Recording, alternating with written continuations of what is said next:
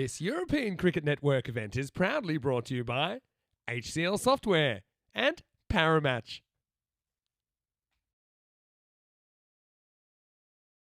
Bon dia, good morning to you wherever you're watching from around the world. Welcome to another day in European cricket, and unfortunately, it's much the same story that's plagued us over the last few days here in Portugal. And we were hoping to get underway, delayed as it may have been, in around about 15 or 20 minutes, but unfortunately the rain has returned. Overnight, there was quite a lot of rain, especially early this morning. The information I've got, a lot of rain on the surface. And although the rain had stopped when the players and all the officials and Blue Crew had arrived this morning, the situation, unfortunately, wasn't great as far as the state of the outfield. Some time was given for it to dry.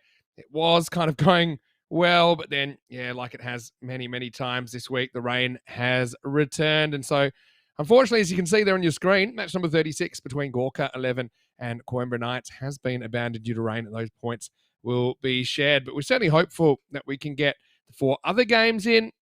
See those pictures there, they're not live pictures because a lot of the equipment had to be put away just to make sure it doesn't get damaged because of the rain at the moment. And so that's unfortunately the situation now. The next game is meant to start in around about an hour and 10 minutes time. So that's the plan at this stage. And of course, the second match today will be match number 37, and that's between Gorka 11 and Lisbon Supergiants. So, yeah, the Knights, they'll be frustrated. They'll need to kind of play their way into the finals today if they're going to make it into the 3. And remember, the top 2 teams and the best performing 3rd team in the group stage will get to go through to the Super 5s at the end. But never fear, we will give you some cricket to tide you over because I know you'd probably love to have some. Before that, I just want to wish everyone a happy Easter, and hopefully in your part of the world, you are celebrating, if you do celebrate Easter, and even if you're not, hopefully you have a lovely Sunday. I know that I've been trying to stay away from the chocolates today, but yeah, it's not the news we wanted, unfortunately, here at the start of day 8, and just confirming match 36 between Gorka 11 and the Coimbra Knights has been abandoned due to rain. Now, I'm going to take you back to a classic now. This is just a quick one, so make sure you tune in for this, because really, it's only 5 overs you're going to see, and then we'll set the clock for the next match, and fingers crossed we will start on time for that. But what I can tell you, if you keep an eye on the screen, the bottom of the screen, you've got all the latest information there. If you are able to get to the live chat, ECN European Cricket Network, that's another way you can get that information fairly quickly. I don't believe there's been a toss done for that one yet, but yeah, we're certainly hopeful that we can get things moving sooner rather than later. Okay, so we're going to go on a bit of a journey. And the funny thing about this game is it's exactly 1 year ago today. It was the 31st of March. In fact, it's 2 years ago today, pardon me. 31st of March, 2022. Now, this is a match between Brothers 11 Portugal and the Indian Royals. So let me give you a bit of background. And this funny thing about this classic match, it was actually interrupted by rain. Okay, but we're not going to make you sit through that. We're going to take you to after the rain break. Now, before the rain break, Brothers 11 Portugal, they batted first. And this is at the same cricket ground there, the SCG in Portugal. They made 108 off their 10 overs. Now, 1 over into the second innings, Indian Royals, in response, they were 10 without loss, and then it rained. And then what happened after that? It was shortened to a 6-over game, and the DLS adjusted target was 71. So essentially, they're going out there at 10 without loss, and they're chasing a target of 61 more in the 5 overs to come. This is also famous, this game, for having one of our most viral moments ever. And I mean ever. I think probably our most viral moment of 2022, that's for sure. So the next voice you'll hear, probably myself and Corey Rutgers. We're going to go back to match 13 of the European Cricket Series Portugal in 2022. Indian Royals chasing 71 in 6 overs against the Brothers 11. Hopefully we have some good updates here for you shortly, live in Portugal. Until then, enjoy this ECN Classic from exactly 2 years ago. Turned, and here's some cricket straight away. Well, let's just don't worry about the situation. I can tell you that we are now playing a 6-over match. So it's been reduced by 4 overs. The revised target is 71. So we are going to keep going. It's Salman Manas bowling over number 2. Any sound to hear, Mr. Maximo, and here with Corey Rutgers, and this will be 4. So the other thing now is we've got a 2-over power play. And each of the bowlers can only bowl 1 over, except for one bowler that can bowl 2. So 6 over game. So we have lost 4 overs. Great work by the ground staff. As you saw there, tough conditions, but they got the covers on as quick as they could. Got them off as quick as they could. And we're back to some cricket. So it is Mohammad Shaikat who's out there. Was that 4 or 6? 4, wasn't it? Oh, You called it. I think I got my call wrong. Hold on a second. Oh, well, It looked like 4 to too me. late now. All right, so Manas.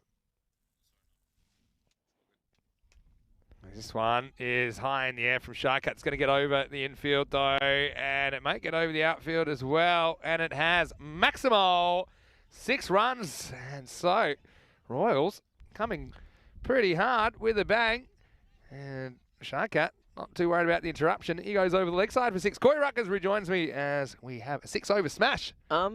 So what did they need at the start? 109 off 10, and then they need 71 off how many? Off 6. So it's almost 12 and over. It's gone from 10.9 to, how many is that? 12. Yeah, All under 11.83. Yeah. But with 10 wickets in hand in a shorter time, I don't know if the Duckworth-Lewis works in T10. I think it does. I don't. I think it's all it does. over the Well, shop. I think they still about the same chance. Nah. No, I disagree. I think this favours the batting side. Why do you say that? Because you've got 10 wickets in hand. You still got to score at a high. The run rate required is significantly higher, right? So it's gone from 10.8 to 11.8. So it's gone up about 10%. Yeah. I can't believe we're back out, to be honest. That was quick. How was your nap? Not great. I sent you away because you were complaining. Everything was drenched, so I've been drying everything, and I actually got the pretty late call up as the players were already walking out. So, yeah, Andrew said it's good to hear my voice so soon. Well, that's good. I'm happy that you're happy. And so, yeah, Manas, he's going to bowl his only over here. Unless he gets a second, actually, because one player can get a second, but likely, I think the strategy here is to bowl 5 bowls, then decide which one you want to bowl a 6th. That's probably what I would do. Yeah, makes sense. As this is in the air, and it's going to be away into the gap, and this is going to go all the way. Wow, Maximo Shaikat using the offside. I like this batting from him. He's 24 off 6.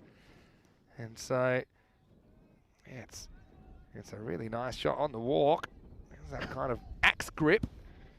And sends it away for 6 more. No, it might not be pretty, but it All right, works. so there's the scientific Duckworth-Lewis Stern method. Then there's the Corey method. So what do you feel it should be then? 80 odd. No, that's nuts. Because there's no wickets lost, so it's they've got a free rein to go at everything. Yeah, but they would have done that anyway, right? It's T10. Are you telling me Shaikat's batting more aggressively now than if he wasn't? Oh, no. Big trouble. Might get 3 here, you know. Well, I might have a genuine 3. I think they're going to do it. So, yeah. The brother's not helping them. Oh!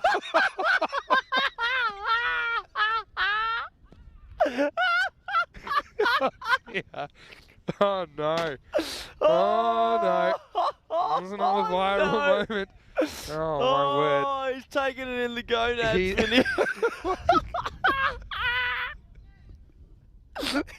to go over. He's given one, he's taken one.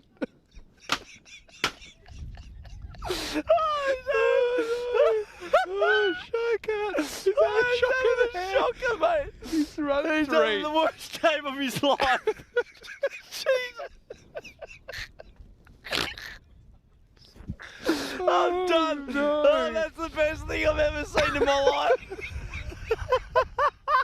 No doubt about it either. He does everything right. He runs 66 yards. And here's his reward.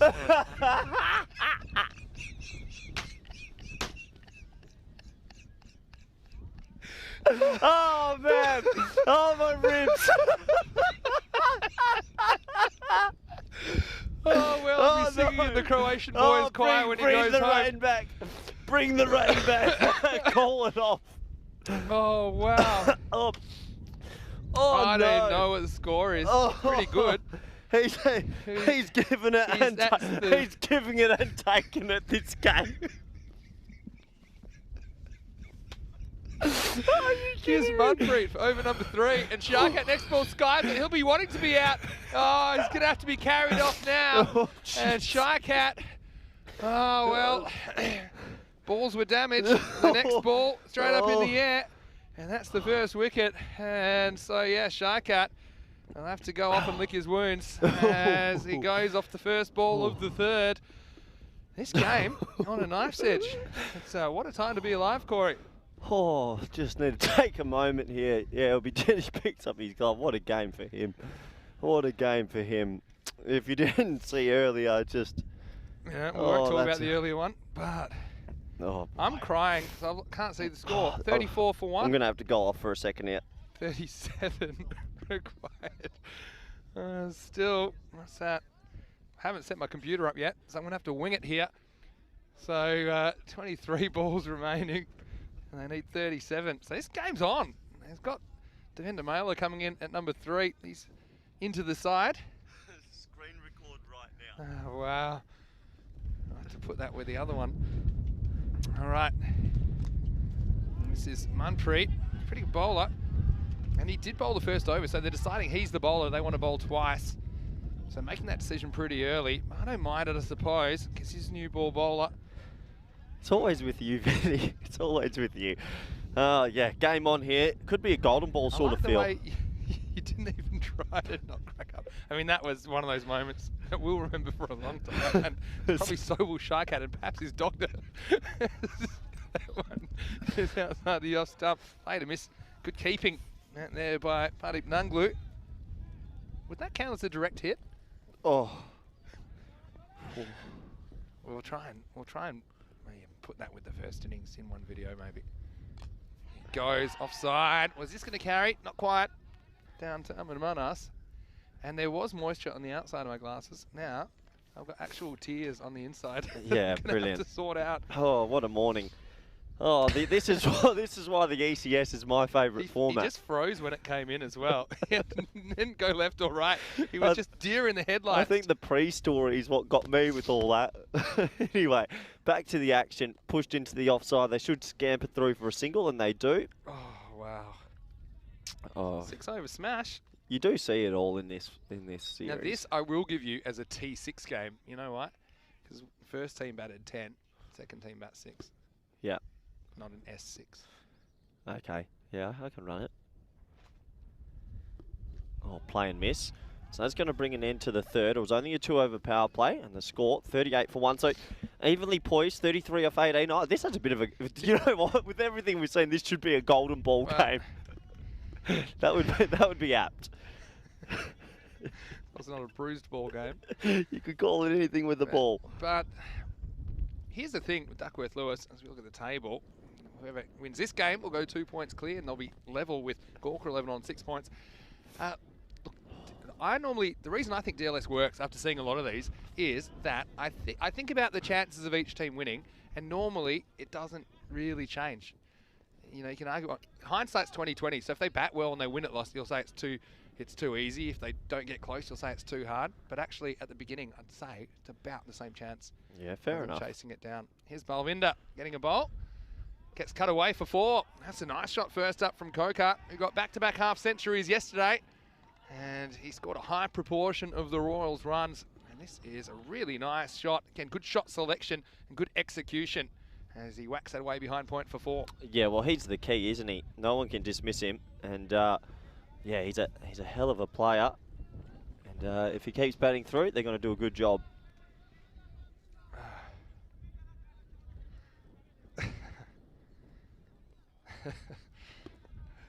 It might take me a couple more overs as well. Oh, Sharkat. Reckon he's enjoying his trip to Portugal. And despite the cold conditions, could be nasty. All right, this next one's going to be 4 more. And Kokar, he is playing that cut shot really nicely. He's put them in a winning position here, the Royals. Once again, slightly loose bowling, though. They haven't helped themselves, the brothers. Once again, sometimes a little bit wasteful in the field, and then a couple of loose ones. And Kokar is in such good form at the moment. Second cut of the over to the boundary. innings out there with Devin de Mella, who's out the non-striker's end. More of an observer at the moment. But yeah, because there'll only be 12 more balls left after this, so this game is right in the balance. I need 25 off 16 balls. Yeah, I think... Sorry, excuse me. I think for the batting team, they're ahead now because Coco, he's such a good player and he hasn't been dismissed in a long time. And well, will he be dismissed here? You've put the kibosh on him. It's a really good catch in these conditions from Harsh Kumar as the batter, Coco, elevates over the offside. Corey said he hasn't been dismissed in a day and a half, but he has been now. And when you mention it, then things tend to happen. Yeah. So he becomes the second wicket to fall. And so, yeah, this game tightening up a little bit now at 46 for 2. Yeah, that's unlucky because he actually timed that really well. He just picked the man out. Big wicket, game on, really tight, tough to call.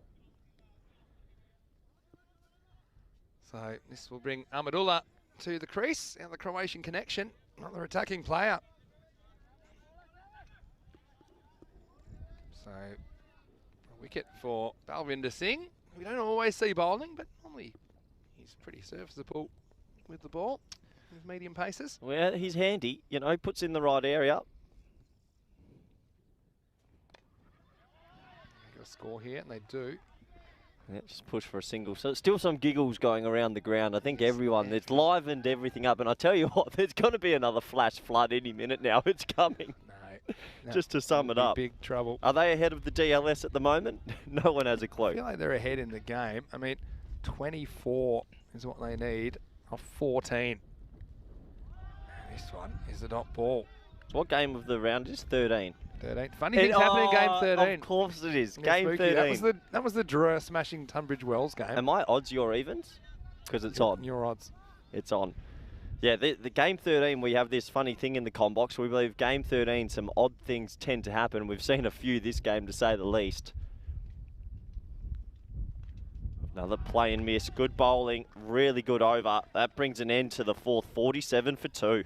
Yeah, so Oh, Comcam. Oh, boy. 24 off the last 12 balls. Vinny Sander here, Mr. Maximo, alongside me, Corey Rutgers. Well, I've decided to cover my eyes because this is the reason it is worth getting back, because you'll only see this kind of action right here in the Fan Code European Cricket Series, and I think that has a very good chance of going quite viral. You can't predict viral videos. Sometimes they come naturally, but I can think there's about 2 videos in this game that are going to go off. That was one of the funniest things I've ever seen, ever. It was so unexpected. I mean, firstly, the odds of a 3 are a genuine run 3, and then for it to end that way, oh, the humanity. But only 2 overs left, so 6 over smash, basically, in the second half of this. And, well, now it looks like Dheeraj Minas is going to bowl. He'll just get the 1 over. 24 off the last 12.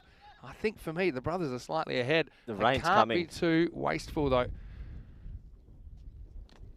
This one's in the air. It's hanging a long time. Tough Could be a catch for Manas, but he can't get there. And now they might get a third. What's he doing? Manas has just kept running. And he's overrun it. Well, 3s are dangerous. And well, they will get 3 in the end.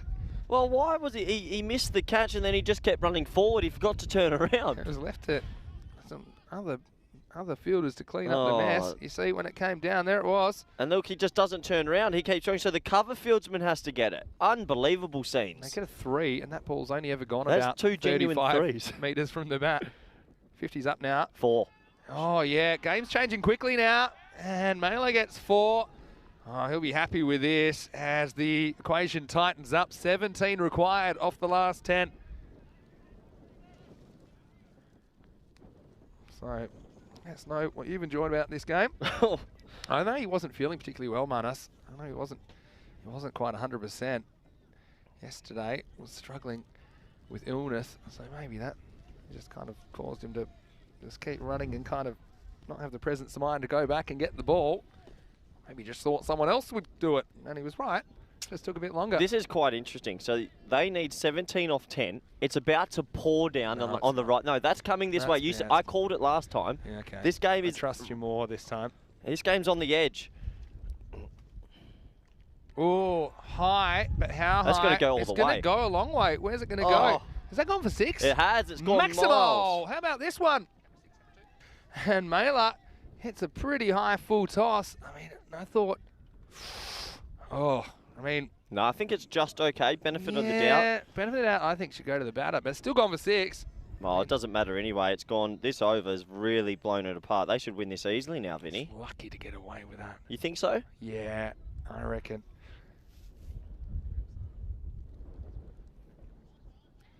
So 11 off 9. There's the boys in the background.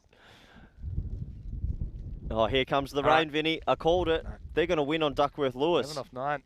They're winning at the moment. I would say if they come off here I for don't know rain, what it is exactly, but they have to be winning at the oh, moment. they would be miles ahead. This has been a chaos last second You half say of this miles game. ahead, but just wait. If there's 3 more dot balls, Or it if could no, change. they would need another wicket, I would say. A wicket dot ball, because that affects it as well. It's starting to pour. The wicket won't affect it so much now.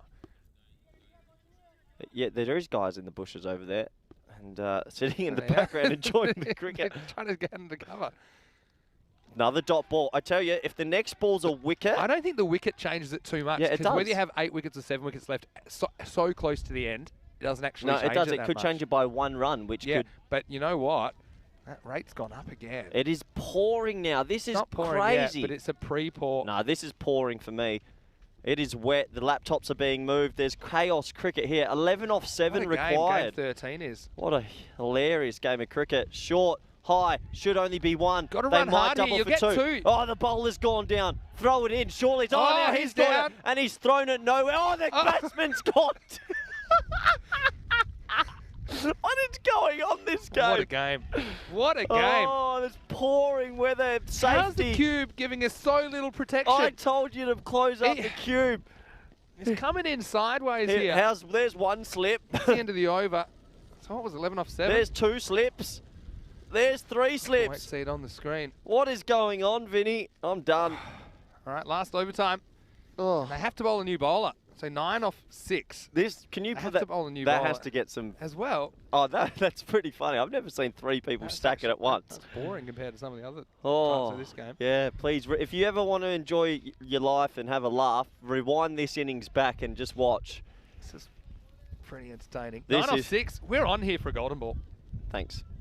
If the rain holds off, This game, if there's ever a game that deserves a golden ball, it's this game. oh, Ever. It is coming down sideways all of a sudden in not too Portugal. bad actually. Last All right, over. last over. Hamid Shan swings, misses. Oh, don't throw it, keeper. Fake throw. Yeah. Oh, 5 penalty runs. All right, 9 off 5. Oh, Game 13, says Andrew in the chat. You have delivered once again. Oh, this is the greatest game of ECS in a long time. This has been phenomenal viewing. 9 off 5. Rain. You were asleep, be honest. You were asleep at the start of this game. I am You were nowhere, but oh. now you're up and about. I'm right up for this. Oh, they're changing the field. Don't panic. Don't panic. Got to score off every ball here. You don't want dots. The Look rain at- is coming down a bit heavier. Oh, it is. Hard. They're going to go for 2 here, Take it Vinny. on. Yep. Take it on and don't slip. Oh, yep. Easy 2. Because the fielder Oh, the has throw, to do it. the Oh, that's a throw. bad throw. They get 2. 7 off 4. Pouring rain. Some chuckles. Vinny Sandu sneezing on the on next Rain to me. went straight up my nose. It's 7 6 off. to tie. I'll throw that into the equation. Lack of a no ball call last over. Swing and a miss. That hurts. 7 off 3. 7 off 3. This has You got. got to hit. It's very hard to win if you don't hit a boundary You reckon? in these 3. I've Well, you seen- have to we've- get we've- consecutive 2s We've or seen maybe a couple some of wides. 3s. We have seen 3s, true. Don't see too many 3s It is happening. pouring down. Credit to the players for getting on it. And what has been a remarkable morning of cricket. Here we go. Come on. Need to get close. Well, at least get the last ball here, I think. They'll get close. Knocked over, and Ulla's going to have to go. Shan delivers with the Yorker. He's a slippery customer, and he delivers the perfect ball for the situation as Ahmedullah can't deal with it.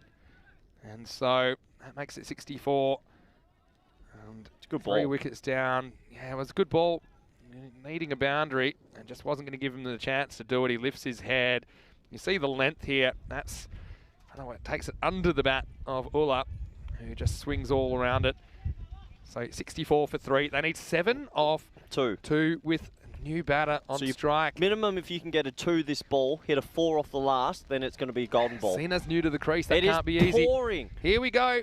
7 off 2 required. And Oh, the dummy. What a time to dummy. It's pouring. They probably want to bowl these balls. They'd be ahead on Duckworth-Lewis now. yeah, it would be. But I still think just get out of there. 2 balls as a fielding side, you can win it. Is there another twist in this tail? Yeah. Well, that's a good 4, shot. it's That's 4. going to be 4. Really good shot.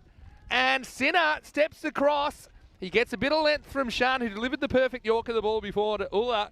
But this is just good batting. Sinner takes it off middle and off. He flicks it away dismissively. So 2 for a golden ball, 3 to win off the last ball here of game 13. This game deserves a golden ball. If there was ever a game of cricket that needs a golden ball, it's this. Well, they're going to run. Here's the thing. Number one, you got to get the ball in the outfield. I think if you do that, then you can get your 2. Oh, they're bringing everyone in. They're going for the win, it looks like. I don't think that's... That's not the right tactic, that's for sure. Wow, is horning down now as It well. is coming down. The electricity, Vinny. I'm worried about our electricals worry, getting that's fine. absolutely drenched. How's it coming in so sideways? He's going to play the same shot. Okay, it'll be the same shot. He'll Same do it shot, again. he's gonna There's do a it big again. gap there. But will he get away with it? It's 2 for a golden ball, 3 to win. Oh, he hits it up in the air. 2. They've got to run for 2. 2. Yeah, they're going to dropped get there. Are they going to get there for 2? It's going to be golden ball o'clock. Set your watches in match number 13. Woo! Corey Rutgers. He's pretty excited as well. They're walking off, but they're going to have to walk straight back because the scores are tied with the Duckworth-Lewis 70-70. And so we are going to golden ball number 29 right here in a fairly damp Portugal. And this one, if it gets caught, then the brothers win the game, but it just falls into no man's land. And what's worse, it gets knocked away from the other fielder coming in, which was Amarjit Singh. And so we are going to a golden ball. And, well, this is incredible, incredible cricket here in the ECS. Yeah, well, this deserved a golden ball. We had 2 golden ball moments during the game. Now we get an official one. Oh, what a game of cricket. Oh, I might go home and watch this later. It's been that good. First golden ball since last week, 22nd of March, in the Madrid derby. And the bowlers have been on a rampage lately. They have won 7 out of the last 8 golden balls. Now, if you're unfamiliar with the golden ball, the batting team get 1 more chance to bat. And there's 1 more ball. They need 2 to win. If they don't get 2, they don't win. Now, I think I'm putting Sinner back on strike. He's gone 4 and 2. Okay, the 2 wasn't that convincing. But he's had Shan's measure. I think that I'd be batting Sinner. You can't bat someone that's out. So it'd be probably one of the 2 batters at the crease. I think you bat Sinner. I think you probably bowl Mohammad Shan as well. Would you back him up, or would you make a change? You could go back to someone like, like Manpreet Singh, who bowled pretty well early. I think you just keep it as it is. That was a pretty even contest. I mean, here's the key. The fielding, it's a bigger boundary, so I think if the batting team gets in the outfield, they're going to win it because they'll fumble it. Slippery outfield. If you get it's going to be hard to execute a run out. If he gets bat on ball, I think they'll get there. Oh, he's not facing. They're swapping. Oh, I'm surprised. Wow. I'm surprised. And so, look, it is golden ball 29 right here on the European Cricket Network. You'll only see this kind of action here on ECN. So they are going to go, they're going to switch the strike over. What a game of cricket, Vinny. Must admit, I'm a little bit surprised just because of the way that it's going to hit that boundary. Here we go, golden ball and time. It will be Manpreet who is going to deliver the golden ball. 2 to win. Golden ball 29. Pouring rain. Portugal. Comedy moments. And that's DLS. It was spot on, wasn't it? It was spot on. So it could be our first DLS keeper up to the ball, stumps. I don't think so wise. I'm calling a wide. I reckon something like that's going to happen. We've never had a wide in 28 Here golden we go. balls. All right, Indian Royals need 2 to win. Golden ball 29. He misses.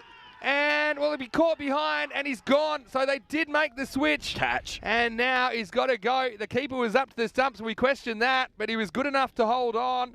And it is Manpreet Singh that takes the wicket, in fact, on the golden ball. Golden ball hero, Manpreet. And somehow they've done this. Brothers 11. We talked about them throwing games away. But In this one, they have held on, and the bowlers continue to have success in golden balls. It makes it 18-11 now. Wow. And that'll be disappointment. But I would question not sticking with the guy, Navindu Sinha, who had hit 6 off the last 2. That's, well, what a match. I need and to just get my wait for breath these back. highlights. Well, grab the oxygen, because here come 6 of the best overs you'll ever see. It was the covers that were winning the battle in the break after a 1 over. After 1 over a plate, they were going off. And Conrad, he was almost picked up and put back to Customer. And then the hitting started. It was Shycat with some big hits, but then he'd ended up taking a blow that we'll remember on ECN for a long time. Yeah, he did. I think it might have been this one. It turned from a normal 1 into a 3. And at this stage, we thought the normal things were happening in the world. Nothing crazy as he turned for the 3, but here was the moment. Yeah, it came in, and pretty pacey throw. Just asked Shycat about it. Well, he might be using another bathroom before the end of the day. And we all felt it in here. Half the population will know exactly what that feels like. And then he went very next ball. It was a fairly ginger walk-off from the opener as they were approaching this Duckworth-Lewis target of 71 off 6 overs. And Kokar hadn't got out in a day and a half. Corey said that he hadn't got out for a day and a half, and he was out very next ball. And then this one went for 3. I mean, a few runs were thrown away, weren't they? And yeah, in the end, it was that one as well, which was a costly one. I thought maybe it was too high, as they needed some more runs from somewhere. They were scrambling. This is another one. There's one slip, 2 slip, 3 slip, you slip, as they were all over the place in match 13. Spooky things happen. Now, Shad delivered a pretty good last over as well. They needed 9. He knocked over Ahmed Ullah. At the other end, it was Devendra Mela who was on strike, and this with 2 to go. The cameras were blowing over.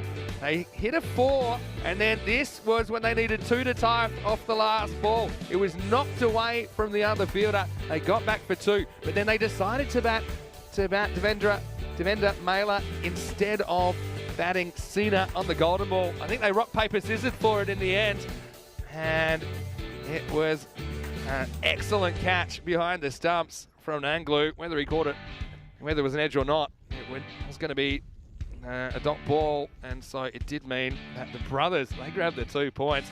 And I'll tell you what I'm excited about is that these 2 teams will meet again in match 14. I love a doubleheader. There's going to be some revenge, and this is exactly why you'll never know what you'll see on ECN. That's why you got to stick around. The rain has eased off a bit, which is good news. You see that now the Royals will be out for revenge. Match 14 will be starting approximately 20 minutes time. It's Indian Royals that won the toss, so they will be batting first. They'll essentially continue batting here in match 14. They won the toss, and they will want to put a good score on the board. Hopefully the weather stays away. We had a couple of surprise showers and a few surprises for the Royals as well in that 6 overs. Yeah, there was, but you go. I'm done. All right, we're going to take a little bit of a break. We need to compose ourselves. Hopefully you can join us in around 15 minutes for the second match of the day as we look at Shycat, 27 off 8 balls. But those 8 balls weren't the only relevant ones in that chase. 15 not out for Mela, but he couldn't score off the golden ball. 13 for Coker before he was out for the first time in a couple of days. Sinha was 6 off 2, but he never got another chance. As Manpreet Singh 1 for 14, but he was the golden ball hero in match 13 here. Balwinder Singh 1 for 9 and Shan 1 for 8, delivered a very good last over. They essentially set them up to win the game on the GB. So 29 golden balls. We still haven't had a wide or a no ball. In fact, we had a very good one there from Manpreet Singh as he beat the bat of Mela. Join us very shortly, back for more cricket. And we'll have a cup of tea, do whatever you have to do to settle your nerves, but then join us right back here for more cricket on ECN. Vinny Sandu, Mr. Maximo, alongside Corey Ruckers. See you shortly for more Fan Code European Cricket Series.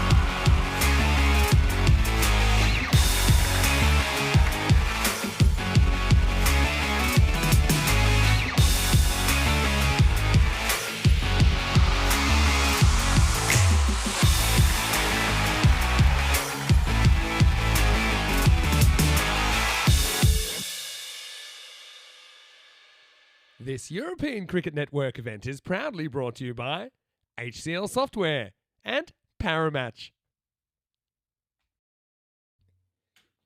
Hello and welcome back. This is day 8 of the European Cricket Series, Portugal. And unfortunately, as you can see, we're still not on the park because of the persistent rain. Overnight, I mentioned there was quite a lot of rain. And although it did kind of clear up this morning, we were hopeful that we could get the first match of the day in. It was shortened to 3 overs, but the rain came back. Unfortunately, match 36 was abandoned without a ball bowled. So right now is the scheduled starting time of match number 37. And this one should see the Gawker 11 taking on the Lisbon Super Giants. And all these Group A teams pushing for qualification for the Super Fives. That will be taking place in around about 2 weeks' time. But yeah, unfortunately, the start has been delayed due to kind of a mixture of the rain and the wet outfield. And so that's unfortunately the situation at the moment. We're going to have a delay. The information I've got is that it will be delayed at least 30 minutes from now. So yeah, it's just one of those situations. We're going to lose overs. Hopefully we don't lose the whole game though. That's the thing. And obviously these two teams, they're keen to get out there. I mean, all the teams are, but obviously with the ground taking a lot of water, it does rain very well, but it's just not in a condition right now we can play. Plus the additional rain not helping matters at all. Now, before the break, we actually showed you a classic match, and it was from 2 years ago, exactly back on the 31st of March, 2022. And what a game that was. Brothers 11 Portugal versus Indian Royals. Kind of ironically, it was also shortened by rain, and there was a bit of rain in that second innings we showed you. Ended up going for 6 overs, and in the end, it turned out to be a golden ball. So a bit of a crazy one there. So we've decided we're going to pick up the action just around about 15 minutes later on that day. So this is a little bit of a 2-year anniversary classic match once again. So match 13 was a golden ball. It was won by Brothers 11 Portugal. Indian Royals just couldn't buy a win in this series. Let's see if they can get one here in the European Cricket Series Portugal 2022 from the 31st of March 2022. Match 14 between the Brothers 11 Portugal and Indian Royals. If there's any news, make sure that you pay attention to the bottom of the screen because we will communicate it there. Also, I'll communicate it in the live chat, ECN European Cricket Network. Vinny Sound to him, Mr. Maximo for ECN. Wishing you the best as I get another update now that we won't be starting until at least 40 minutes time. So, look, until then, hopefully you kept busy with this ECN Classic, and trust me, this one's worth watching. See you soon for more action. Hopefully more live action here in the European Cricket Series Portugal. Welcome back, everyone around the world, for some more T10 action. We're in the beautiful Cartama, in the beautiful Cartacho ground here in Portugal. The sun is shining now after some wild weather this morning. It was raining cats and dogs sideways. We had a golden ball. We had 2 big incidents, I should say. And yeah, it's been a chaos morning to say the least. And if you enjoy that sort of stuff, well, be ready again because it's the same 2 teams. And they're going to go back at it. A golden ball finish. And, well, there was only one winner in the sweepstakes. And that's yours truly. So pretty happy about that. But what a game of cricket we saw this morning. Oh, that was brilliant. I hope all our viewers in India and Fancode have enjoyed it. And all our viewers on YouTube and via the YouTube chat, you have enjoyed it as well. Because we're back again. Brothers 11 Portugal versus the Indian Royals. And, well, the Brothers 11, they got the chocolates in that golden ball match. And it was a really good catch by the keeper, Nagalu, up to the stumps to win the game. What a moment that was. It's the first golden ball I've personally seen in quite some time. So good to be a part of it. I'm sure there's a few videos that might go viral from that game as well. But it's game 2. Here we go. Ball 1. And defended. And you can see the bowler sort of slipping over a little bit there because, yeah, as I mentioned, if you've just joined us this morning, we had wild weather. There was just this one big cloud, an ominous-looking cloud, and when it rained, it poured. And thankfully, we were able to get the fielders and players back on the ground, and they ended up finishing that game. But now it's sun shining. As that's a nice-looking shot. That should go for 4 on this fast outfield. It will. The old traditional leg glance, and well, he's had a good tournament with the bat so far, Coca. He'll start his account with a boundary. Little tickle off his legs, 4 runs, good batting. And a really good start for him in this game. He's been a good batsman in this tournament. And not too sure what he's calling for now. Looks like he went to go change from his helmet to hat, but the umpire, Tyrone Peters, he doesn't let that happen. No messing about. If you walk out with a helmet, you got to play the first over with the helmet. I like that from the umpire. You got to know what you want to do at the start.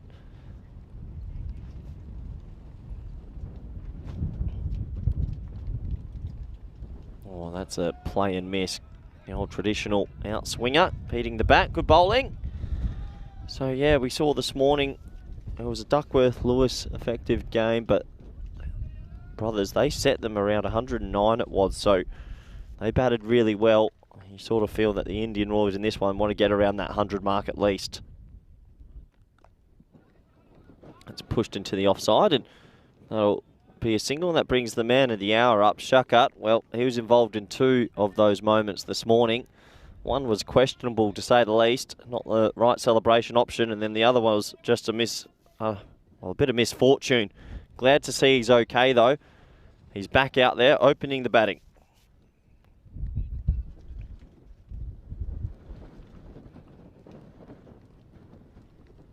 Oh, and he goes for that favourite slog first ball. No other way to describe that. That's just a wild, willy-nilly shot. Beats the bat. He's actually a better player when he looks to hit a bit straighter. He can really hit it over that sort of wide cover region when he gets a hold of it.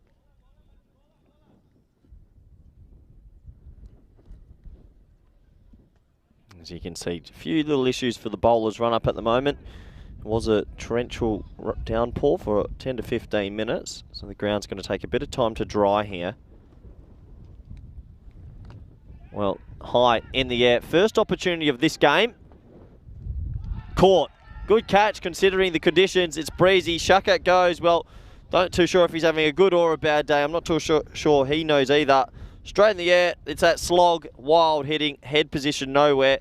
And he's going to go for a duck. Nice safe catch with the hat underfoot. And that's the first wicket in this clash, and it's the big wicket. And the Indian Royals, they'll be disappointed to lose their opener right away. And if you're a Brothers 11 supporter, that's the first one of this game.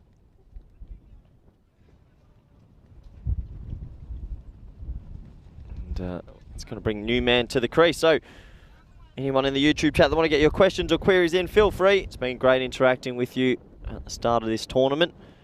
Really enjoyed it. And I know our faithful viewers will be tuning in for more cricket, as it looks like Mohammad Shan's been handed the ball now. Bowled the golden ball in the previous game, so he deals with pressure quite well.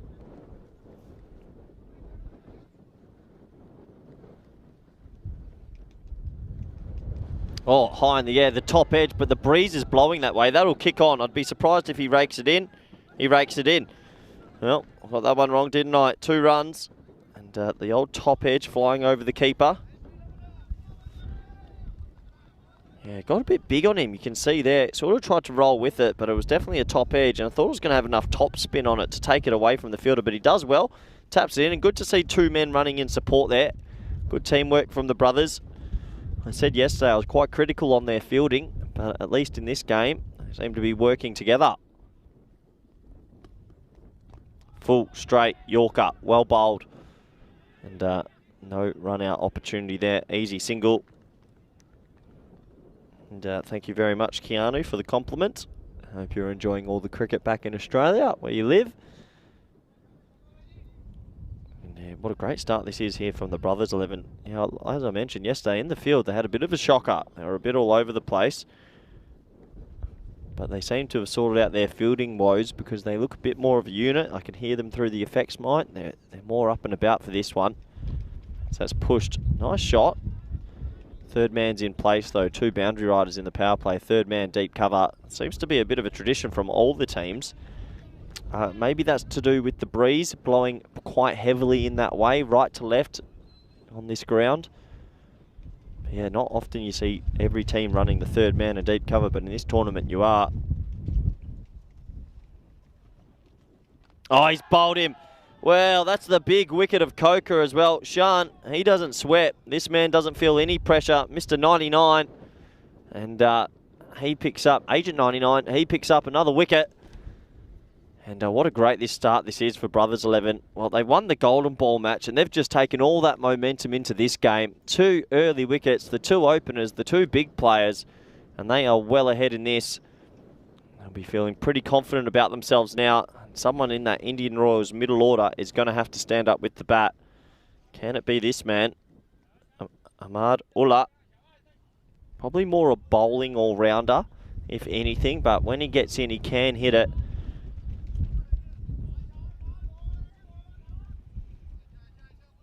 And Brothers 11, I can hear them now. They're pumped. They're right behind their team here.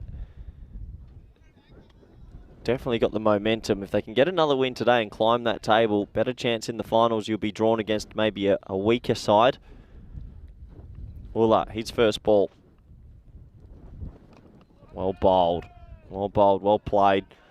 Another dot ball. That's what happens when you lose those early wickets. Batsmen come out probably more on the defensive side. Don't want to attack their first few deliveries because they don't want to lose another one.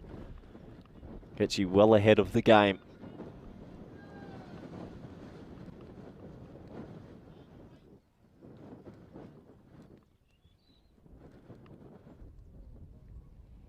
Well bowled again. Full straight. That slinging action, just slinging in the Yorker. What a brilliant over it is from Shan. He'll end with nice figures of 1 for 4 off his first. Takes the team total to 9 for 2. And plenty of pressure on them now, especially after the loss this morning. They're going to have to find a way to respond pretty soon.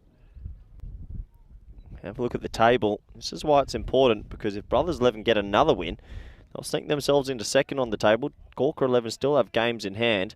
But the higher you finish on that table, better chance you have of a better draw on finals. That's a nice looking shot, but that's going to fly out to third man. That's when the man's been patrolling most of the tournament. That's Mella. A bit of the old square drive. Skews off the bat. Singh, he's going to bowl his second in the power play.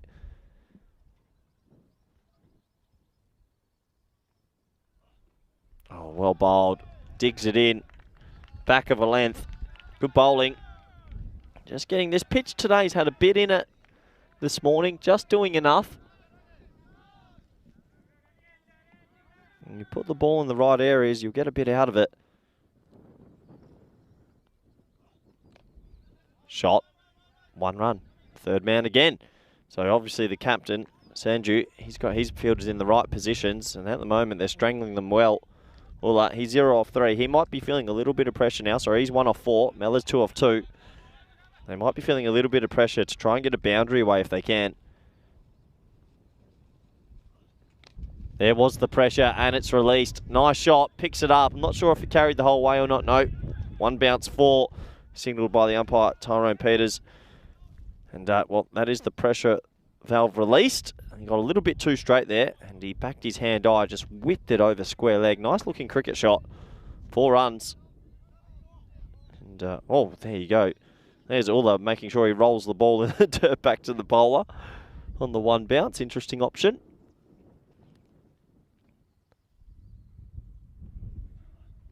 High, and again, that's got more meat on it this time. That's going to go for 6. Yeah, it will. Once again, just a little bit too straight, but Mel showed that he's got the composure just to Chippington over to the leg side. Look at this for timing. See how still his head is at the point of contact there. That's a great shot. I mean, it's not the worst ball in the world you'll ever see, but an even better cricket shot. 4, 6. There's Barry out there. He took it on the 1 bounce. Could have caught it. Decided not to. Again, carve copy. 4, 6, 4. 1 bounce again. So we said there was a bit of pressure building. All that pressure has released. 3 consecutive boundaries. And Mella loves playing that shot. Maybe they could, if he's going to bowl that straight, deep cover could have probably been deep square. It doesn't matter now. Brings an end to the first, 25 for 2. And you can see there, that over ended up going for 16. And that's brought them right back into this contest, going at 8.33 now. Still not the greatest power play, but at least they've given themselves a better shot in this match. And a good opportunity for someone in the middle order of the Indian Royals to get a go here. The openers have been pretty successful for them this tournament. They're both gone. So someone in that middle order has the opportunity to stand up and make some big runs for his team.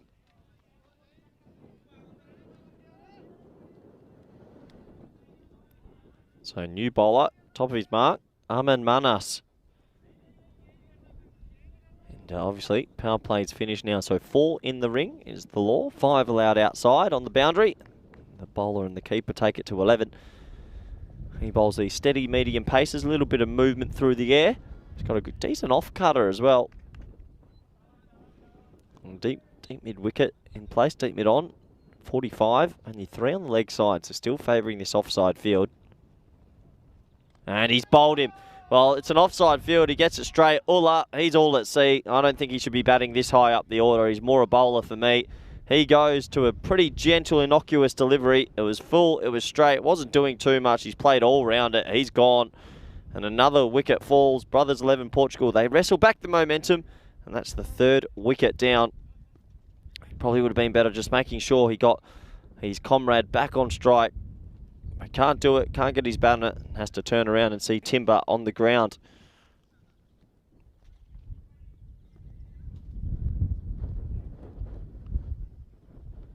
So new batsman coming to the crease now. Navindu Sinha, I think he was unfortunate in the previous game not to face the golden ball. He came out with 3 balls left, 7 required. He hit a 4 and then a 2 and then was told you're not facing the golden ball by the captain. I think that was the wrong call. Should always go with the man that's got the hot hand. Anyway, new game, here he is. Whippington, nice shot. Straight to the fielder, 1 run. So sun's breaking out from the clouds now. It looks like a glorious day. Fingers crossed, no more wet weather. Should be able to get all 4 T10 matches in.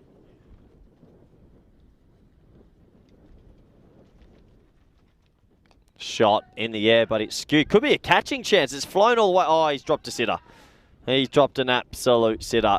And that's what I'm talking about, that breeze. Oh, now they've got the overthrows heebie-jeebies back. This is what they do, the Brothers 11. They love an overthrow. And he's dropped an absolute sitter. So I thought, at the first strike, I thought it wasn't a bad shot over the offside, but it just kept on travelling with the wind, and he's gutted. Look at him. Mr. 66, pick up sticks. Harsh Kumar. He got there simply, drops an absolute goober, and then throws it in. The wicketkeeper, Nagalu, had no chance with the throw, and then they get an overthrow. So double insult to injury. Dropped catch, overthrow. Play and miss, good response. Brothers 11, like I mentioned yesterday, weren't the greatest in the field, and they've improved a lot today. So they need to forget that moment, focus, and try and get themselves back here.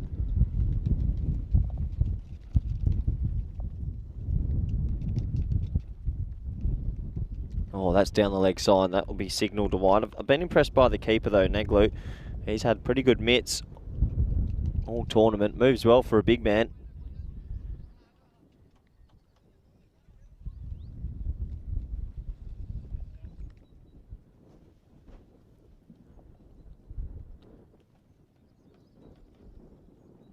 Oh, what a shot that is. Over wide extra cover, and I think that's 1 bounce 4. Yeah, it is. Good batting. He gets a half volley, and hitting it with the breeze. Just times it. Look at this. Just leans on the shot. He's got his timing up at the moment. Almost carried all the way for 6. That really shows how big this breeze is. Also shows how big the boundaries are here in Cartaccio compared to some of the ECSs. They're just a bit bigger because that would have been 6 on many grounds around Europe. 33 for 3 now. Cut shot, 1 run. And that will bring an end to the over. So 34 for 3 off 4. And well, Mella, he's become the key here, hasn't he? He moves to 23 off 9. And gives us a good opportunity to say hello to all our viewers around the world. I'm Corey Ruckers, and I'm with nobody. Vinny Sandhu's still in the dugout. I think he's gone for an early lunch, which is disappointing. So that means you'll be stuck with me, which is always a little bit risky, because no one's here to tell me what I can and can't do. But no, it's great having you all with us. We're in Cartaccio, Portugal. Plenty of T10 action coming up for you. This is Group A. Next week's Group B. And then after that, we're off to Netherlands, Bulgaria, Romania. We're everywhere. So make sure you tune in. Follow us on the ECN network. And I'm sure you'll enjoy some social media clips that are going to come out today. That's for sure. Here he comes again. Shan. Shot high in the air with the breeze. That is massive. It doesn't matter how big the boundaries are here. If you put it in that breeze, it is just going to go. 6 runs. Brilliant batting. And, well, look at this. He's just timing the pants off the ball at the moment. Oh, yeah. Have a piece of that. Absolutely smokes it. 6 runs. He's 29 off 10, and considering the team's 3 for 40, 40 for 3 if you live on the other side of the world. Yeah, he's playing a lone hand at the moment. They've got to get him out soon.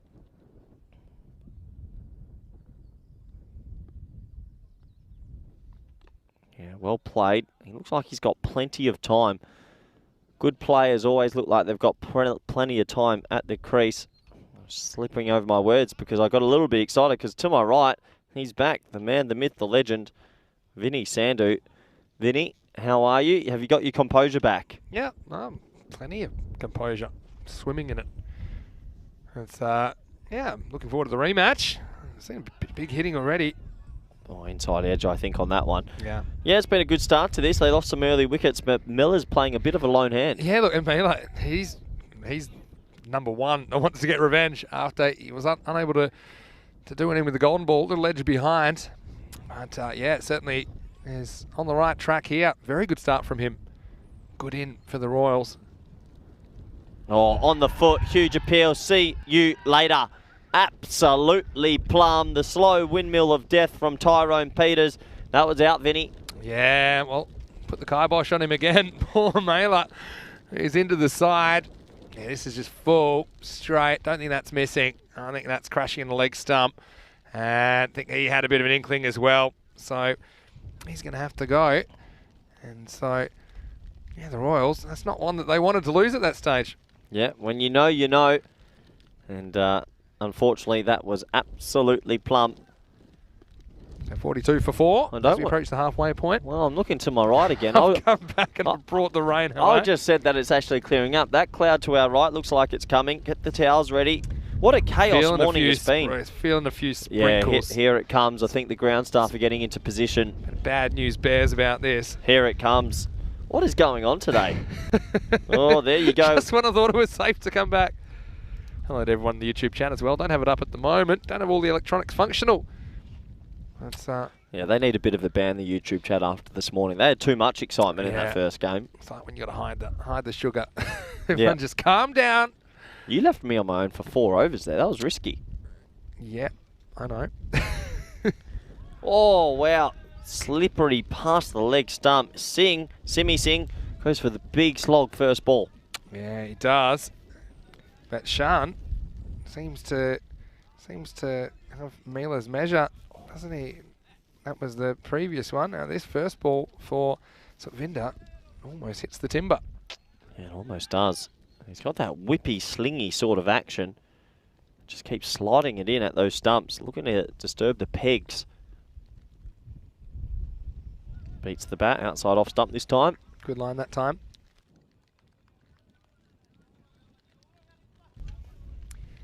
So, end of the over for Mohammad Shan at the end of 5. Indian Royals are 42 for 4. But a lot of those runs came off the bat of Devendra Mela. He was dismissed for 30 off 12. Kokar, he went early to Mohammad Shan after a couple of boundaries. Mohammad Shah cut no good this time. Just the 2 balls for no score. And Ahmadullah, the other Croatian connection, just making 1. So, yeah, Royals heavily reliant on Mela in the first half of this. Let's have a look at the bat versus ball wall. And they're calling the Royals to make 87, and they think the brothers 11 Portugal. If they get their 10 overs, they'll make 101. So they're favouring the brothers. Both these teams are 2 and 2, but then with that golden ball win, the brothers now 3 and 2, Royals 2 and 3. You reckon, are we continuing with our golden ball predictions, you and me? Yeah, it's not prediction, it's luck of the draw, isn't it? Are we continuing? So, yeah, of course. Game on. So this is your game. Good luck. Here is Sounder Bandit, but with the ball. Balwinder Singh bowling over number 6. Yeah, good bowling. So let's just see if someone can pick it up. Sinner batted really well in that last over. Only faced 2 balls though. He gets a spicy one from Balwinder. This really takes off. That's a tough one for Sinner to deal with. In the end, it'll go for a bye. It was a bit too spicy for the keeper to handle as well. Yeah, a little bit, but it is getting a little bit dewy, wet because of the weather. You can hear the trickles of rain in the background, so it's pretty difficult for the fielding team out there. You can probably hear a bit of the rainfall in the effects mics. And so, yeah, Balwinder, an occasional bowler, but yeah, bent his back there and actually pretty good delivery. This will bring the left-hander on strike.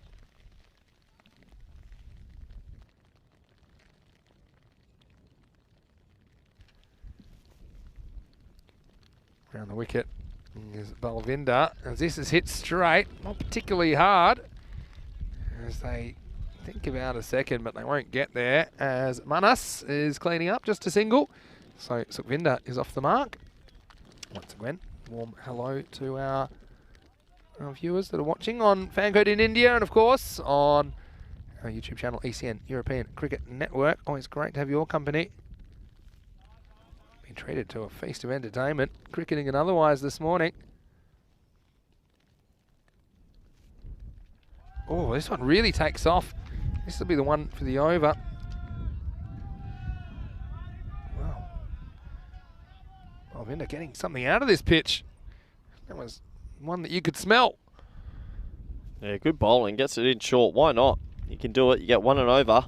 Yeah, it wasn't just length. It was kind of how it reacted. It was really good delivery. Now he gets one off the outside half of the bat for one. So Sinha not having it as all his own way this time around. He is the man I think needs to put innings together if they're going to get something competitive here. The brothers have a reasonably strong batting lineup as well, particularly that top 3 or 4. But Balwinder has been pretty tight here. He's only given 2 away.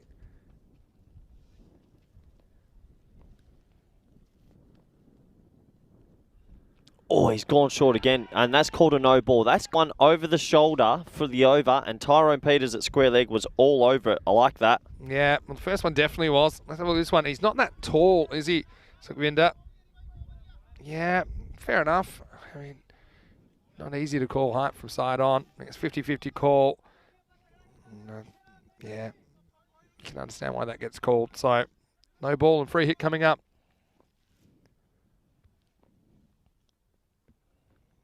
Oh, that's going to be tight as well. I think he gets that one okay. Yeah, he gets it through at chest height. So, good bowling.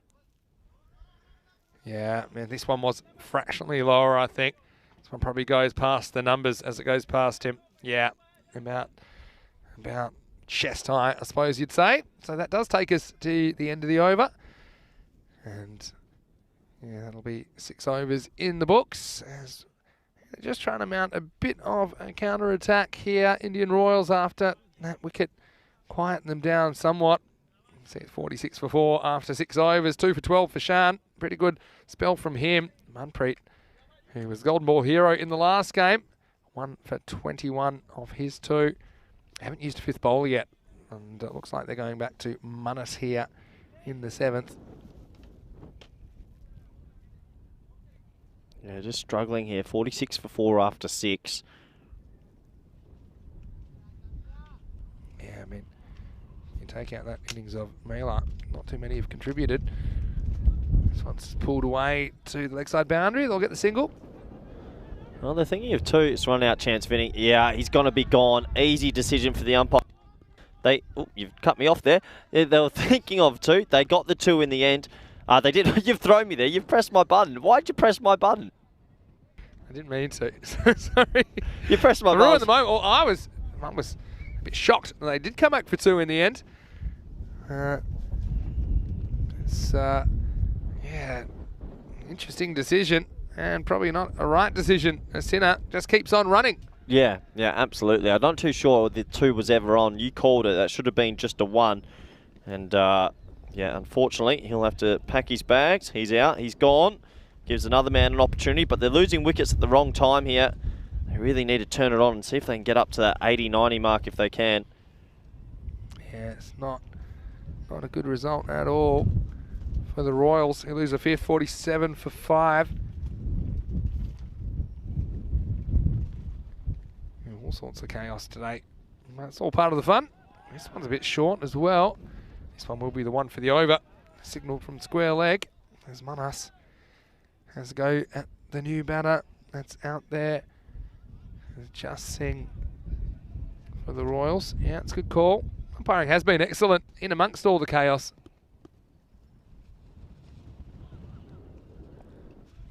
Yeah, Yeah, just a single this time, Vinny. What can they do here to get themselves back into this game? I know it's windy, I know it's rainy, it's not easy. Big bit of rain just flown onto the screen there. You can start by trying to eliminate the dot balls. That's probably a good start. There's been a few swings and misses, and then hope to build into some twos and hit the odd boundary. I think also try and use the wind. The wind's going right to left. It should suit Sukhvinder Singh being a left-hander, but one, he's having to deal with a leg side field. And I think also his footwork. See, his footwork is taking him outside the leg stump, whereas I think it'd probably be smarter to try and get across the stumps and open up that leg side, because he's just getting kind of cramped a couple of times as well. So yeah, we weren't expecting any rain actually. We've been hit by all these surprise showers. Yeah, it's been hammering us, hasn't it? That's full straight, hit hard into a hole. That should be 4, 1 bounce. That's a pocket of the ground, Vinny. Nice shot. Yeah, that's a better shot. 52 for 5 now, so the 50 comes up here in the 7th. Look at the wind in the background blowing debris all over the place. But yeah, he doesn't really back away. He stands his ground. I still like him to see him get that back foot across a little bit more to make that shot even easier. And yeah, I thought they maybe could afford to put another man on the leg side. They've still got 5 on the offside. I just don't see too many balls being hit over there. I probably would have another man over there. Anyway, so last ball, the 7th coming up. So Manas is gonna have to finish his over, but first we'll have to wait for Tyrone to find his hat. Hat's almost gone for 4. Very windy, very blustery.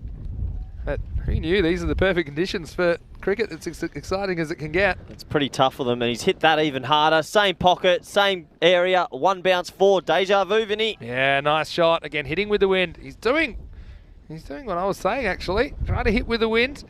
Don't back away too much. He kind of holds his ground the last couple. That's 1 bounce, 4 runs. And very, very solid hits from the captain, Sukhvinder Singh. 7 overs down, 3 overs to go. Vinny Sounder here, Mr. Maximo. Alongside me is Corey Ruckers. We've already done this. You weren't here. I did the Comcam 3 overs. Without Yeah, I you. did it. I said, well, Vinny's not here, and I took it over. You weren't here, Vinny. That is dangerous. I actually told him not to let you on camera without me because I don't trust you If just yet. 200 games plus maybe. We've done about 100. If you want to enjoy yourself, go look back at the Comcam 3 overs. It's pretty good. There we go. Anyway, I hope you're enjoying the action. We've already had a golden start to the day, haven't we? Golden ball in match 13. Corey was happy with that. And, well, I was happy with it as well, I have to say. Dheeraj Minas is going to bowl this one. 3 overs to go here in the first half of match 14. This is a terrible delivery. Be a wide. Probably will be the one for the over as well. And, yeah, just maybe slipping. I think he's going to go around the wicket now. I mean, that one has to be the one for the over because it was over his head by about half a metre. Yeah, one for the over. There you go. Umpires have a lot to think about out there all the time. This time the angle works for him. It would be smart to try and get off the pitch on the right-hand side though, because if there is a little nick on that, I don't think the umpire's going to be able to make a decision. Yeah, that's exactly what Buck Stoneman is saying right now, saying, you do your job, bowl the ball, let me do my job, which is to watch the play. 57 for 5, trying to get themselves back into this game. Short, wide, misses out there. The balls you've got to try and cash in on. Yeah, so they try to put together a back end to this innings, the Royals. That has been Achilles' heel. Have struggled with the bat at times during the series. They've relied heavily on Kokra at the top of the order, especially yesterday when he hit back-to-back half centuries. Shankat as well. Angle working once again for Minas. He gets this one past the outside edge of Just Singh. There's been a lot going on. It's blustery. You can just see it's not easy for even the batsmen out there as well when it's so blustery. Just got to try and compose themselves, sit still in the crease. He's cut that. Oh, it's dropped. It would have been a sharp catch, a hard opportunity. He's put it down. Yeah, he's got a pretty good pair of hands though, Aman Manas, but this was a bit of a bullet. does stop it. So that's a positive. Gives away a single. Yeah, I mean, they need to just get to something here. We've seen, in these conditions, slightly bigger boundaries. Even scores in the 70s, probably defendable. They can scramble to 80 from here. At the moment, they're on 76 pace, but they're slowing down. They're decelerating, really. So, this is Dimas Minas, who hasn't given too many away. You said that it wouldn't get windier, Vinny, and it's picking up. It's picking up. I'm not a meteorologist. And I think it's clear why. With everything I've said has been wrong today with the weather. Oh, hit high with the wind. That must go. It does go. One of the biggest sixes we've seen all week. What a shot. Yeah, I like it as well. And it suits the left-hander, this angle, especially with this wind. It's pretty strong right left. Look at the banner in the background, almost ready to take off as well. This ball takes off, explodes off the bat of Sukhvinder Singh.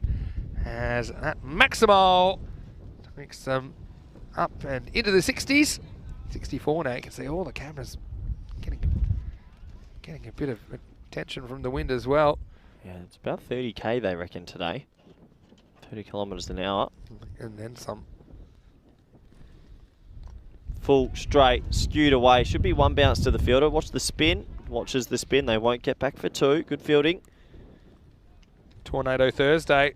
Keanu's calling. We had a bit of a Tornado Tuesday kind of tradition last year. So maybe Thursdays are the new Tuesdays. 65 for 5 after 8. Usually called Thirsty Thursdays, aren't they? Could be.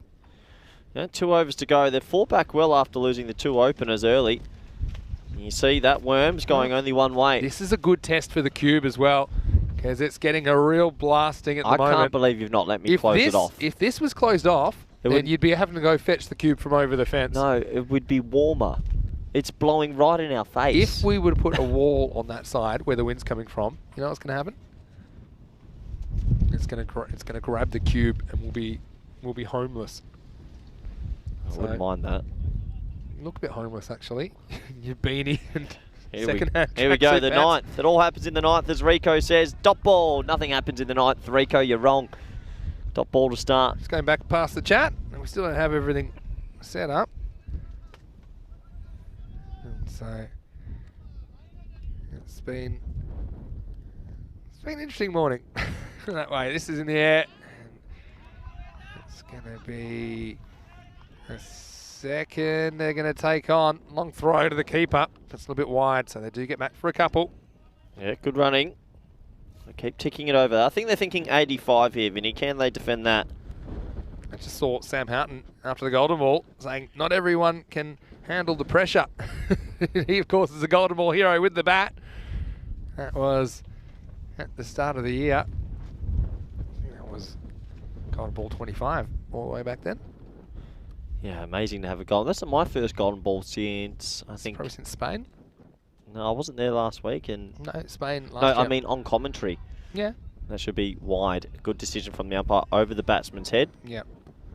Yep, signal to wide as Tyrone. Watch the hat. What a Tyrone. catch at the floppy. That was a good call from the umpire. I think that's above his head. Well, except for the Star CC one, which you were there for, but you weren't on commentary with me that game. Yeah, I'm talking about. I'm talking about Spain last year. Robiol Khan. Ah, yeah. Yeah, remember that one? I told you I'd checked out at that stage. You actually forgot you did the whole Spain series. Oh, wild swing, but it was a free hit. We see that a lot with free hits. Apart from that, you're talking about the one in Netherlands? There was one in Netherlands as well. Remember that one? It's amazing. How many a year are you getting on average? About between 10 and 15. Yeah, okay. Probably 15 an average year, I'd say. That's like good numbers. Yeah. Well, pretty good pace this year. Hit hard. They should think of 2 here. It's sort of gone into a little bit of a gap. Good fielding though. But the bowlers are on a run. And it's funny, Hawkman in the chat saying, it seems a bit too easy for the bowlers. But at the beginning, everyone was saying it's too easy for the batters as well, So it's a pretty even. Okay, right now, what are we now? Is it 17-11? Or maybe now it's 18-11. Have you ever had a double golden ball day? No, we've been close. So this is an opportunity now, 3 games. Sure is. We've never had back-to-back golden balls. I'd be upset. We've had 2 in 3 matches. I'd like game 1 and game 3 to be a golden ball today. Oh, you would. Because then it's different teams. Here we go. Short. We have a friendly, what we call it, agreement that if it's an odd-numbered golden ball this series, that I'll buy you a drink, let's say. Yeah. And if it's an even one, you'll have to buy me a drink. So So- I'm already owing you a drink. Yeah, I'm this pretty morning. happy about that, to be honest, because I I know want you a are. drink in Cardamom as well. We remember, you've been very lucky with those. I have, but that brings an end to the night. 69 for 5, seeing he's 2 off 8, just trying to hit that cut shot a little bit too What about hard. cross-handed bandit with the ball? He's been excellent. He's been Only handy. conceded 7 off his 2 overs. So 69 for 5 with an over to go here in match 14. I think everywhere in Europe's about to get a lot of wild weather. I had spoken to a friend back in Rotterdam last night. They're about to get snow this weekend. Yeah. Snow. We are there in 9 days. Cricket on ice. Cricket. No. I've played cricket on ice. Oh, you know no. that. I was the reigning player of the tournament. Unfortunately, they've played another tournament, so that will not be me anymore. Unlucky. So, hey, Ahmed Gulzar, great question in the chat Yeah. saying, question for us, what's the best kit we've ever seen on ECN? Cluj. You like the Cluj one? I love It's got to Cluj. be something from the ECL that we've just had. You Like would think, best kit we've ever to be honest, seen. actually, well, for nostalgia for me, the VOC Greyhound, Bloodhound on the front, loved it. That was our first tournament. Back in 2019. Yeah, they had the big Bloodhound Yeah, yeah. crest. That was amazing. But no, I like Cluj. Iconic. MSC Frankfurt for me. I liked it. What about at an ECS? Have you seen something at an ECS that was pretty rogue? I like the bibs. I'm going to go pretty random. Lonigo from Venice last year, who had a kit that was inspired by the indigenous Australian T20 kit. It was the Wow. most random thing I've ever seen. See That's that- great. Well, they should think too here. It's in a pocket again. This man's fielded well though. Mohammed Shan, he throws it in.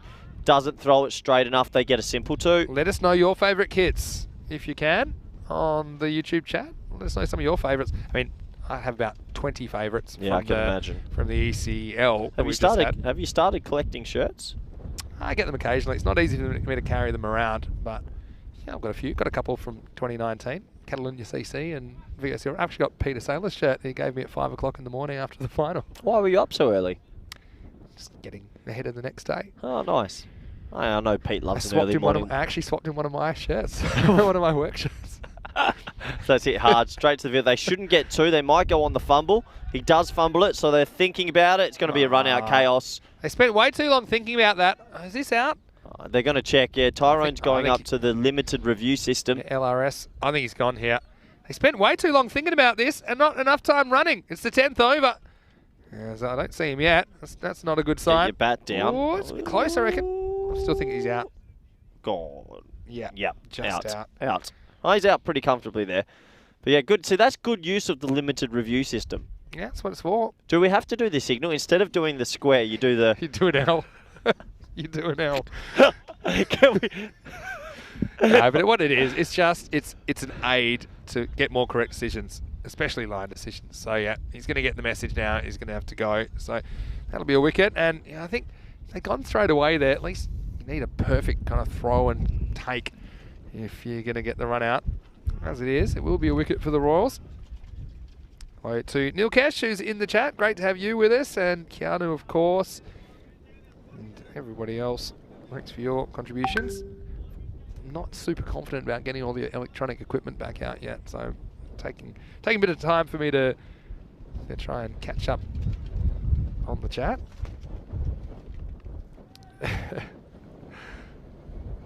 Still can't quite get over match 13, but we love match 13, don't we? Especially you and me in match 13. Things tend to happen. So Yeah, it does, doesn't it? 73 for 6. 4 balls remaining. Digs this out. They may push for 2 here. Probably should. Oh, it sends him back. He sold him down the river here, and they're going to get away with it. So this wouldn't have prevented a run, even if it does hit the stumps. As Casey comes out, and he was sold some fake goods, I think, by his captain, who threatened to run 2, and then decides that, no, actually, I'm going to take the strike. Probably a smart move. Yeah, probably a smart move, Vinny. Can they get a boundary to end this innings? They desperately need one. High. Runs. Oh, there it is. The edge. Well, they needed that boundary. That's handy. Mention 80 being the average score yesterday, as 8 and over was the average run rate. Let's get them close to that 80. More good fortune and good management, really, from the captain, Sukhvinder Singh. But he'll take the 4, rolls down the hill. They move up to 78 with 2 balls remaining. And that decision to not take on the 2 and keep the strike. Turned out to be a good one. Yeah, absolutely. It did. He's on 26 now. Lone hand. Bowled him. Well, you miss, I hit. They're celebrating. They're happy. It's another wicket. Yeah, wicket's a wicket when it comes down to it. And Dhiraj Minas does get his first of match 14. And not before, pretty useful contribution from Sukhvinder Singh. With just 2 balls remaining, he knew he was going to target that leg side boundary. He did. But good straight bowling from Minas. Creates another wicket for the Royals. This is right in that golden ball zone as well, though, I think, at the moment. We couldn't, could we? As it's now 78 for 7 with 1 ball remaining. Yeah, you couldn't go back-to-back golden ball. Surely not. Can they get a 6 off this last ball? Make them chase 85. That would, I think, make them feel a bit more comfortable. For me, 78 feels a little bit under par. You never know in this wild game of T10 cricket, this topsy-turvy game, what's going to happen next. Need to just get something here. 1 run, at least set 80 in the second innings. As Dhiraj Minas comes in to bowl the last ball of the first half of match 14. Jeez, I'm loving this contest between these 2 teams. Shame to see them go. Where are they going? Well, at the end of this game, it's the end of their contribution to day 4. Oh, okay, yeah, I understand. They'll be around watching, I'm sure. One way or another.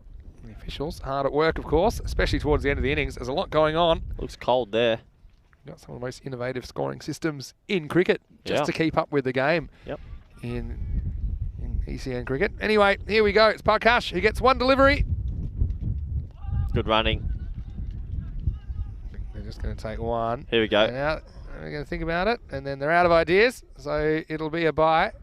A bit of bye play, I like that. So they do sneak a bye off the last ball. Indian Royals, they're going to finish 79 for 7 off their 10 overs. Sets 80 for the brothers, who are hoping to sweep the series after the golden ball win. It'll be the men in gold who will be out to try and defend this, I suppose, average score of 79. Slightly below. Yeah, you'd feel like it's below, but I mean, the brothers, they would fancy themselves to get these runs, let's be honest. 3 or 4 batters at the top of the order, I think, that the Royals will have to remove if they're going to get close. As we had Sharkat, well, he had a few issues, didn't he, in the last game? And in this game, he went without scoring. The brothers, they were up and about as the Royals. They were batting first this time. And Kokar, well, he got lucky with that one, but he wouldn't be too lucky in the end. He'd just be dismissed for 8. Good fielding as they tried to save every run possible. Kokar played all around that one. And he's followed soon after by Ahmad Ullah. As the Royals just lost a few wickets. They needed a hero, but it was their captain that stepped up and got them to at least a defendable score of 79. Yeah, it gets them up to maybe a defendable score. I think they're a little bit underdone here and a little bit under par. But they've got a chance at least, and that's all you can ask. That was probably the shot of the innings. Hit over wide extra cover all the way for 6 with the breeze, but it would have gone on any boundary around the world. Unfortunately for him, he was LBW the next ball he faced. A great comeback delivery by Shan. Gets it full, hits the stumps, and it was unlucky not to have another one the next delivery, just missing the leg stump. That was a simple run out, and that was unfortunate for the batsman Navidu. He was never 2 there. There's Tyrone Peters running after his hat on a blustery day, to say the least. It is blowing sideways here in Cartaccio. That was a nice shot, but unfortunately for the gully fieldsman, couldn't hold on to it. Would have been a snare. He hit that pretty hard. And, well, at the back end, the Indians, Royals, they got a couple more boundaries away.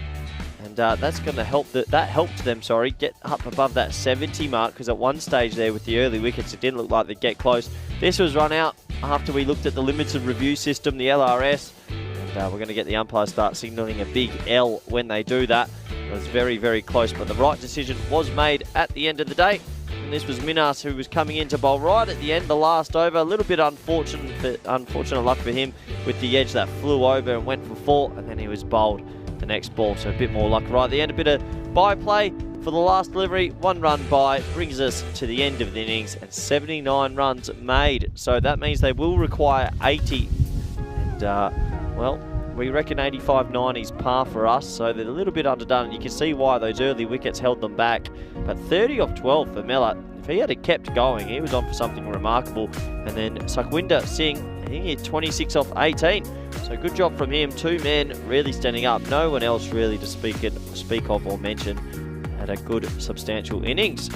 Let's have a look at the bowling scorecard. I'm sure this reads pretty nice for a few of the bowlers, especially Well, Balwinder Singh is the only person not to get a wicket there. But let's not forget the economy rate, 3.5. Sensational. Mohammad Shan, he cashed in with 2 though, going at 6, 2 for 12. Well bowled. And all the other bowlers chiming in with the wicket.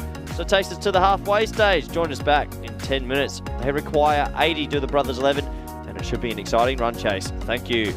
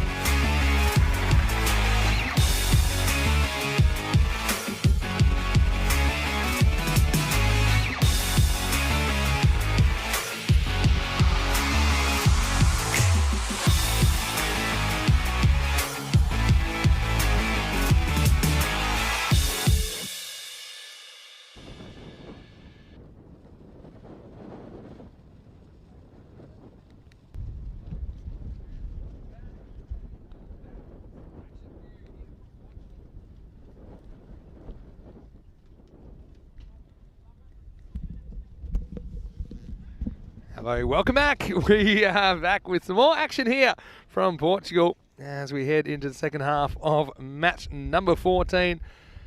And right now, we're going to have a look at brothers trying to sweep the series. And to do that, they're going to need 80 off their 10 overs. Thanks for joining us today on the European Cricket Network. Vinny Sander here, Mr. Maximo with you. And we tricky little chase here for brothers. Funnily enough, yesterday, the average run rate was exactly 8 and over. I think it all has to do with the start and whether the top order can kind of manage to get them off to that 8, 9, 10 and over start. I think they've got Mohammad Sharkat, who thankfully has recovered from his issues earlier. Didn't make any runs in this game. He'll be hoping to make an impact with the ball. And he was dangerous early. A bit expensive early as well in the last game, but still, he makes things happen when he's out there. And it's going to be Nanglu once again to open up for the brothers. Here's the first ball. Just watchfully played that time. So Sharkat starts with the dot, as does Nanglu. It is Manas out there with him, of course. I'm in Manas, as I'm joined in the commentary box by none other than Corey Ruckus. And happy to say, Vinny, I've got an espresso. So I've gone 3 normal-sized coffees, and now I've got an espresso. Once again, you haven't offered me a coffee. You've come back without one. No, I'm just telling you about it, though. Well, I can see it. That's good. So, yeah, 8 and over required through the second innings. Wide. Yeah.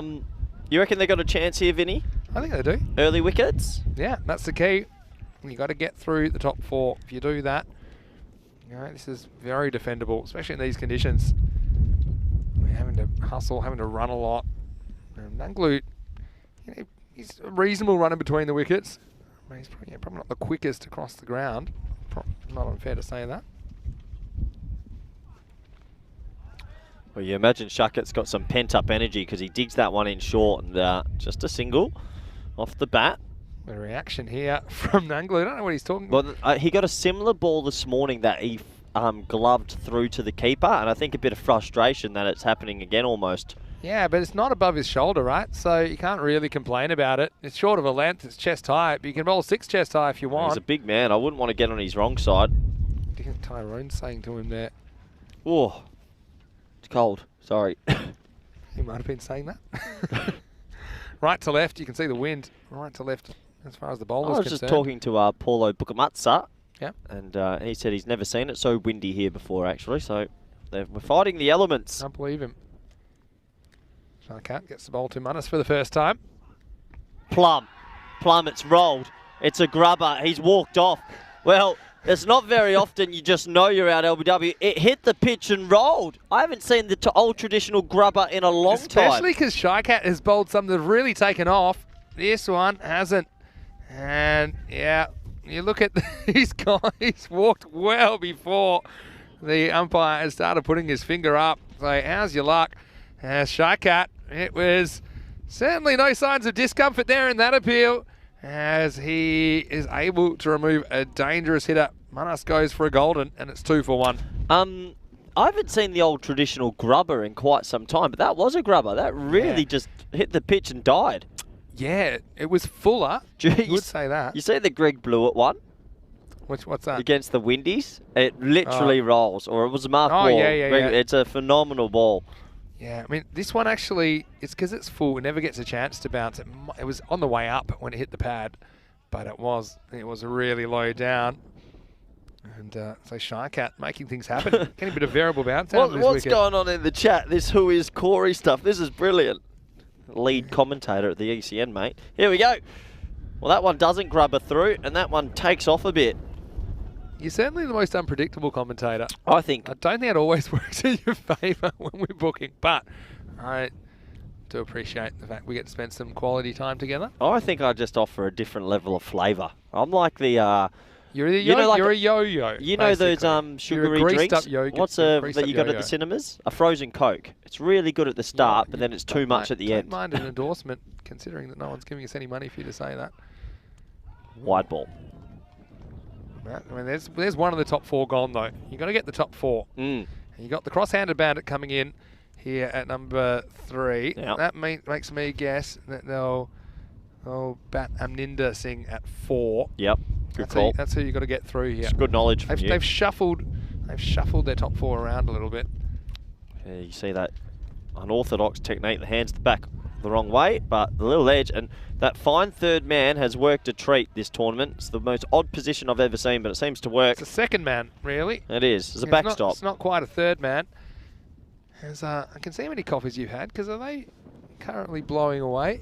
Ground staff. Over there, because you might want to go grab those. Hey, it's good fielding though. Got down, wasn't afraid to get dirty. Yeah, I'm a bit afraid to put my computer back on because I feel it may blow off the table. Yeah, I wouldn't. That did happen in Croatia, I remember. Yep. It's not great. Last ball of the over from Shaka. Short, wide, not the last ball of the over, Vinny. You know the rules. Don't put the mocker on in them. Bulgaria last year, Talk to me. I said last ball, the 4th over, and I had to say it 7 times because there were 7 extras. There were 6 extras, and then finally the last ball. I'm not too sure the bowler would have been too pleased with that. It was a proper jinx. I think that was the Pleven 11 that were bowling on that occasion. Well, he's decided to come around the wicket. Try something. Last ball, we think, from Shaikat this over. Oh, what a ball that is. Takes off and dot ball to finish the over. 5 for 1 after 1. Well, they sometimes say you need to kick up the backside to get going. It wasn't the side that he got hit on earlier, but he was getting the pitch to do a few things there. He got the one to keep low to Manas. He got a couple to take off. Pretty good overall, all things considered. 5 for 1. Has that gone viral yet? I have a feeling my viral radar is suggesting that. I guarantee it has. I haven't been able to. I dare say Check there was a couple of moments this morning that are worth watching back if you've tuned in. Maybe tune in after this game or go and have a look after this match. 5 for 1. So, yeah, I mean, pretty good first over. Cross-handed about it. He looked dangerous this morning, though, didn't he? One of those straight sixes. One of the shots of the tournament. I think he'll like facing Ulla here. Ulla digs it in. When he gets it full, he's fine on a good length. But when he digs it in, he goes the journey, and he doesn't want to dig it into Balwinder Singh. That's right. Feast on length. Shot, shot, shot, shot. 1, 2 bounce, 4. Good batting. Really good batting. Holds his shape so well, doesn't he, here? Balwinder, the cross-handed bandit. He is making things happen. That's another excellent shot. 4 runs, and that helps the cause of the brothers. Yeah, it does. Good shot. 4 runs. It's going to be a test here for Ulla. Yeah, it'd be good if that's gone viral. I've had a few viral. Me and Harrison Ward had a couple in the tournament. Good fun. I love a video that goes viral. It's always, you just don't know when it's going to come, and when it comes, it's brilliant. That's up there for the painter moment for me. That might be my silver medal. I think that might even be more than the painter. Really? Just because it was like a dual threat, wasn't it? I think the story beforehand is that's an underneath edge for a dot ball. The story beforehand built up that incident even more for me. Yeah, exactly. This would have been wide by some distance. When he doesn't move his feet, throws his hands, and somehow reaches it. Yeah, he gets that underneath edge, meaning he doesn't cash in. But he's a key man, Balwinder Singh, because if he bats any length of time, 15, 20 balls, he'll score 40 or 50. He really gets on with it.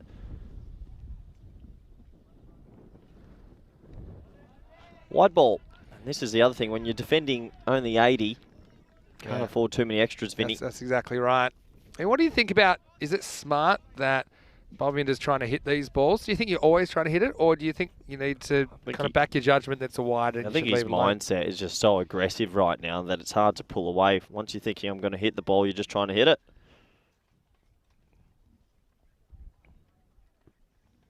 It's a better length, a little bit fuller, respectfully played, and they'll jog through for a single. That'll bring Nanglu back on strike. He's 1 off 3. I mean, what did you get up to last night, Vinny? Oh, thank you for asking. Yeah, well, everyone wanted to have a bit of a quiet night. That's because normally they hold us hostage at the ground for about 4 hours. Usually. But we got a bit of Stockholm syndrome because we quite like our abductors here in Portugal. Underneath edge again, toe of the bat. They'll just jog through for a single. I did 2 things actually. Yeah. I watched the Shane Warne Memorial Service. I watched first half. Then I went out and took a walk into Santarém where we're staying. Nice area. Went to a nice little motorcycle-themed tapas bar. Wow. Just by myself, and ate pretty much everything on the menu there. Oh, there's that short ball. I told you he digs it in, but it never works for him. That's going to be 2 bounces, 4 runs. Nice shot. Yeah, really nice shot. He's sweating on the short one, isn't he, Balwinder? He plays all the shots for a guy with his hands round the opposite way, and he plays them really well. And that's another 4. Put that with the rest. Yeah, so I went to grab a tapas bar and had a couple of local beers, and I went back and watched the rest of the memorial service. So Nice. That sounds like a nice, good company at your dinner. I did invite everyone. I don't know if it was just me or just I think the mood is that I know that we're planning to have a bit of a social event tonight, so I think people just want to stay in. That's fair enough. I ducked down to the gym for 30 minutes, and 3 of our crew were in there, so it was a bit of a rebirth for a few souls. So who was there? Marzi was there, I guess. Who else? Marzi. Yeah. Barry. If you can guess the other 2. Barry and Mahel. Mahel and Barry? Dee, the photographer. Really? She was throwing some tin. He's putting on some mass. Yeah, the tin group's getting bigger. Nice. You know what I found out last night? Real dangerous. At about 9:30 p.m. We get room service. Ooh, dangerous. Chalky Moose, and he comes again short. Told you he bowls fruit when he bowls short, and that is hit for 6. What a shot. Wow. That is massive. Where's that gone? That's gone straight into the farm next door. Yes, Maximo time. Gets all of this, doesn't he? Take that, half a dozen. When he bowls short, it just hit me balls, and that's what's happening here. And when you don't have many runs on the board, it hurts. Nice shot, though. 22 for 1 after 2. But yeah, about 9:30 last night, I discovered we do get room service at the hotel, Vinny, and well, that is a dangerous, dangerous discovery. Yeah, so let's have a look at the table. I'm going to come back to your room service, got some questions. But the Royals, they can tie it up if they can win this. In fact, if they win this, then actually it'll mean it's impossible for the fighters to qualify. At the moment, it's just highly improbable. So how much you went the chocolate mousse, did you? So you went to the gym and then got a chocolate mousse. I rewarded myself. Sounds counterproductive. I had 2 meetings, so I skipped dinner. And so, okay, let's wait for Shy Cut because he's making things happen here. 3rd over. Oh, well, he's making things happen, but not this time. Nanglu goes, thank you very much, and he hits that for a beautiful 6 over mid-wicket. This is a really good comeback from Nanglu, who's been bothered by a couple that have gone across him and gotten big, but it's big off the bat this time. As the keeper batter goes whack. Another half a dozen. So what are you paying for a chocolate mousse for room service at the hotel? Do you even know? You're going to like this. Is it double digits? €2.50. Get out. For room service, and what was the room service charge? I didn't check that, should I? Yeah, I would. Get out. 250. There's no way you paid 250 all up. I saw a room service tray on our floor this morning. That was me. Wondering. There was also a little cake that came with hold on. So now it's all coming out. And you're not going to believe this, a nighttime coffee as well. Okay. Well, am I taking the coffee thing too far? Explains while you're on a downer first thing this morning. There we go. So normally we keep the food chat for game 4, but this has been that kind of day that anything goes. Yeah, Balwinder Singh cross-handed bat back on strike, and what a shot that is. He just whips that against the breeze, and it goes a mile for 6. Well, I don't see Shakat showing us one of those celebrations now, Vinny. He's been taken to the sword. Yeah, well, he's had a real mixed bag today, has Shakat, but yeah, he allows this. Got that round the wicket, and he just gets a bit too straight, doesn't he, or a bit too into the pads of Balwinder Singh. I mean, we're starting to get used to it, but I mean, how remarkable is this grip that he's got? Well, I'm glad that the viewer chat is so switched on, because Pasan Piaranga, sorry if I've said that incorrectly, he's come in with the comment, his back grip is very uncommon. Well, thank you very much, Captain Obvious. Pasan, that's good. I think Pasan might have just tuned in and not seen Balwinder bat before. That's what I was saying. We're getting a bit desensitized to it. Yeah, he is. Look at those hands. Wrong way around. Edge. 3rd man. 1 run. But yeah, he is different, isn't he? Yeah, he's got a really interesting way he goes about it. You can see, yep, the hands are I won't say the wrong way around. I'll just say the different way around, because it's working for him. So is he left-handed? No. Why? I think that your hands, what handed you are, depends on a variety of things, and you have to look at it holistically, and his feet and everything else is a right-hander. So he's a right-hander. High in the air, catching chance. It's blustery, it's breezy. Oh, it's a good catch. It's a It's an absolute hanger, actually, because that was blowing. I did not give him a chance to catch that, and that's a brilliant take. Yeah, what an excellent catch that is in tough conditions, and it's just seeing. This was always blowing right to left on your screen, so I was always thinking this was going to go over him, no matter where he stood. But he had to trot around to his right, and he just accounted for it. That's a remarkable catch. It's away from his eye line, and well, you needed something to happen if you're a Royals supporter. That's a bit of the old AFL mark. It is. That's a mark of the week right there. Half forward flank. So the brothers lose a second, 37 for 2, and it's the end of Nunglu. And so this will bring Amninda to the crease at number 4. So I talked about the top 4. You need to get them. They're almost halfway to the target, and they have 2. And I want to get Amninda early, I think, if they're going to have any chance. And the other thing, they need to quieten down the cross-handed bandit, who's 23 off 9. Yeah, 23 off 9. He now becomes the key, doesn't he? They need to get him really tuned. Last ball for Shaka today. Yeah. What entertaining cricket. I mean, I'm a big fan of Mohammad Sharkat. I mean, he'll probably enjoy the highs and lows of the day and the series. He's an entertaining player to watch. Well left. That'll bring an end to his spell. 2 for 20. 2 wickets, going at 10s. Is that a good leave, do you think? Do you think you're happy just to take a dot there and hand it back over to the cross-handed bandit? They only need 43 or 42, so yeah. Yeah? So you're happy just to see the end of You Sharkat? They do get 20 off him in the end. You can still get yourself in this situation. You don't have to go too willy-nilly. Have a look at the comparative power plays at this stage, and you can see 2 skyscrapers versus 1, and 2's always better than 1, they say. Not always. What about in golf? Yeah, 2's better than 1. You'd rather have a hole in 1 than a hole in 2. Yeah, no, hole in 1, that's just lucky. 2, there's a bit of skill. What are you talking about? All right, so Jai Prakash is a pretty good bowler. Good time for him to come on as well. He's going to bowl over number 4. And so he'll be bowling to the cross-handed bandit. This will be a pretty good battle, I think. Yes, Prakash, he's just been a real consistent performer for the Royals with the ball. And here he is bowling to Balwinder. Oh, there's that short option. This time he gets a big top edge and safely down to that fine third man for 1. Well fielded, because this kind of spun the way you wouldn't expect. Balwinder not hanging around to have a look at Prakash. He wanted him straight away.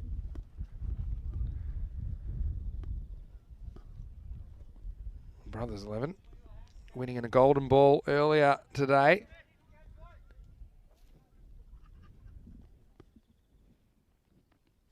He's just getting himself in here is Singh. Double leave. Aminda. Do blaze. Yeah, he just pulls out of this shot. I see him at least maybe try and work that for 1, but decides against it.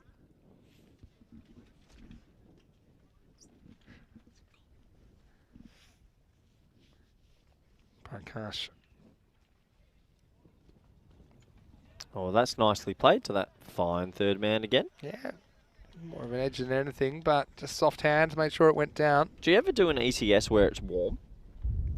Does happen occasionally. I don't think I've ever done a warm one. It's been a lot colder than this some places we've been. I mean, in Rome in March a year ago, yeah, there was ice on the field when we got there. Wow. It was 1 degree. Balwinder gets bent by a good Yorker there. Good bowling. I think this is actually an edge, but goes into the ground. Stand to be corrected. Yeah, see, that's an edge into the ground. Actually a pretty good stop. Yeah. Wouldn't have been caught. Miniature falcon. Why do we call it a falcon when someone gets hit in the head? I actually don't know. Yeah, is that an Aussie term? I think it is an Aussie term. Yeah, if someone gets hit in the head, usually call it a falcon. Maybe New Zealand as well. They use the term. Oh, full toss, murdered. Straight down to Shuckett though. Little slip. He's had an interesting day. Just the 1. Well, he's fielding in that area where we saw him take 3 before and get more than he bargained for. You mentioned that's gone viral already, has it? I don't know. I've asked if it has. I haven't had my phone on me, focusing on the cricket. My phone's been blowing up a little bit about it. Has it? Yeah, but Passan said something new to try it. Yeah, why not? We should go out there and try and bat cross-handed. See how we go. Good bowling this from Prakash. Only 3 off his first 5, and is high in the air. Half a chance, more than half a chance. Caught it. Gone. Well, he's out. Game back on. Parkash ends up with a brilliant over of 1 for 3. Great bowling. Yeah, I mean, he hits this and it's pretty much into the teeth of the breeze. He actually gets plenty of it, to be fair, to Amninda, but it was always going to be tough to clear this boundary. He hits it pretty much off the middle, but when you hit it high and you're into the breeze, it's always going to hold up. Shycat takes a good catch, so put that in the highlights package, not the lowlights package of his day. And that's 3 of the top 4 gone now, and a lot of pressure on Balvinder Singh to finish this game off for the brothers. It's 40 for 3 after 4 overs. You love that I'm rather observant. Have you noticed that Shycat has stopped doing his celebration since he's been hit? He hasn't celebrated once since he's been hit. What's that mean? I don't know. You'd have to ask him. Maybe he ran out of celebrations. We certainly saw him trying some innovative ones earlier. But it's Finny Sander here, Mr. Maximo, alongside me, Corey Rutgers. Great to have your company as the wind has been a factor today. A bit of rain around, but the main thing is we should get all 4 games in. That is the main thing as we head into day 4. And then tomorrow will be the last day on day 5 of Group A matches. Then on Saturday, for the first time, we'll see the teams from Group B. Okay. And that's going to be pretty interesting as well. There's going to be some real hot rivalries in Group B as well here in Portugal. Yeah, I think there's been a few player swaps and some transfers in the market, so there's going to be a bit of fire next week, and I'm looking forward to that. Anyway, back to the action here. They need 40 off 6. They're halfway there with the runs, but they've lost 3 wickets, and now we're going to see a little... We haven't seen much spin this week. Is this a traditional spinner? I hope so. Yeah, well, this is a captain. Don't tell me he's a Chinaman. Well, I'm not too sure what it was, but it's 6 nonetheless. It doesn't bounce all the way, and that is 6 runs. It doesn't bounce on the pitch. It doesn't bounce on the field. Balvinder with that cross-hand technique goes whack. And Balvinder, we've seen him playing around the traps, haven't we? Seen him playing in Austria domestically. Seen him at the ECL. And yeah, that takes him 6 closer to the target. Bowled him! What a comeback ball! He's fizzed up. It's slow, it's straight, it flicks off his back leg and it goes into the stump, 6 and out. Yeah, a bit of luck, but you make your own luck. Sukhvinder Singh, he does create the wicket, and so, yeah, spin to win. And look, I know they've got it down, kind of, what is that, below a run of ball at the moment, but yeah, game on now because they have gotten through the top 4. That's what they needed to do.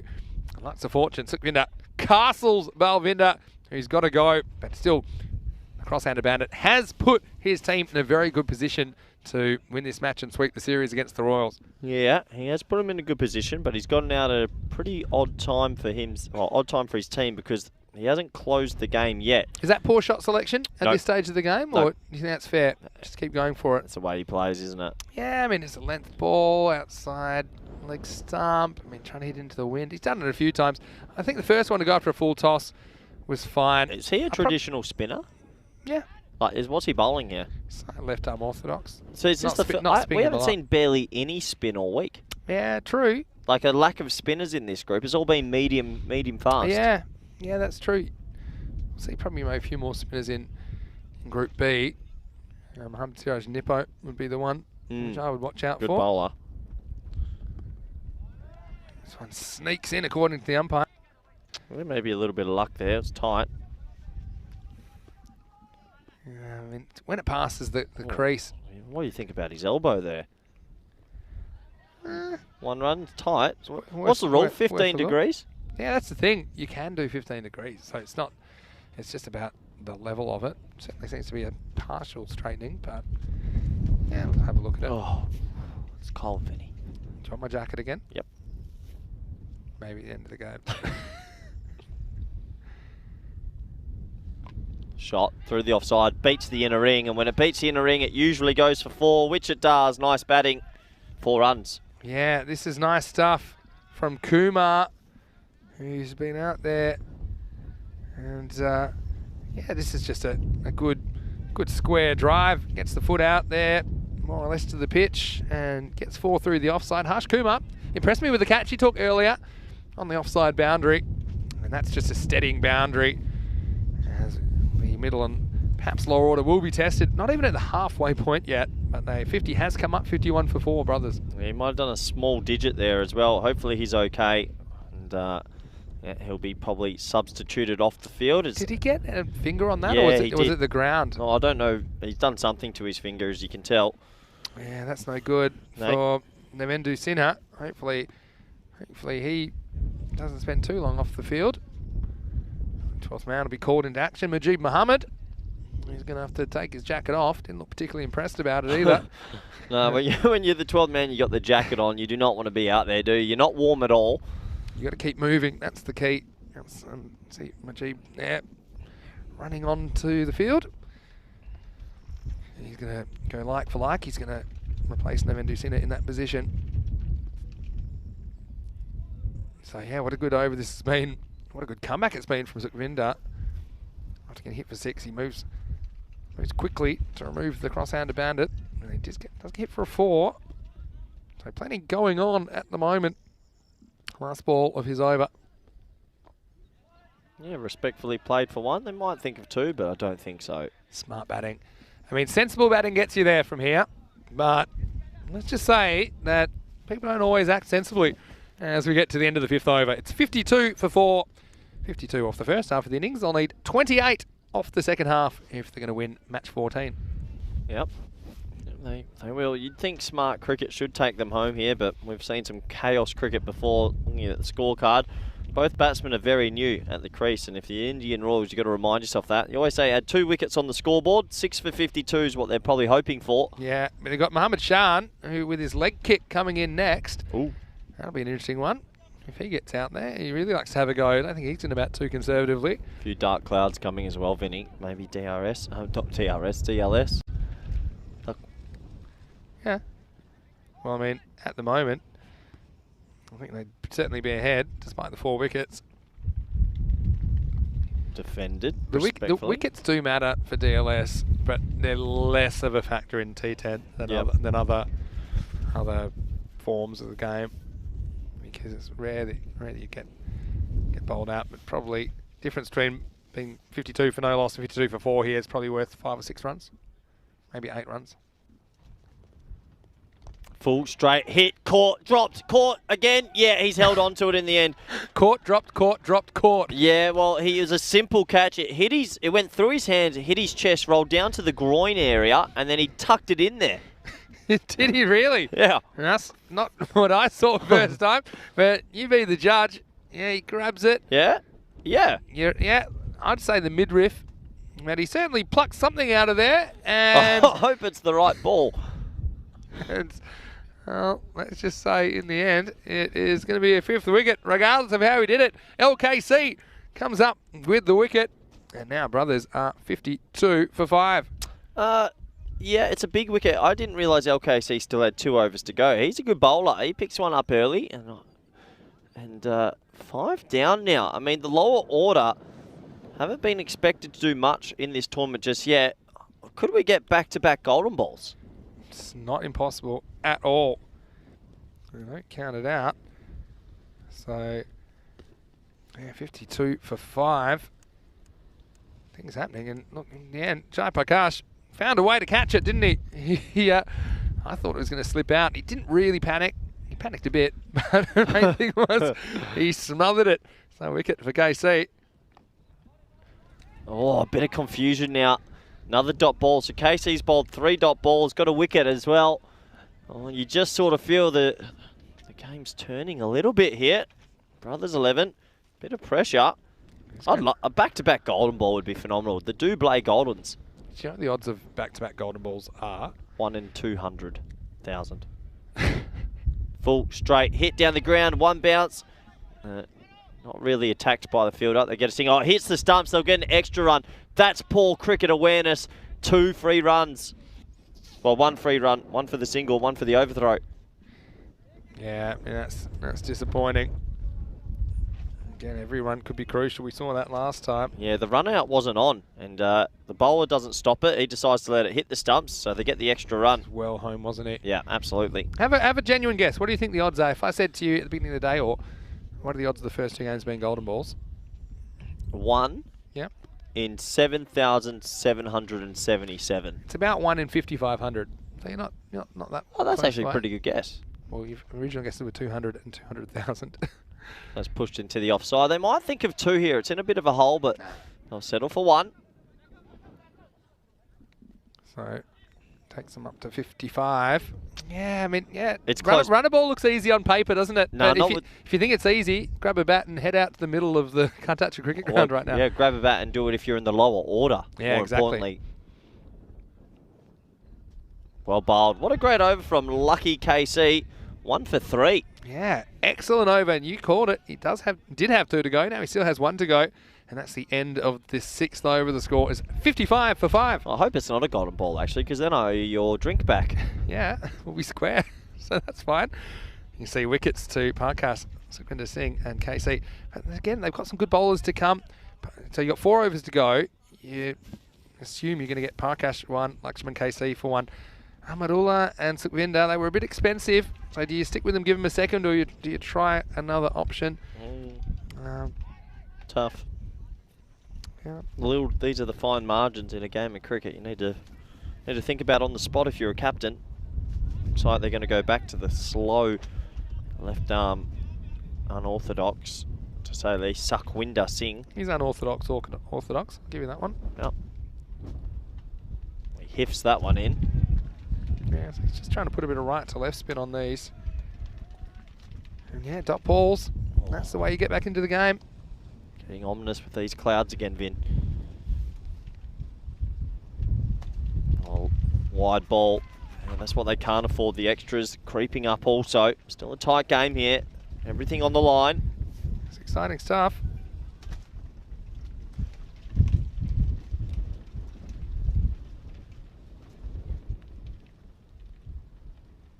High, catching opportunity. You got to hold this. Doesn't read it, doesn't come in hard enough. That was an opportunity for me. He didn't run in. And these are the little moments. That should have been a wicket, Vincenzo. Yeah, you're probably right there. So He just hesitated on his step, and in the end he smothers the ball down. These are those half chances you've got to take. As here comes the rain. I've called it. We need to chuck the Duckworth-Lewis, Vinny, because it's coming. Oh, she's coming hard. This could be really close on Duckworth-Lewis No, as well. you figure it out. That's lofted. Big moments in this game. Will it kick on? He runs around to his left. That's Lucky out there. Throws it in. They're coming for 2. Direct hit. He's in trouble. Oh, tell you what, direct hit, and I think he's all she wrote. But yeah, the rain's coming. There's a lot on the line. It's not a lot of rain at the moment. It's plenty. It's pouring. What are you talking about? Here we go. This was out if it hit. That would have been a phenomenal run out. No, look, everyone has a different standard rate. That's heavy for me. I don't think you're right. I don't think they're even close to coming off in this. Could happen though. Yeah, it could. 21 off 21. I still think, I haven't got the Duckworth-Lewis on me, but I think batting team are ahead at this stage. Run a ball. When you consider they needed 8 and over, now they only need 6. Even with the 5 wickets, I still think Brothers 11 are ahead. What happens if it's Duckworth-Lewis and then imagine it turns out to be a golden ball? I'm glad That could also happen. I'm glad Mad Nomad in the chat has come through with singles will win the game, boundaries will help. Oh, thanks, Captain Obvious number 2. Jeez, got to stop getting into the viewers. We love our viewers here. It's good fun. That's a single. Inside edge. Where's Mad Nomad from? Mad Nomad.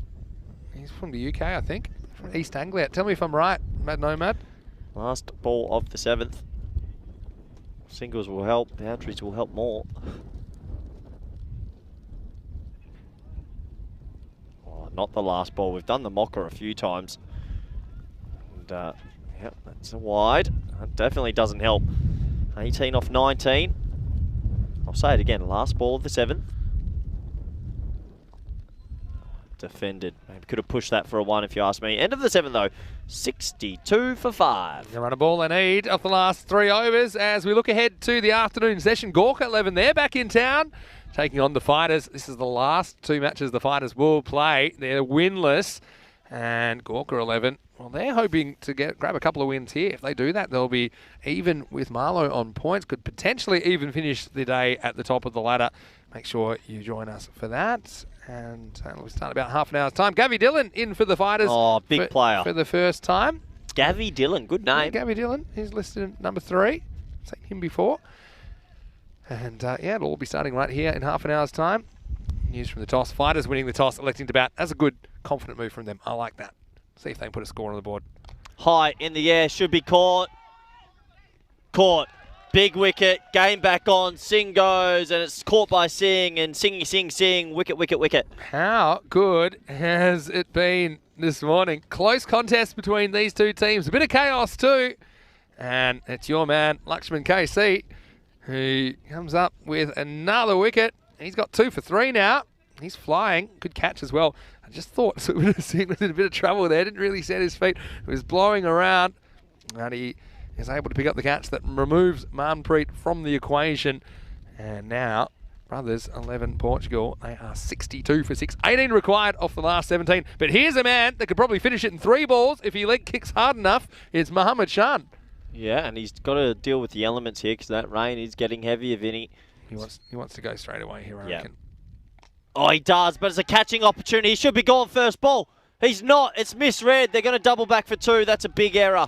It's not really an error. I think it blows in towards him. He never gets there. Oh, Vinny. This is straight into the wind. Well, if it doesn't carry, it doesn't carry. Sometimes you're too soft as a commentator. He should have run in. That was in the air for ages. Look at him. He hesitates.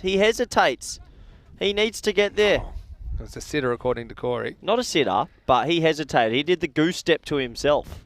Yeah, we had to pick it up. They need to get him right now. If he bats 5 balls, they win. Shan doesn't mess around. He doesn't mess around. He's got a bite, second bite of the cherry. You've got to catch it. He catches it. He's gone. Shan's gone. Game on. Lucky KC. Another wicket. How many coffees you had now? 4. You're really going into it. And why not? And Shan goes 2 and out. And he kept trying to take on the wind. And when you're trying to take on Mother Nature, it really works out for you. This time, Mela is able to camp under the ball. Now, that one I'll give you. That one was a sitter. But he does hold it. And so just like that, another wicket falls. 64 for 7. Golden ball. That's the thing. I mean, you don't really want a golden ball as a batting side at this stage because you've got your lower order there. I think there might be slight... Is it 64 for 7 or 6? That'll be 7 now. I think they're slightly behind. I think it's difficult for a lower order batsman under this I agree with you. I mean, anything can happen. Onkar Singh is the new bat. Oh, good call. Just a wide. You think so? Yeah, I think so. Lucky is getting the ball to swing quite a lot in these, or maybe not. Lucky's getting this ball to swing quite a lot, and after looking at the technique on the batsman, all he has to do is get it straight. Yeah, true. You shouldn't aim at the stumps. Where's cover? Oh, that would have been down cover's throat, but he's on the rope. Interesting field placement. He really could have used that run on that extra ball. We've seen a couple going both ways. I mean, it was the Royals that didn't get a call late in the second half of the first game. That was Lucky's figures. Ball. Yeah, he's looking good. 3 for 7 now. Catch. No. Down. No cover again. Are you cheering for one team? I think it's just we're on for another golden ball. I can't believe I'm saying it. But what do you say the odds were? 1 in 7,700. Well, I mean, that's at the start of the day. We're well inside that now. Look, you do feel like the Royals deserve to take something out of the morning's play, don't you? Somewhat. They've battled pretty hard. In the air, no cover again. I've just watched 3 balls in a row balloon to cover for a 1. Well, they do have the mid-off up in the circle. They've got the cover back. I don't mind that either. Yeah, but you can't get the dot ball then. Yeah, but I mean, you're hoping that you might get a dot on the swing and miss, I think. As we get to the end of the 8th over, it'll be 12 off 12 required. Lakshman KC, 3 for 9. What a good spell from him. And after 8 overs, it's 68 for 7. If I have to owe you your beverage back, I'll be absolutely gutted, to be honest. But yeah, 12 off 12. Comes down to who's going to bowl the last couple. You got Prakash who's going to bowl the 9th. What? They're going to have the issue about who's going to bowl the last over. The odds would have been even higher to have back-to-back golden balls with the back-to-back teams. Yeah. That's astronomical. If they can do it once, they can do it again. Lightning does strike twice. Again, boundary or 2 just kills the game though, doesn't it? I don't think they can. Oh, well, we'll see. Here's Prakash. Play and miss. Told you, he doesn't have the technique for this, Vinny. You'll get something on it. Yeah, you can just see it's a bit much for him. Yeah, there's a bit of enthusiasm about the Royals out there now. They feel like they've done the hard work. Remember, I talked about removing the top 4. They've done that. In fact, now they've removed 7 brothers. Here's Prakash.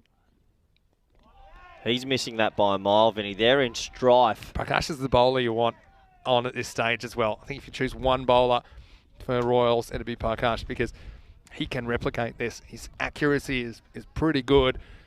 And he's just going to keep feeding these to Onkar Singh until Onkar hits one. Onkar's just... They've got the third man in place. Even if he hits, it's not going too far. It'll just be one. Get over him. It won't. Oh, he spills an absolute goober. Oh, he had his hat on backwards before and he's put it on forwards and dropped a goober, Vinny. Lakshman KC. Can't keep him out of the game. That's not KC, is it? That is. Oh. He's everywhere at the moment. Look at this. Bang. Oh, yeah, it's a perfect volleyball set. Perfect volleyball set. There's no one there to spike it. So that could be a big moment in the match as well. Well, it brings back on Minas, back on strike, and he looks more technically efficient, if you ask me. He's got a chance to get bat on ball. Minas is a decent bat. 11 off 9. Sliced away. Is it through the hole? It is through the hole. Oh, get down. It's a great effort, but it... What he's pointing? That's got to be 4. Yeah, it's 4. Oh, Ola tried to cheat his way to a win there. I don't know what just happened. We think it's 4, but let's go see the the LRS. The LRS. This has to be 4. I think it does roll into the rope. Okay, so here. he's foot. Oh, it's a foot stop, and then it definitely hits the rope there. That definitely that's is rolling 4. along the rope, isn't it? Yeah, that's the only way it stays like that. He's looking at it, and then he's pointing to you. He thinks because he's off the field that he's not allowed to touch it. Are they giving it 4? Not sure. No way. I mean, I thought it rolled along the rope. If there's doubt, it goes to the fielding side. Well, I don't know what's... Oh, no, he's given it 4, right? Yeah, I think he's called it 4. Play and miss. 7 off 7. So much going on. Oh, boy, oh, boy, oh, boy. Oh, Minas trying to end this in one stroke. What a good game of cricket. What a great morning of cricket, Vinny. Yeah, absolutely. Quite emotional up here. I know you're a bit of a yo-yo, but when you're up, you're up. Oof. I'm up all right. 7 off 7. Yeah, how close to that drop catch would have been a new batter on strike as well. Absolutely. Instead, Minas cuts a 4. Does he want a 1 here? Yep. He tries for the 1. It's a suicidal run. He's gone. Oh, he misses. Oh, he was gone for all she wrote, and he's missed 3 pegs. He decided he was going no matter what, here, Minas, because he wanted the strike so badly. He didn't really want Onkar Singh on strike. Gets some bat on it. At least they go straight away. It forces the bowler to throw. He had 3 to aim at and he couldn't hit it. And so we head into the last 74 for 7 after 9. 6 runs required off the last 6 balls. Another cliffhanger here from Portugal. Absolute cliffhanger. I've got the tingle. And Ula's coming into the attack now. He has to bowl it full. When he bowls it short, he's in trouble. But if he gets it full, he's okay. This could be history. I'm not saying it will be, but we've never had back-to-back golden ball matches. We've had 2 in 3 before in Portugal. Yeah, you're right, Vin. It could be history. What a format of cricket, let's be honest. Back-to-back golden balls. Amazing. All right, here we go. Don't go short. Ahmad Ula to Minas. 6 to win. Leg bite, leg bite. He's got to run. That's a horrendous appeal. It's not hitting any set of stumps. Maybe he's just a little bit worked up, but that was never out. That's one of the most exuberant appeals for something missing leg by a mile. It was missing easily. 5 off 5. Now, Onkar has got to get 1 here. Okay, so if I'm the non-striker, are you running no matter what? Because Onkar... I'm running no matter what, but Onkar needs to know, don't run me out. Hold your crease if you miss it. Onkar was listed at 11. Here comes the rain as well. 5 off 5. Oh, good batting. He pushes it in the hole for 1. So now they're... If you score for every ball, you can't lose from here, if you're the batting team. Well, yeah, you're right. One That's shot, what I'd be thinking. Comes the rain. It's crazy. What a day. Yeah, I can't handle much more excitement. So they're starting to Peter bring... Handley's got the tingles. Hello to you, Peter. They're starting to bring a few fielders tight. Mid-wickets come tight. Looks like covers coming tight. I like that. Make him hit through. Yep. Here we go. Keep Huge one ball. back on each side. Here we go. 4 off 4. Winner with a boundary. Oh, that's a big dotty. It is on, Vinny. We're getting closer to the tingle. I'm tingling all over. Is it the coffee? I don't want to be history in the making. It could be history in the pouring. making. And here comes the rain. The rain, and you know what they say? It is hammering rain down. In the morning, golden ball warning, because that's what's happened this morning already. Do they come off here? If they come off, what happens? It is pouring. Duckworth Lewis. Nah. Oh my word, he's bowling through a storm. It's short. Oh, he's pulled it. They're going to get 1. They'll only get 1 here. Oh, he throws it. It is pouring 3 off down. 2. They've got to come off. No, they're fine. We only got to get through 2 balls here. So what happens? 3 off 2. So they're not going to come off. Okay, so If we're it just... was, for example, if it was tied and they couldn't do the golden ball, it'd be a point apiece. All that has to get... 3 off 2. Get it straight. Huge ball coming up. Shot. You got to maybe think about it. Maybe. Nah, the golden ball. What's he doing? Oh, it's going to be a run out. Horrific run out. It's the most ludicrous run out you've ever seen. This is horrendous cricket. They never even thought about the 2, really. I mean, to be honest, if you're going to do it, you've got to commit to it. I can understand how maybe the value of a run is huge, right? The difference between, needing 1 or 2 on the last ball. Who's out there? That hesitation. Yeah, no, it's definitely Onkar who's out. Oh, my word. Vinny, I'm excited about this moment. I'm going to give you the scenario. Pouring rain, sideways, 2 off 1 required, and the man walking out has a floppy hat on. Why not? And his son, it's the captain, Sanju Kumar. What a time who's to wear a coming out. floppy. He's got, I think we can, if they get 1 here, it's back-to-back golden balls. It's never happened in over 2,000 matches. I reckon it's happening. It should only happen once every 5,000, so it only happen once every 6 years. Back-to-back golden nuggets. This could be a once-in-a-generation moment. This is happening. It is pouring. He's got a floppy. I actually think his best chance here is to get 1 and then trust his partner to take 2 off the golden ball. His partner ain't hitting 2 off the golden ball. He might. He's going for the win. I reckon this is a golden ball coming up. 1 for a golden ball. Could it be back-to-back golden balls? 2 to win. He hits it. They've got to go. They're going to get 2 here. No, they're going to go. Keeper's end. He's out. It's going to be back-to-back, Vinny. Oh, no way. It's back-to-back golden balls.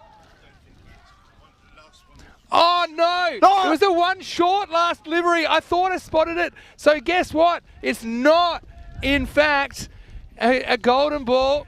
In the end, it's going to be the Royals that are going to win by a run. What? There was a 1 short. I actually saw it corner of my eye, but I never queried it because there's been so much going on. So the ball before was 1 short and a run out, so they didn't get a run for that at all, which meant they needed 2 to tie. And guess what? The once-in-a-generation moment, we'll have to wait for another generation, as it was 2 to tie, not 3. And just like that. What is going on that is today? A disaster. I'm done. If they'd never... Thank you, Barry, by the way, for running over in the rain and telling us that. But in the end, the Royals are going to do this 79 to 78. And, well, once again... I can't handle any more of this today. I'm out. This is too much for my little heart. I'm annoyed because I was going to get my drink back off you. So you know that means we were a foot away from a golden ball. Not even a from foot. The ball. It would have been like... Oh, we'll see it probably here in the replay, but it was early on a sign of what was to come. Excitement, and it was Shikat that got 1 to keep very low. He was getting a bit of variable bounce. Still a bit of disappointment here, got to say, in the box. I mean, if they had just taken the 1, not gone for that suicidal 2, they would have got the run because they went for it. They get 0.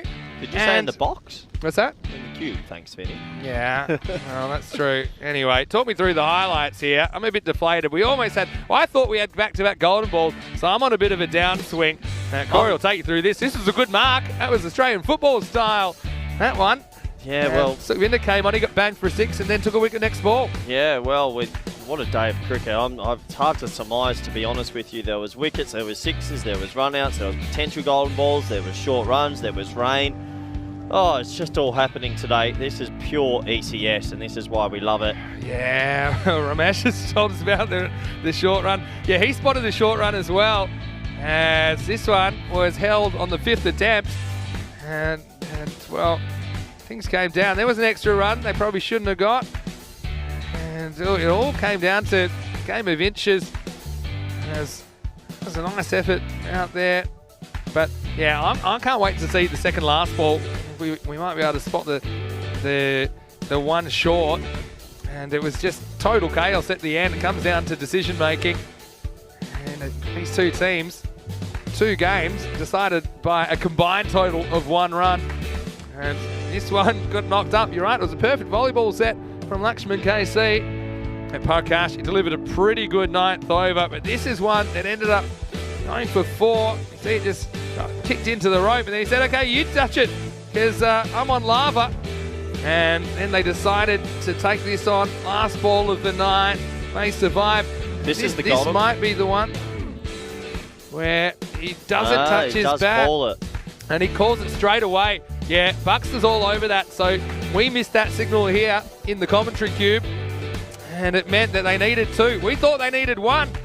And yeah. So that means they needed 3 to win off 3 the to last. win, they needed 2. That could have also been 1 short. I don't know. Is that one of the worst shots played to need 3 to win? No, well I assume he knew that he needed 3 to win. 2 to tie as well, right? So if he gets it through, 2 to tie. Tie might be your best bet at that stage. But anyway, ends up the Royals, they pull something out. You know, that's bad news for the Fighters because they are now 100% going to be out of the tournament, but we will see them. They still want to grab a win. They've got pride to play for sure. Last year's finalists, 0-6, and they're going to take on Gorka 11. The Fighters winning the toss, batting first. Their batting has been strengthened by the keeper bat, Gavi Dillon, coming into the side. Parvinder there as well, Mansa Perea, Mazza Javed. Mandeep listed down at 8, but I think he'll bat higher. I think he's got to get clicking if they're going to be competitive in that match. It's coming in around about 15 minutes right here on the European Cricket Network. Let's have a look at the scorecard. In the end, they needed 80 to win. They needed 79 to tie. They ended up getting 78. And Parvinder Singh, 31 of 14. Apart from that, didn't get a lot of help. Minas 11 not out. And yeah, that 1 short from Onkar Singh. That was really rough bit of luck. And again, you do have to touch your bat when it comes down to it. He ran about 43 yards, but didn't get any runs for it at all. And so 78 for 9 in the end. What a chaotic morning. This is what it's all about, though, here at the European Cricket Network with the bowling. Shark at 2 for 20. It's down the bottom. You'll have a look at Lakshman KC, 3 for 9, turned the game, and he was a big part of the reason that the Royals were able to defend this total. Parkash was excellent as well, 1 for 9 for his 2 overs. The other wicket went to the captain, Sukhvinder Singh. Yeah, what a morning of cricket, Vinny, sensational. And we're only halfway through the day, so hopefully the rain stays away, but we want you to come back when we return. It'll be match 15 on the way. Gorka 11 taking on the Fighters as we get ready for the afternoon. Hope you're having a happy and safe day. I know you're having an exciting day if you're watching this on the European Cricket Network. Vinny Sandhu here, Mr. Maximo, alongside Corey Rutgers. See you very shortly for more Fan Code European Cricket Series.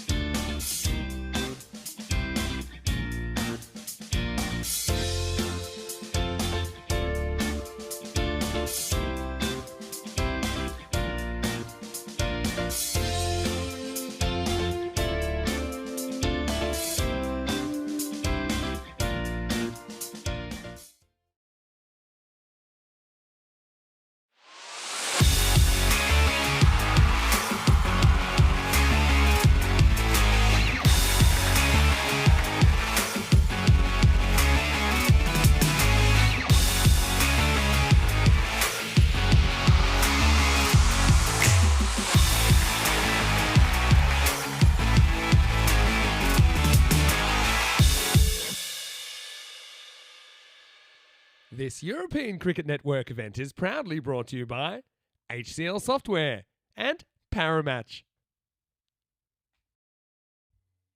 Hello, cricket lovers. Welcome back. Unfortunately, the news isn't too good at the moment in Portugal, with match 38 scheduled to start now. But confirmation it won't start for at least 30 minutes at this stage, perhaps longer. We know the drill by now. What an exciting couple of classic matches we had there between Brothers 11 Portugal and the Indian Royals, with a golden ball and almost another golden ball straight away. In the end, it was a one short. That actually stops us getting back-to-back golden balls. Anyway, coming up, we have another classic for you while we wait for the rain to clear. Just a reminder, we will put the information down the bottom of the screen if there's any updates. Also, I'll put it in the live chat, ECN European Cricket Network, but we are going to stick with that ECS 2022. And we're actually going to go to the final on the 9th of April. Now, Oweris, the hosts, are taking on Marlo. Both these teams, they were 7-1 in their group. They meet for the first time in the series here in the final. And so, I can tell you news from the toss. Kind of Greenshields of Oweris wins the toss. He sends in Marlo, Syed Meisim, and Zulfikar Shah, the openers.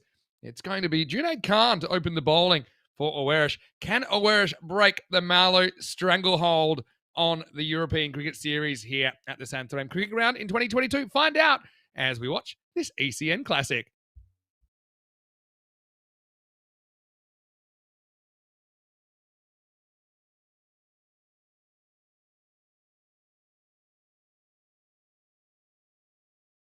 For me, the best two teams in the tournament, they do meet in the final right here.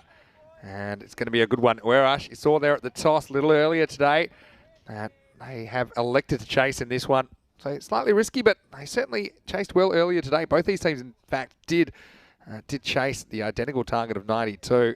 So let's see how we go here. We should have a good contest early because Oweris, they've got some good swing bowling options. They've got Junaid Khan, Corona Greenshields. They'll be taking on, I think probably Meisim will get another go at top of the order. It's hard to say, but Jam Shazad has been opening sometimes. Zulfikar Shah, I think he's a lock at the top of the order, but it's very flexible, the batting lineup of Marlo. Oweris is a bit more set. I think they're going to start in that order with Badenhorst, Stoneman and Greenshield. So there is the answer to the first question. It is Syed Meisim who's out there opening the batting. That's Zulfikar Shah. So the same combination that took them to victory in their semi-final against the Punjab CC, who since then have secured bronze.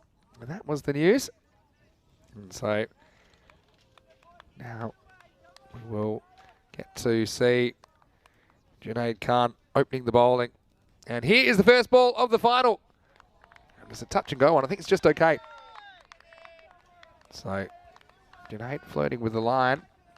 There's Tyrone, who I think gets his one spot on. It was a special surprise pop-up guest, wasn't he, in the last match towards the end of the bronze final. This one bites back off the service from Junaid Khan, and Zulfikar gets turned around, but just in time. I want to say a very warm welcome to everyone that's joining us on Fan Code in the subcontinent, and also on our YouTube channel, ECN European Cricket Network. Love to have your company here as we are in match 48, and the final match of this tournament. Oweris making the final for the first time. See Junaid, very short run up. So I think I like the way the bowlers have adjusted so far today to these conditions, okay? There's not a lot of traction in the run-up, so you have to adjust. No complaining about it. It's the same for everyone. We just got to get the cricket on. And yeah, Junaid, just off about 4 steps. This one's cut away, and it'll be the first boundary of the final. So, yeah, pretty good shot. Just a little bit of width from Junaid, who doesn't really get this off the straight. And this will be 4 runs. So Meisim a little bit dodgy early, let's say, in the bronze final, where he played a miss at a few. And although he does start with 3 dots again, he does hit the 4th ball of the final for 4. Big promotion for him. Bit of a gamble, some would say, but I suppose this is the kind of format where it pays to back yourself. This one does actually move from Junaid. There is Tyrone Peters, who signals wide, correctly so. We're asking me a little bit about the concentration required. And Malik out there as well, who's at square leg. And good luck to the umpires as well. in this final. It's a pretty good one to Myson, who just looks like he might nick one early, didn't in the bronze so far. Time is even, I think, in this over. Had the boundary. And a couple of plays and misses as well from Myson. Hello to Maiden Waters for your nice comment saying enjoy the final. And yes, looking forward to the next tournament as well. To Phil G, Luke Belgium, and everyone else. Michael Dowd, Neville Russ, hello to you. And thanks for staying with us here. Why wouldn't you? As this is a fantastic matchup. This one just comes in. You can see Junaid Way is dangerous. He can move it both ways. Carlo has a pop, but it will just be the single. So Myson will retain the strike. Zulfikar will have to go back to the non-strikers end. It's 6 for no loss after one. Marlo, they are a very, very successful club recently in Portugal. Their captain Najam Shazad leads them very well. He's got a lot of weapons at his disposal. We saw Marlo representing Portugal in the European Cricket League, which is the Champions League of European Cricket. And I think these two teams, they're going to have a few battles this year during the domestic season. They do hope to have the ECL qualifier set by the end of August. Anyway, here's Conrad Greenshields to bowl over number 2. Bit of a loose nut. That one, a bit too short, moves away. So Conrad just finding his feet. Here's another one who seems to have reduced his run slightly. So again, it's mostly the upper body doing the work here. He's still got to try and get that same release point to get that movement. And he does here. Jeez, I can't believe how much he swings the ball.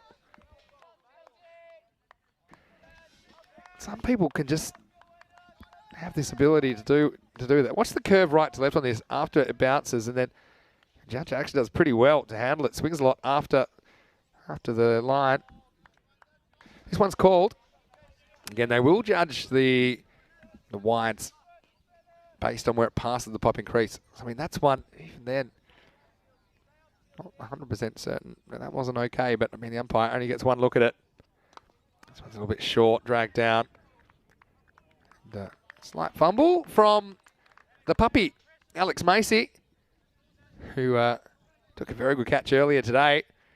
He's let the hair roam free in this one. Myson can't nick this one. It's just too good. So, well, I mean, have a look at that. You see it going one way. And there it leaves him late. That's an excellent piece of swing bowling. This isn't great. It will be another wide. So, a real mixed bag from Greenshields. But he's only gone for the 2 wides so far. Myson was burgling all the strike here in the power play. Took a while to get going in the bronze final, but when he did get going, he was pretty impressive with some good strikes on the way to his half century. This time they do push and run. Nippo has a go. Both these teams very good fielding teams. I think even despite the conditions, I think you'll see that coming through, and it could be one of the deciding factors. I mean, if that hits, it's probably out, you know. Zulfikar Sharp, shocked into action. Spends a bit too long watching the ball here, I think. And also maybe trying to avoid getting hit, but he could have been gone if that one hit the stumps. Got to say hello to Graham Holmes in the chat. He says, Greenshields are Jimmy Anderson of Portugal with that swing. Yeah, well, they're quite similar because he can actually swing it both ways.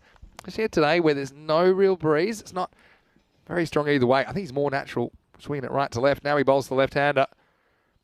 This one will just sneak outside the line. I think that is a wide, you know. So he might be setting him up here. This one never quite comes back. Can't happen when you change the angle. Maybe he'll try and bowl one the other way.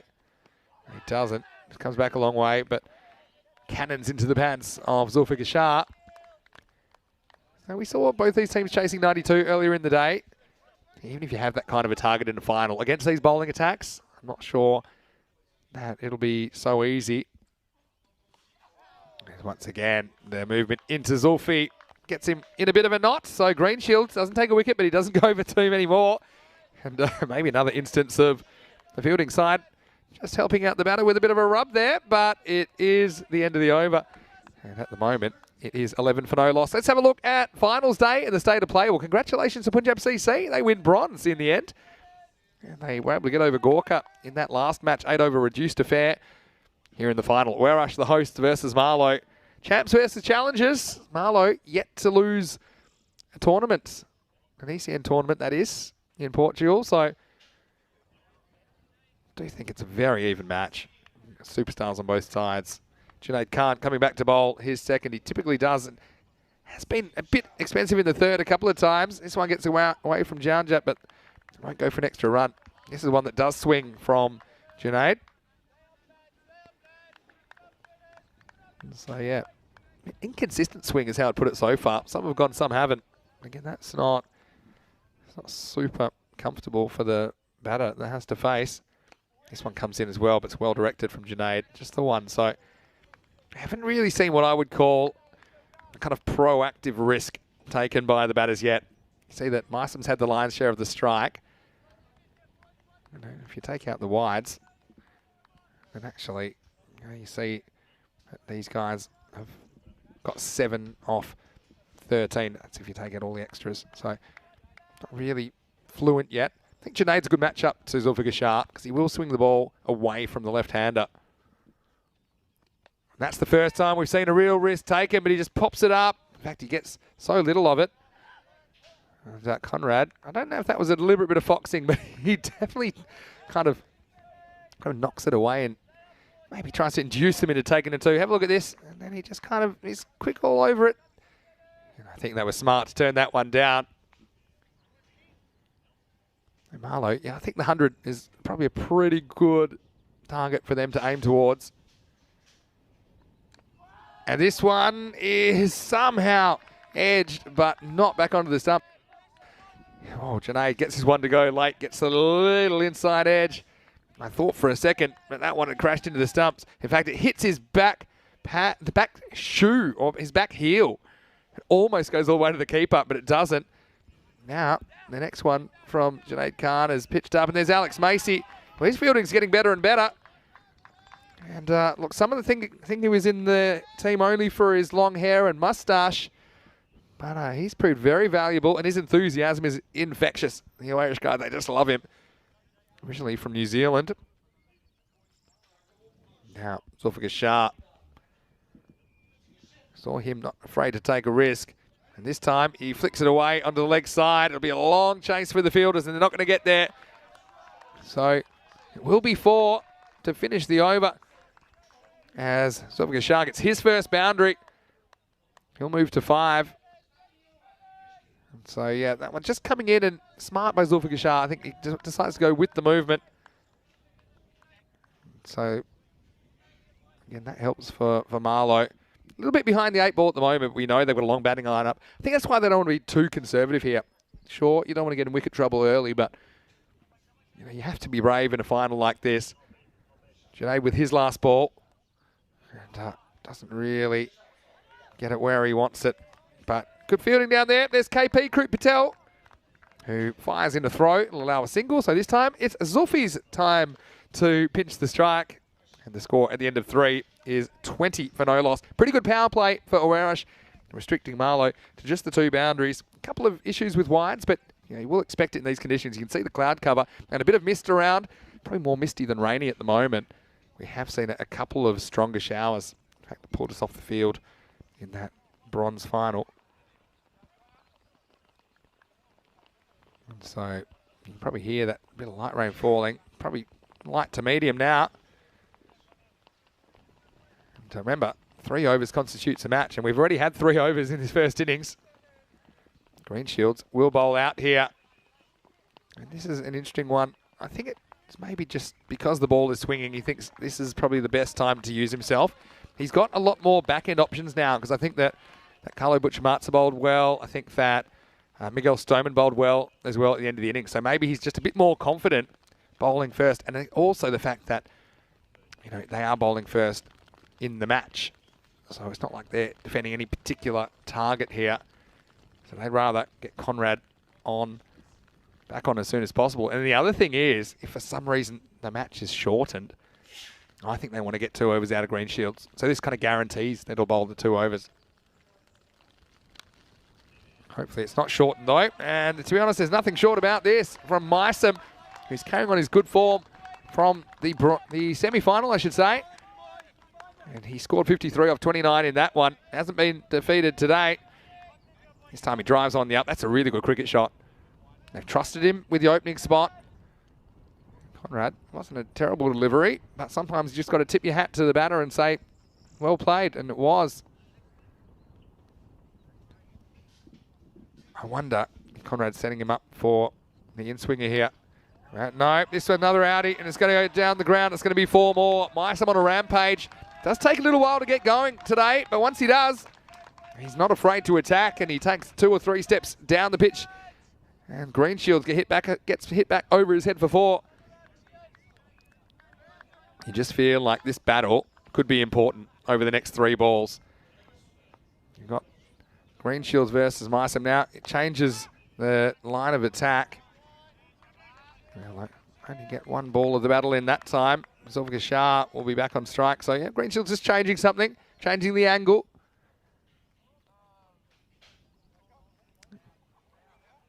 Graham Holmes in the chat asking if they go off, does the power play get counted in the Duckworth-Lewis calculation? I mean, it's all accounted for essentially.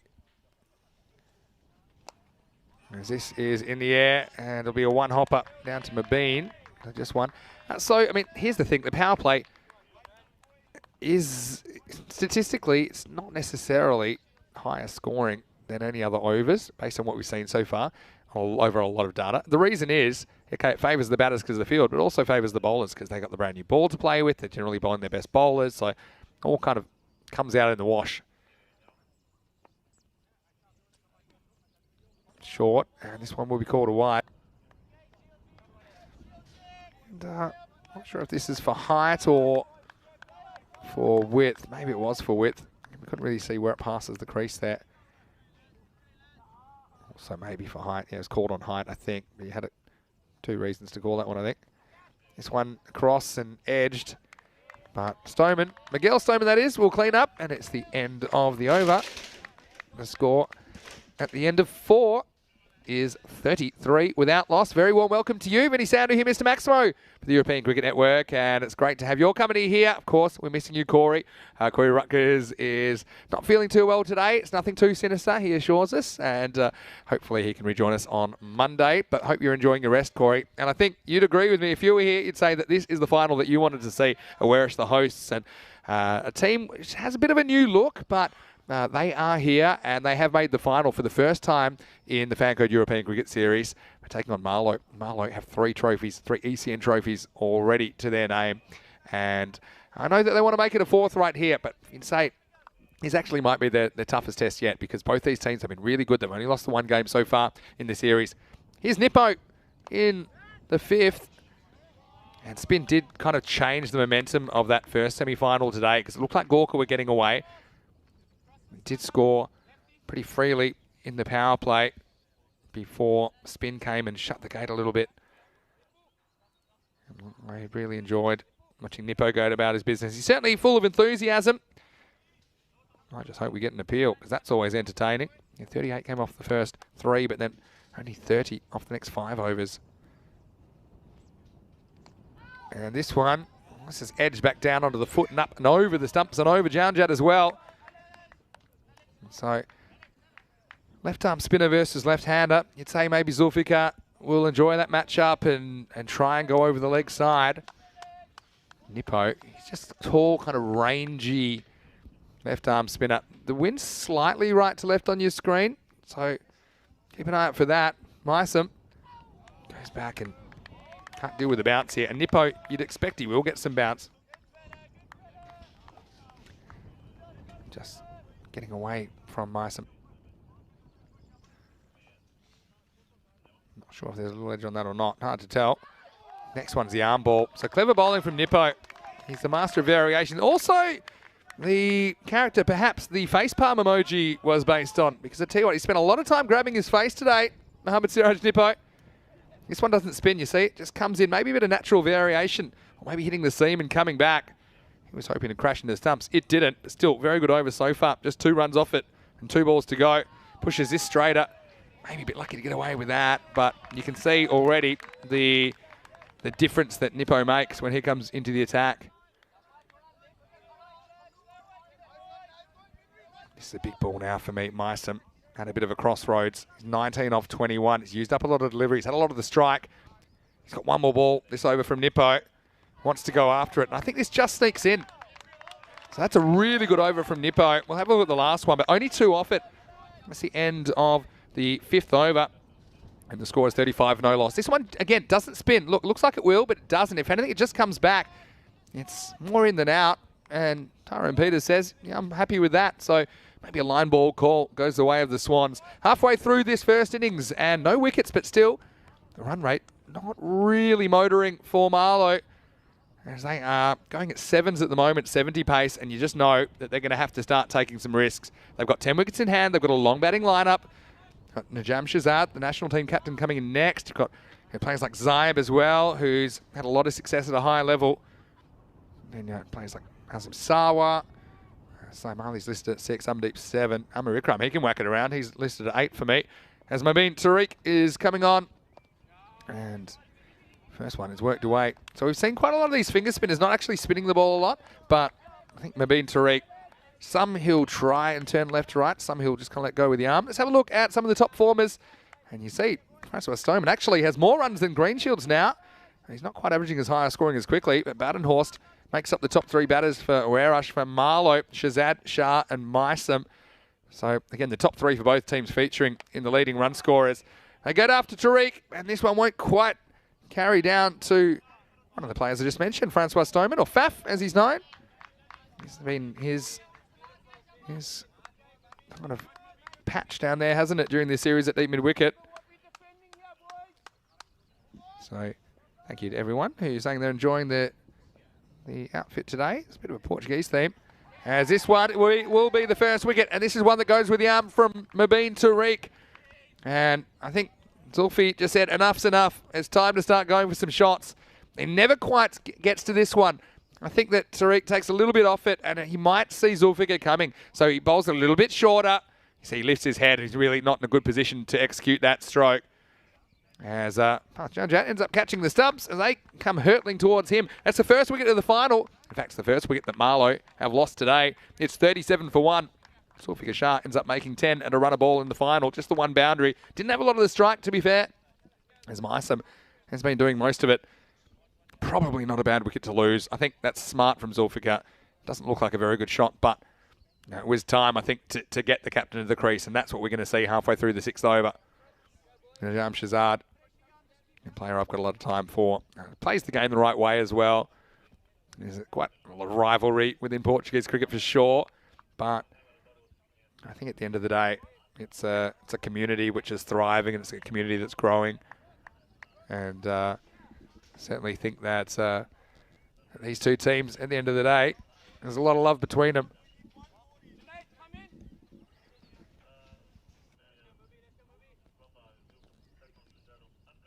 So here is Mobeen Tariq, who gets the opportunity now to take a big fish. Najam Shazad coming in at number 3.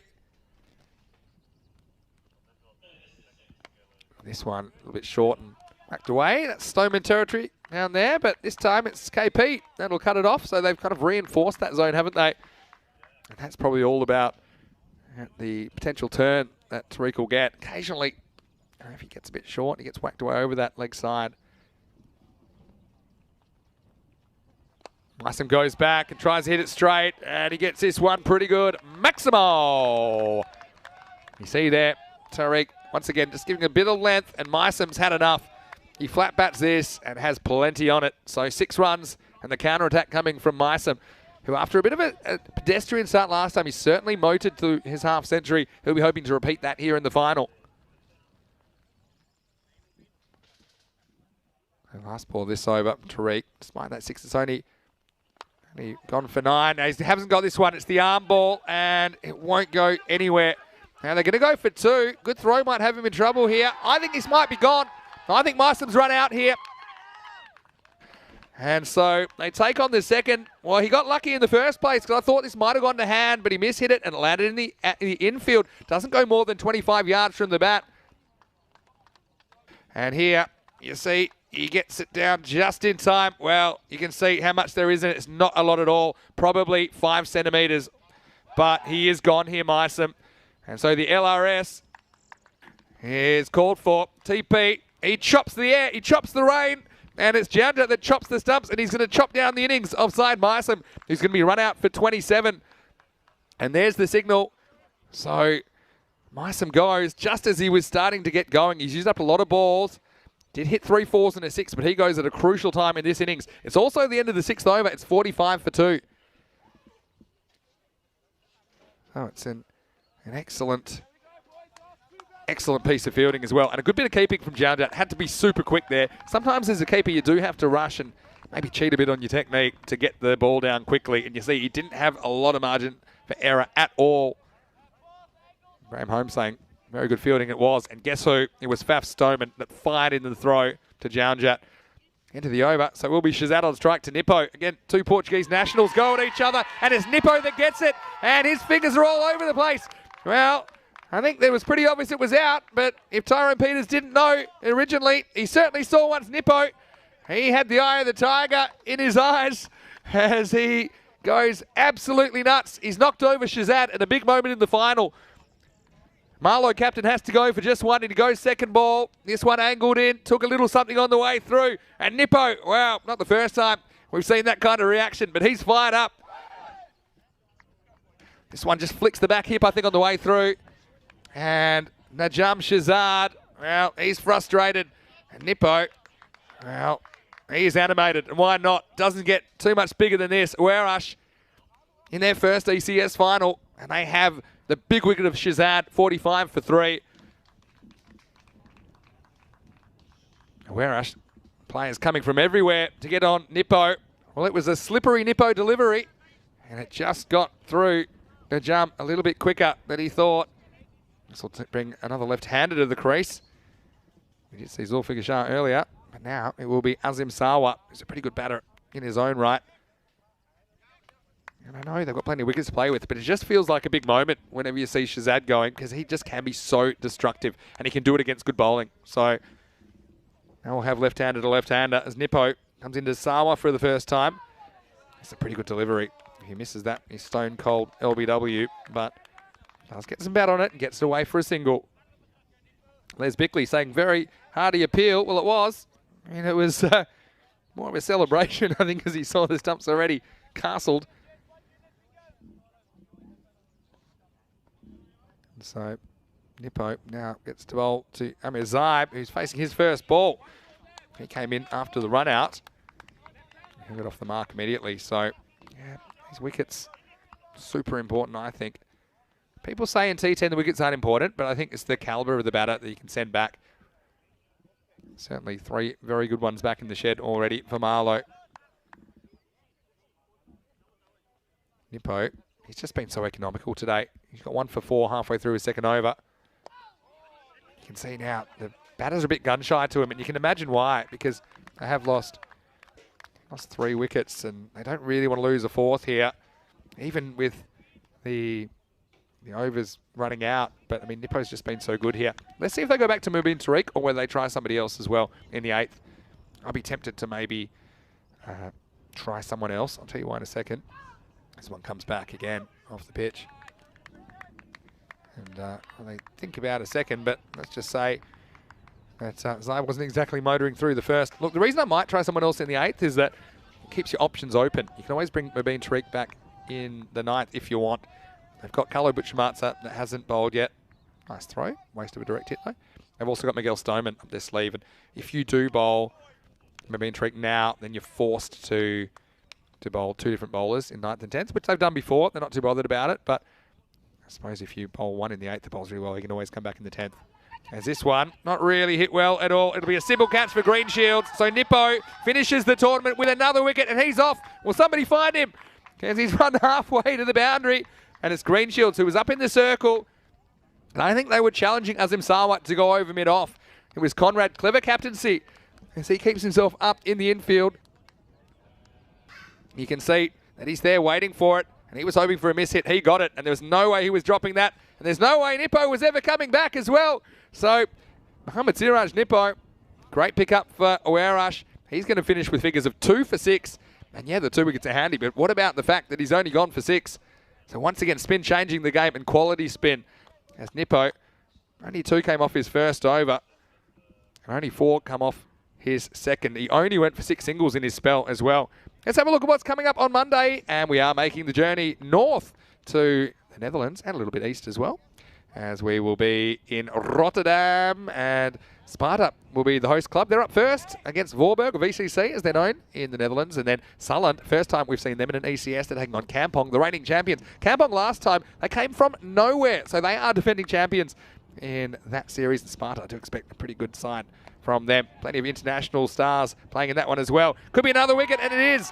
So nothing going right for Marlo at the moment. They lose 2 wickets in 2 balls. They do decide to stick with spin, and it works. Mubin Tariq coming up with a wicket here. It was attempted lift over the leg side, but Zybe doesn't make the contact that he wants.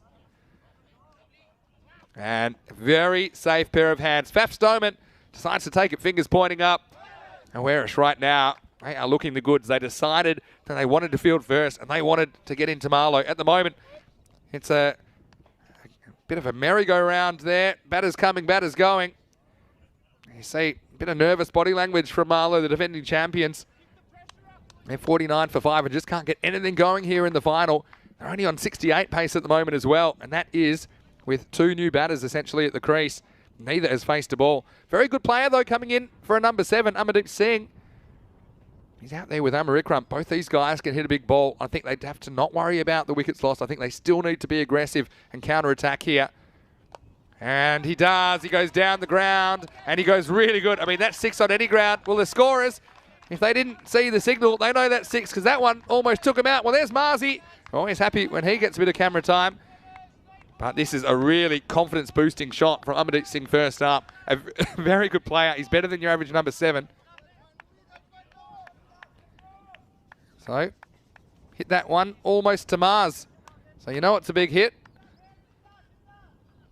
That's a good counter-attack. Wasn't a bad ball at all from Mubin Tariq. I think it's kind of a challenge delivery. Go after it if you can, and if you miss, hit it. A 6 wicket is very valuable, but basically costs them 6. Now he wants to go again, and this time it's just out of the grasp of the fielder. It's Badenhorst. And now they're going to go for 2. Miguel Stoneman, just slight fumble, and then can't get anything on the throw. So, let's feel a little mini counter-attack. That's Nippo, in fact, who ends up turfing himself. You see that he was flying. And, I like that kind of effort. Slight fumble from Miguel Stoneman out of his natural habitat, and a deep third man. Well, this one goes the other way, and this could be trouble. As this one, actually, I think it hits the seam, to be honest. And this goes the other way. I don't know if it's the dues, right? If it is, Tariq's just learnt a new skill. But this is one that actually significantly goes away from Janjat. Maybe you could say he hadn't really made any footwork over there, but he was expecting it to come back. So a bonus, and that just adds to this momentum that you feel that Marlo are getting here. Remember I said they were on 68 pace a second ago. Well, now they're almost there. Now they're up to 83 pace into the last quarter of the innings. This is another one. And what's going on here? It's another one that significantly moves away. So 6 wides in the last 30 seconds.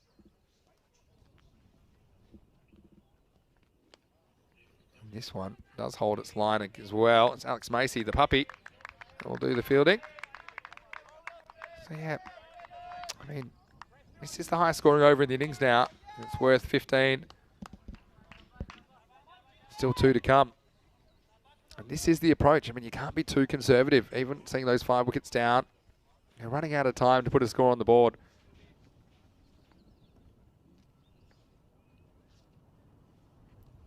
Goes for this and misses. And Pass pretty confident he's got him here. And you see the big L for the LRS. And sometimes you can go on the keeper's reaction. You've got a really good look at this if you're a keeper. And he's not out there. He is a little bit there. And he is gone. Yeah, you can see there's daylight. There's daylight under his foot. I think this will be given. And it's just a perfect bit of timing. I think that's a really good bit of work by Janjat. Again, he'd be a little bit concerned. A couple did something unexpected earlier in the over. And that can knock your confidence a little bit. And there is the decision. So Janjat does really well. And he had to have fast hands there. You see, it was just a microsecond or two that the foot was in the air. So this game's having some ebbs and flows, and Ikram's going to have to go for a golden in this one. And that is another wicket for Werush, 64 for 6. And that partnership, this is T10 cricket for you, it was worth 15 in 4 balls. But the first one that Ikram faces, he has to go. Well done to Tariq, who will finish. In fact, he won't finish his spell. He's got one more to go, but he has some pretty decent figures himself with the 3 wickets. But yeah, 25 he's conceded. So this will be Saim Ali coming in at number 8. Carrying a bit of a hand injury, so we won't see him keeping in this game in the end. It'll be Shan Malik behind the stumps for Marlo. Here's Tariq's last ball. And Saim Ali decides to go the sweep. And hits it pretty well, but he just gets the single. KP cleans up. It's the end of 8, and the score is 65 for 6. I want to say a quick hello to everyone in the chat. I'm going to try and catch up as much as I can. Hello to Joey Marples. Nice to see you in the chat. And to Alan Dem Mesquita and Andrew Boucher and everyone else. Thanks for coming in. I know that you can pop in and pop out as you like, but it certainly pays to be here for the final. Once again, a few get wells for Corey. And we did have Corey Fangirls in earlier. Disappeared now. Vinny Fangirls was in, but no sight of Vinny Fangirl for a while. Some people think the lack of competition keeping Vinny's Fangirl away. Anyway, would love to hear from you, Vinny's Fangirl, if you are out there. And let's not forget that I had 2 Fangirl accounts during the tournament, and Corey only had 1. So we'll probably get a graphic up to kind of illustrate that 2 is double what 1 is. Khalid Butchamatsa on the field is going to come on in the 9th. And they will have to use 2 new bowlers, and I think they will go Butchamatsa, Stoneman, 9-10. Lily Panda, if you missed it. We have had a Corey's Fangirl account and a Vinny's Fangirl account appear. It's a bit of a mystery. Vinny's Fanda. I think that Lily Panda has changed her name to Vinny Fanda. Well, that's the best thing I've ever seen. Oh, this one sneaks down. It's going to be a wide, you know, but it could have been out. This is a real tough one as a keeper because you're blinded. But this was actually a chance to get Saim Ali. In the end, it'll go down as 2 wides. Can get stumped off a wide. And you see that Challenger, he does get there, but these either stick or they don't. I'm not saying it's an easy chance, but it was a chance. This one's hit, and Carlo will just concede a single there. The key there is establishing your feet early. And Challenger will be disappointed, but he does make the block. I mean, they can also go for extra runs, and perhaps even to the boundary. Butchamatsa was so good this morning. 2 for 1 he took. 2 big wickets when he bowled his only over. On the leg side. So, just a single.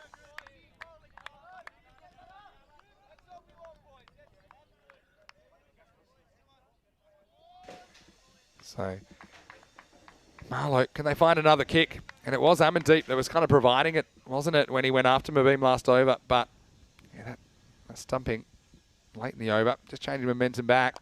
And now he goes for this and he blasts it, but he doesn't get all of it. Greenshields is backing back, and it's going to be 6, or it's already 6 in the moment that he touches it, because I think he steps on the rope here. So Amandeep, well, it was a line ball, 1, wasn't it, to Greenshields. In the end, he just runs out of real estate, 6 valuable runs. It's a big swing, isn't it? See there, he's on the rope. So when he takes off from there, it's always 6 from the moment he touches it, as it is. Does get over the line, and well, still enjoying what he's doing. A real teaser for Conrad, who'll have the right of reply, of course, in the second innings with the bat. Fancy footwork. And this will be a wide, no decision given from the umpire.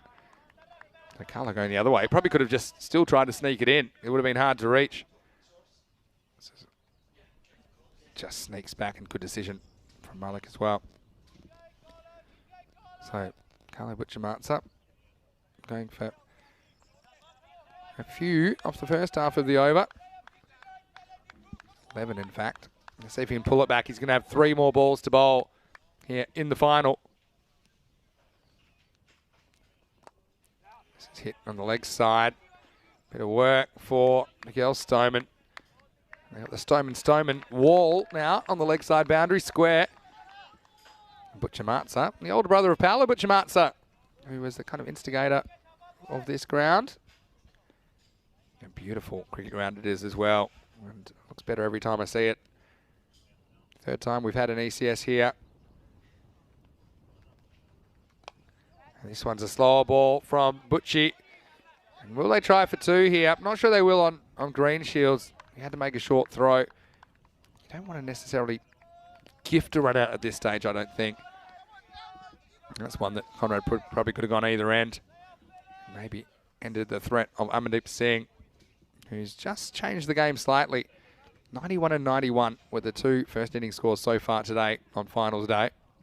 Last ball for Butchie Martsa. Except it will be a wide. Pushes it a little bit too wide. You can see he's pretty conscious of getting too straight. He doesn't want to get it whacked away over the leg side.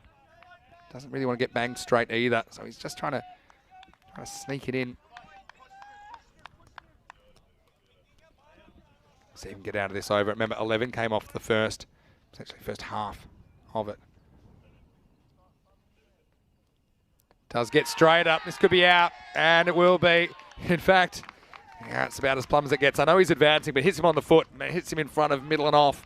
I think this is a good decision. And so Carlo maybe injures himself in the celebration. He probably won't have to do any more bowling in this tournament. That is his last wicket. You see this one just comes in, and he gets the big wicket of Amandeep, and that one hits him on the big toe, and it hits him in line with, well, I think, off stump, even though it's got a bit of room to still travel before it hits the stumps, but I think there's no doubt that was crashing in. Good decision. And so ends the little counter-attack, and I like the knock of Amandeep Singh. I've liked his work. He's a good fielder. He's a good off-spin bowler as well. Maybe we'll see him feature in the second half of this match. But for now, he's got to take a seat after scoring 17 off just 7. 2 big sixes in there. It's the end of the over as well, 79 for 7. So we go to the last over now. It will be Miguel Stoneman that will bowl it, and it will be Saim Ali who's on strike. So Marlo, just kind of a bit of a counter-attack in the last 2 overs. I mean, they were 49 off 7, but they've got 30 off the last 2, so they're up to 79, and here's the last over. It's flicked away by Saim Ali, and he's going to get 4. Well, that's a good piece of timing. That's not easy to do at all. But he kind of generates a bit of pace on this, uses the wrists. See, he's taking a bit of a risk getting across. He wants that leg glance, and he gets it. Kroot can't get down, and so 4 to start the 10th. Just have the feeling this is going to be a really interesting final. I know Warish have looked pretty composed at most times. There's going to have to be a few nerves around, in the top 3 in particular, I think, in the final. And Marlo, they are the incumbent, aren't they? Never lost an ECN trophy in Portugal. Whereas this time, Miguel just drags it to the left for a wide. And he can't be too bothered about that first shot. I think the issue was that it wasn't full enough. So, I mean, it allowed Saim Ali to flick it kind of across the line or flick it behind square. If he gets that in block hole, and there's a real good chance for an LBW. So a bit of length as well. Saim wraps his bat around it. It won't go too far. There's Butchie.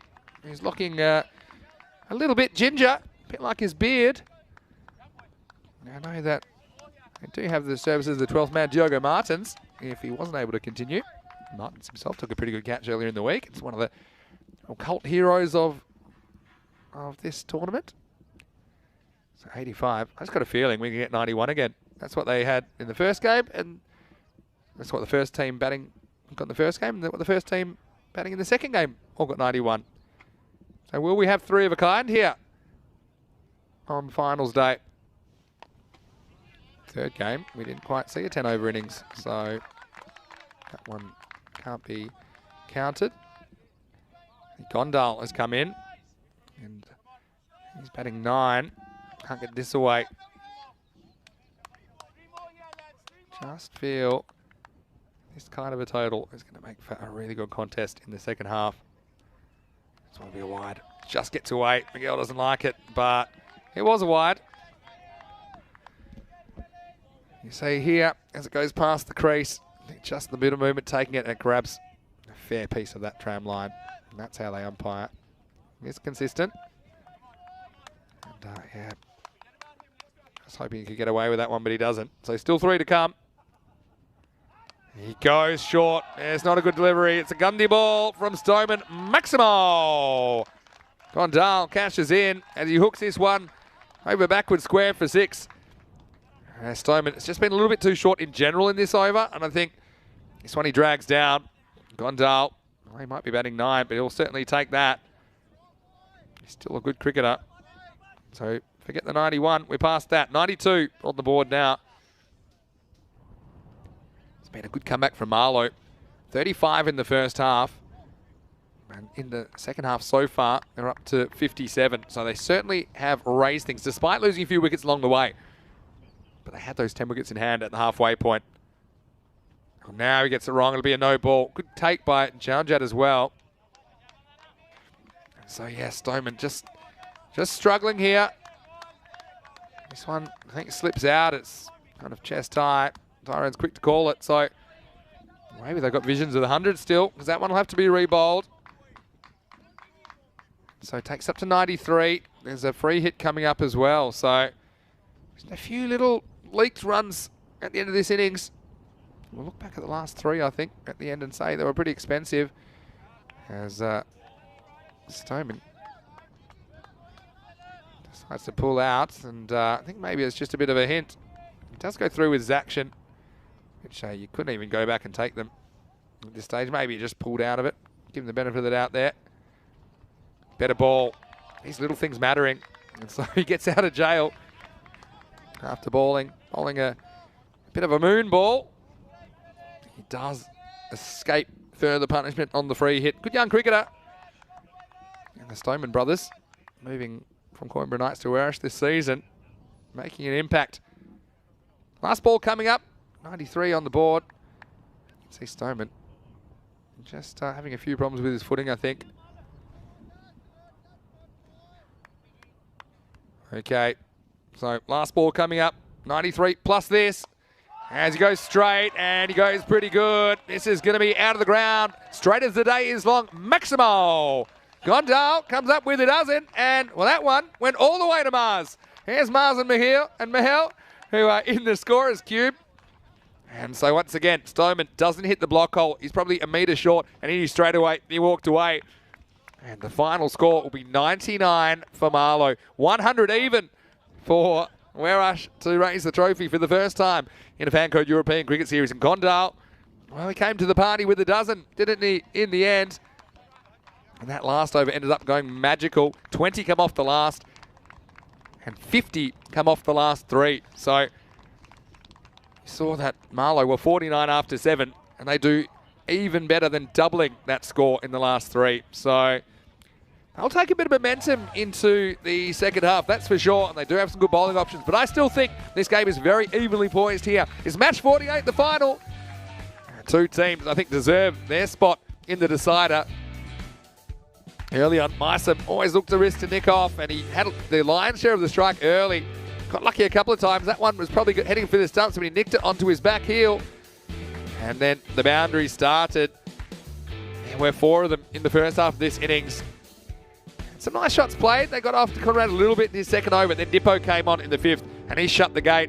He's so animated. Certainly one of the characters that we love to watch. Mabeen Tariq, well, he ended up getting the fruits of Nippo's labour as well, as he was able to remove Zulfikar's sharp, and then a sharp bit of work from Janjat as he took the throw from Faf Stoneman. The LRS confirms it was just out, and Meister probably had a feeling that his number was up. And then this was the big moment. Shazad, he only makes one in the final, and Nippo, he was pumped to get his Portuguese national teammate off the little back leg of Najam Shazad, and then Greenshield held on to this, and Nippo, he was up and about at this stage as he took a wicket off the last ball of his tournament, it would seem. Unless we get to a golden ball, or maybe, then we'll see another ball from him. But Stoneman caught very well. That's Faf Stoneman taking the catch. But Amadou came and he was able to just get some momentum back for Marlo as he got after Tariq. And look, despite losing a few wickets, they did get 50 off the last 3 overs. Tariq just losing a couple that went bizarrely the other way. Amir Ikram had to go first ball. Sharp keeping again by Janjat. And this is another one. Could have gone either way. In the end, it just bounced off Greenshields. It was probably always heading for 6. And Carlo gets a wicket in the final as well. That was Plum LBW hitting the batter on the foot. And then Gondal, we had some counter strikes of his own. He's in mostly for his death bowling, but his death batting was pretty good here. As he sent one square, he sent one straight. And in the end, it gets them to 99. It will be an even 100. Where's Mian Shahid? Good to see him down, of course. Recently retired, and the former skipper of Marlo. He was the one raising the trophy on the previous occasions, and he'd love to see his club raising it here. And if they're going to do that, they're going to need 99. Just have a look at the wides, though. 19 runs in wides and a no ball. So there's 20 avoidables that were given away in this innings. And, of course, some of them were multiple wides, but there were 14 individual wide deliveries, so something to think about as it will be the even 100. Let's talk about Myson, though. 27 of 25. He was the top scorer. He's had a good afternoon. Apart from that, we saw 17 of 7 from Amandeep Singh. He was important as well in turning things around. Gondal with a couple of sixes in the last. Got them to 99. With the bowling, I think Nippo, the best for me. 2 for 6. So accurate. So difficult to deal with, I think, in this format when they're always trying to attack, and they could only get 6 singles off his 2 overs, picked up 2 wickets. Tariq got 3 wickets, but a little bit expensive in his second. 16 came off that one. Apart from that, the other wicket went to Butcher Martza and Mikael Stoneman, who'll be a bit annoyed. He couldn't close out better than that, as he ended up going for 20 off the last. So we're at the halftime break. Always a quick turnaround in the last game of the day. The weather's holding, and both these teams just holding on. I think it's anybody's game here in the final. Big rivals, Marlo and Werash. When we return, we're going to the last. The last 10 overs from Portugal, just around the corner. It'll be an even 100 if the Swans are going to raise the trophy on home turf. Or will it be Marlo who win their 4th ECN trophy right here? It will be a very exciting conclusion. Hopefully you can join us in just a few minutes' time. We'll be back for the exciting conclusion. Vinny Sandu here, Mr. Maximo. Hope you're having a great finals day. Don't go anywhere. Back shortly with more cricket on ECN. You're watching the Fan Code European Cricket Series.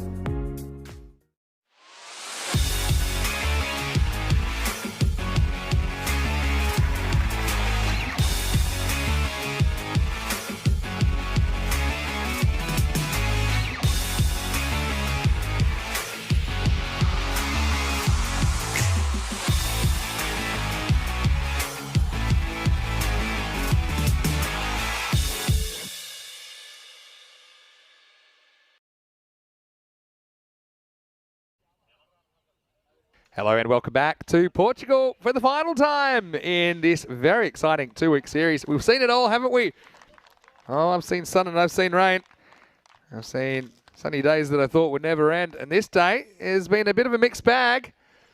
And we've seen some fire out there in the middle with the rain. And we've seen some big hits on finals day. It's day 12 and match 48. This is the conclusion of the series, the last innings coming up. And it's Werris, the hosts.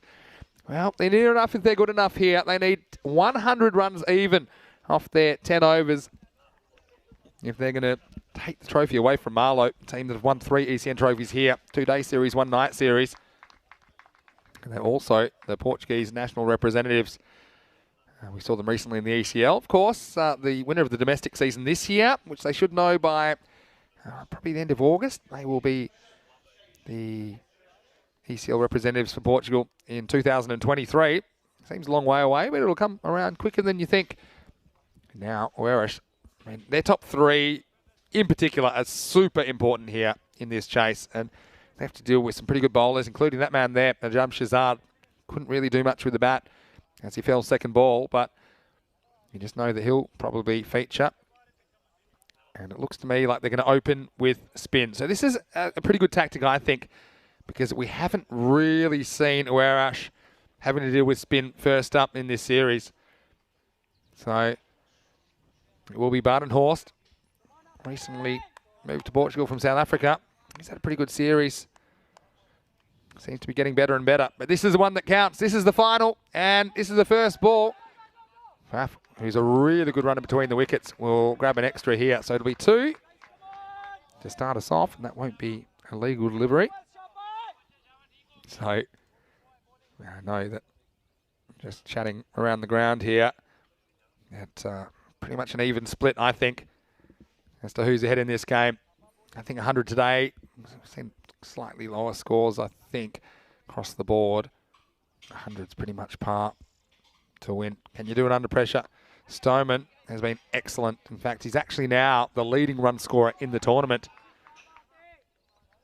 So certainly he'd be one candidate for MVP. I think he's also fielded very well.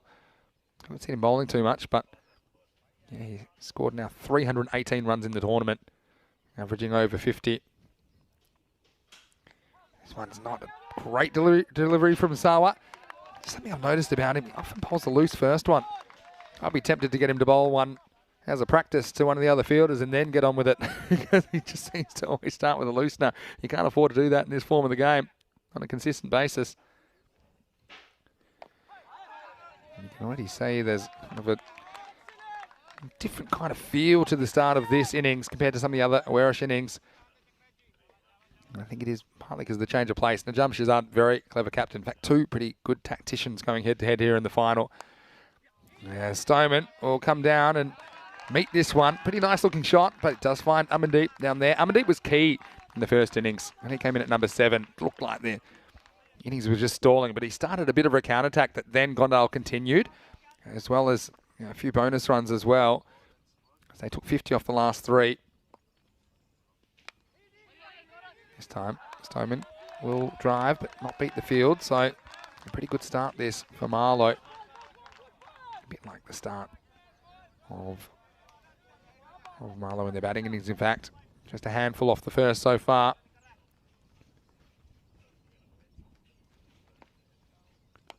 That's pretty good bowling by Sawa. Well, once he locks in, he locks in. And so it will be just the 4 off the first. And Werris up 4 for no loss. That does push the rate up slightly. Around the 10.5 mark, I'd imagine, after that. So I want to say hello to a few chatters today. We had a few lurkers popping in before. Steve Cook, who said, going Dutch next week. Honours even at the end of the week. Yeah, well, it is pretty even between these 2 teams. And I want to say hello to Vinny Fanda, which I think is Lily Panda in disguise. But Lily, it's good that you're up. I don't even want to think about what hour it is in New Zealand right now, but it's worth staying up for the final, or getting up for the final, I suppose. Shazad's going to come on for the second over here, the captain. He's just reduced his run. He's coming around the wicket now to Badenhorst. It's a little bit short. She's worked away, but into a gap. They'll get 2 here. And Stoneman You mentioned his run between the wickets. He does the fundamentals right. I think that's important. We don't see it enough really in European cricket. Hawkmoon thinks the Swans look like they've got another gear. I think they're peaking at just the right time. So it's a good observation there. And nothing matters really except for the next 10 overs, or the next 8.5 to be more specific. Hello to Kirsty Redhead saying, supporting some of the Coimbra Knights in this game. And now just be a single. So kind of need a boundary and over to keep you in touch, I think. Graham Holmes just noting, I noticed his comment about the wides in the first innings. And there were essentially 20 extra runs, 19 in wides and a no ball, inflating the score. This time Shazad's cut away, and they want to go with the hit. And Faf gets sent back. He gets overruled by Buttonhorse. I think if this hits, he's gone. He is pretty quick, but he has to U-turn even quicker here. And if this throw comes in, he's short, despite the dive. Not easy to hit one stump, though. Haven't seen it too often. Luke Belgium, hello to you as well. This is a nice-looking cut shot this time. Once again, can't penetrate the field, so they'll get one. And they're just frustrated at the moment. Let's see who they bowl in the third over. Will they go back to Sawa? I'd imagine you would. They only got him for 2 singles and a wide, or 2 wides essentially in the first over. Taking that warm-up delivery, they just got 2 off the next 6. So, yeah. Got to take calculated risk here. Remember, they do have Greenfields up their sleeve. They don't want to fall too far behind to put that extra pressure on him. See, this time Buttonhorse just runs out of ideas and dead bats it. So, Buttonhorse started the tournament batting at number 4. They tried Crip till top of the order, but Buttonhorse got the promotion. He hasn't looked back since. He's seemed to be getting better and better, but this is his biggest test yet. No boundaries in this innings yet. Buttonhorse drives nicely. They'll have protection here, and it won't be able to do anything about it. So it will be the first 4. And you see, they had the mid-off in place, but it just snuck around a little bit. And that's why it does get to the boundary. So nice shot by Brendan to finish the over. So in the end, Shazad goes for 8. Second over has been completed. It's 12 for no loss. Just a reminder that this has been the program today. And Punjab CC ended up in third after they knocked off Gorka 11 in the bronze final, the third place playoff. So they will feature on ECN debut in the medals. The gold and silver will go to these 2 teams you're watching fight it out right now. And Wawarash and Marlo both chased down 92 in their first game of the day. Did it pretty easily as well. And even though this is only a few more, you feel there's a lot more pressure in this chase. Sawa gets a little bit short, turned around the corner, and does get it over Saim Ali. That's good footwork by Stoneman, as he identified that one was a little bit short early. And he doesn't just get back, he gets across, and he opens up that leg side. Just have a look at his footwork here. He thinks, okay, he gets that back foot back and significantly outside the off stump, which means he can turn on it, and he gets 4. Good batting. You can see why he is the leading run scorer in this tournament. I've stuck with him at top of the order, and he's delivered. Oh, he just punches out. Oh, and now we have a misfield, and it's going to be 4. Well, did not see this coming at all from Amandeep, who's a really good fielder. I don't know if he gets a slight Tortuga, but this one was just a push from Stoneman. And Amandeep, who's one of the best fielders in this lineup, you think there's no way he's missing this, but the Tortuga, well, that's the universe being unkind. Well, he's scratching upstairs, and you can understand why. So 3 bonus runs. Stoneman faces up again and gets a big filthy full toss, and he drills it down the ground for 4 more. So, wow, whatever caterpillar that hit, that might be the moment that we look back and say it just sparked something, because it's been a pretty slow start, you'd have to say, from Werash. But now we've actually had 4 boundaries off the last 4 balls. And, well, Marzi, he's meant to be receiving the signals, but he's dishing them out as well now. And so now Stoneman will just get a single. Amandeep, well, he's probably a bit nervous when that one was coming to him. That's what makes it interesting as well. I don't mind the odd bobble in the outfield. I just think it makes it more entertaining for all of us that don't have to field. Badenhorst goes back and pulls. Yeah, this is the time I think, you're almost out of the power play. 4th or 5th over, for me, it's the ideal time for Conrad Greenshields to come in. And I think that should embolden Badenhorst to go for some shots. If it comes off, it's great. Gets him closer to the target. You're not always thinking that way, but just from an outsider's perspective, Conrad's averaging over 100. This one's worked away, but it's not going to clear the fielder, and this will be the first wicket. Oh, that's interesting. Well, I mean, he takes the catch and he puts it back in play, but then he runs over the boundary, and I know he's taken the catch. Easily inside the boundary, but have a look. He never stops running here. You see, he's running back, and then he just tosses it away, but he doesn't stop. He should have been able to stop. Yes, that's out. But, I mean, that's interesting. I mean, I certainly would have been stopping before I go over the line. Saim Ali, I know he's got an injury to that hand. I think it has been given out. But, I mean, that's an interesting one for me. I suppose, it's out the moment he takes it and controls it and throws it away. But it's that further movement, and he never stops his momentum. So, yeah, I suppose it's out, but I'm only supposing. I think they are going to give it, so it'll be the end of Stoneman. And this is a bit strange because he throws it away, but it's 2 steps later he's over the boundary. It's probably not what I'd be doing in a final. I'd be pretty sure that I'm not giving any chance for the umpire to overturn the decision, but in the end, it will be a boundary. It'll finish the over. Bizarre scenes in Katacho. At the end of the power play, it's 26 for 1. Well, maybe not a bad thing either. You don't want to see the end of Stoneman necessarily, but it does bring Conrad Greenshields to the crease, who is averaging over 100. You see the 12th man even. Wally Damjad coming on. No, Saim Ali has been struggling with a bit of a hand injury. That's why he's not keeping. So after taking that catch, he's just run off for some treatment. Now Badenhorst will be facing up. I think they're just sorting out the bench. What do you think about that? Hello to Bajendra Yadav. Says he's going to miss my commentary tomorrow. Well, the good news is I'll be back on Monday, so you won't have to wait too long. I'll miss all of you guys. It's always such a shame when Sunday rolls around and I can't spend the day with you.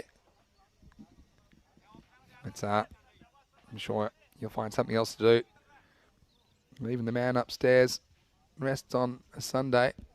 So here's Asad Mahmood, and he gets driven away by Badenhorst, but it's high. It should be caught, and it is caught. Amardeep Singh, well, makes up for his little indiscretion last over, and this was a fairly simple catch. And so Badenhorst tries to elevate, but he can't clear the boundary. In fact, he barely clears the infield. You see this off the toe of the bat. And Asad Mahmood, he's just got a knack for coming up with important wickets, and he does here. Well, a bit of the crocodile style from Amandeep, but it's effective. And so 2 wickets falling in quick succession. And now the score is 27 for 2. Both openers removed from the equation. I'm going to have to see somebody below the top 3 come and do some business. And this is a guy I've got a lot of time for. Parth Janjat. He's a bit of a 6-hitting machine, but he hasn't had a lot of time at the crease. That's mostly because their top order have been consistently doing the job. Panda saying catch held, controlled release. Yeah, I agree with that. But you could also say that when you're really close to the boundary and step over. It depends what you call really close to the boundary. Yeah, Luke says, interesting to see what call will be. I suppose it's right. I mean, he would say, well, I could have stopped. But my thing I'd be saying if I was the batter is, well, then why didn't you? So, Asad Mahmood comes on to Janjat. He's not going to waste any time. He drills this one down to Amandeep. He might be having a bit of post-traumatic stress about that other misfield, but he handles this one okay. Now we'll see Greenshields for the first time on strike. That run rate hasn't moved too far, almost up a full point, up to 10.8 at the moment. And Conrad leading Warish for the first time in this series. He will be a key as he gets a full toss first up and hits it pretty hard, and he gets 4. The fielding, I said it might be important. Well, that one ends up in a puddle. That's not great either with the cricket ball. See here, actually gets overrun by the fielder out there. And so it will be 4. Wasn't a good ball from Asad Mahmood, you'd have to say, but I mean, the fielder was there in the end. It was a bit slippery while wet. And Shazad just having a word about it, but yeah, these are things that could make a difference. Conrad Greenshields, the reason he's been so good and so consistent in this series is because he's batted fast, but while mitigating risk. And see, once again, he goes on the ground, and once again, he's going to get 4. So he's been pretty calculating, and he's been pretty selective about what he goes after. And this time, the fielder didn't have a prayer. As you see his setup there, he's on the front foot. He finds the gap, so back-to-back boundaries. So I can think of 2 times already that we've had ground ball misses that have resulted in 4s. And at least twice now that those times have created a boundary. The next ball as well, when it should have been the other batter on strike. This time, Greenshields goes back and punches, but he won't beat the field this time. There's Amir Zaib there. Janjat's an important one as well. I'd like to see him continuing to attack. He's the one that probably will take a few more risks. Does love to hit 6's path. And he tries here, but it's uncontrolled. It's going to be a simple catch, and Shazad holds on. Well, he wasn't going to miss that. Janjat just ran out of patience, despite it being a second ball. And yeah, just kind of lost his shape here. Ends up slicing it inside out. So Asad Mahmood gets 2 in the over. And so it will be 3 wickets in the last 7 balls. But still, Greenshields is at the crease, and we know that he's a man that if he stays there for any significant length of time, I think that the Irish fans will think that they can get this done as they're chasing 100 right now. They're 37 for 3. It does mean we're going to see Junaid Khan at the crease.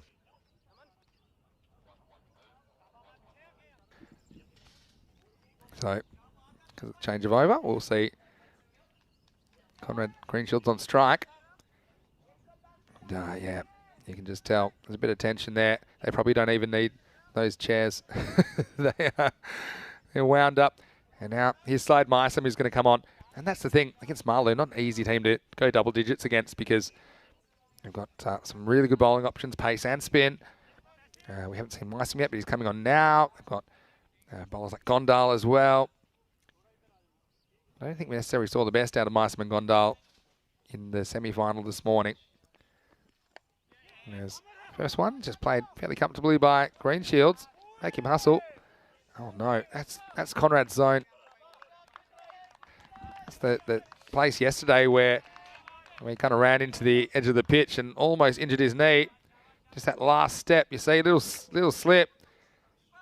I think that's just literally the strain on the back as he slid as he was reaching the crease. That's the bowler's landing area. That's why it's a bit extra slippery there.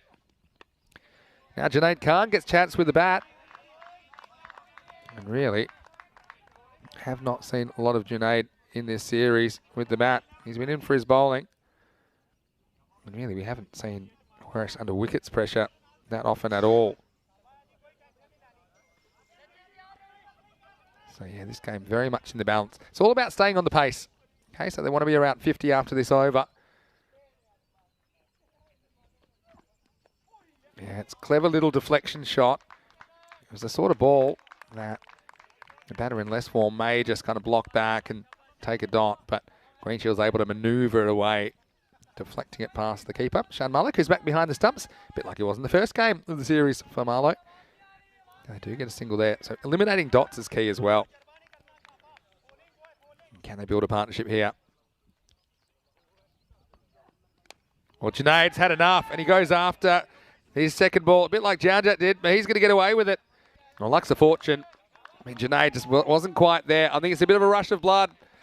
And he hits this one halfway to the moon. And when it comes back in no man's land. It was a Bermuda Triangle situation. You see here, he's just early on it. And that's why it goes straight up in the air. And I think that's all tension. Early, he sees it, he reacts a bit early. So, lucky break for Junaid Khan. No other way to say it.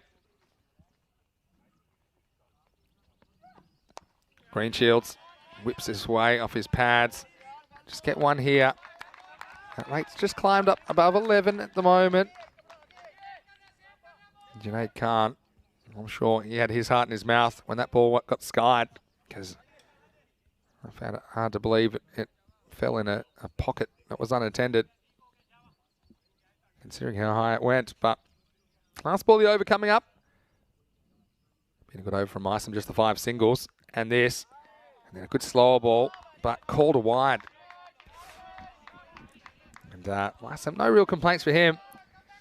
Seen a couple of these. They have been really harsh, maybe extra harsh. That's the off-cutter.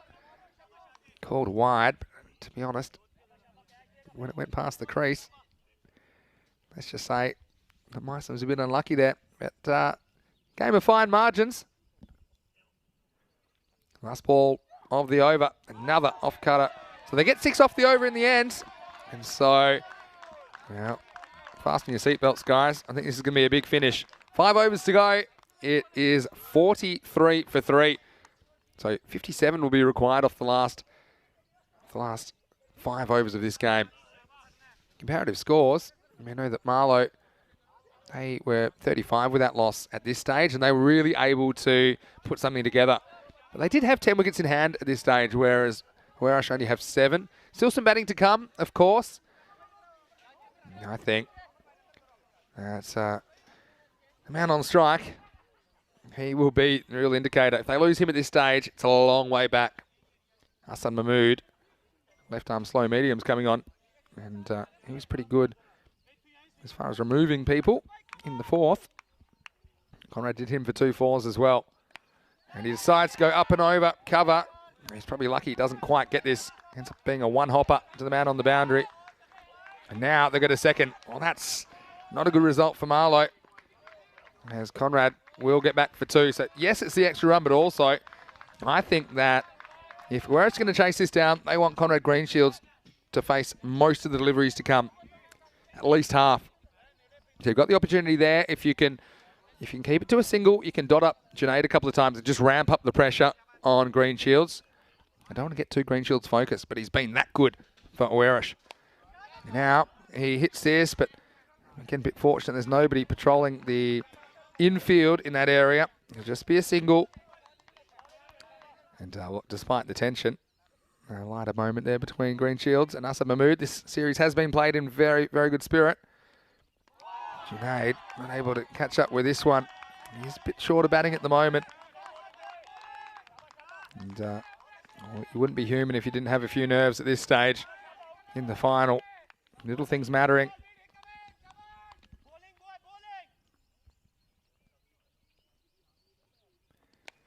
Okay, get some bat on this, but he won't beat the infield. They shy at the stumps.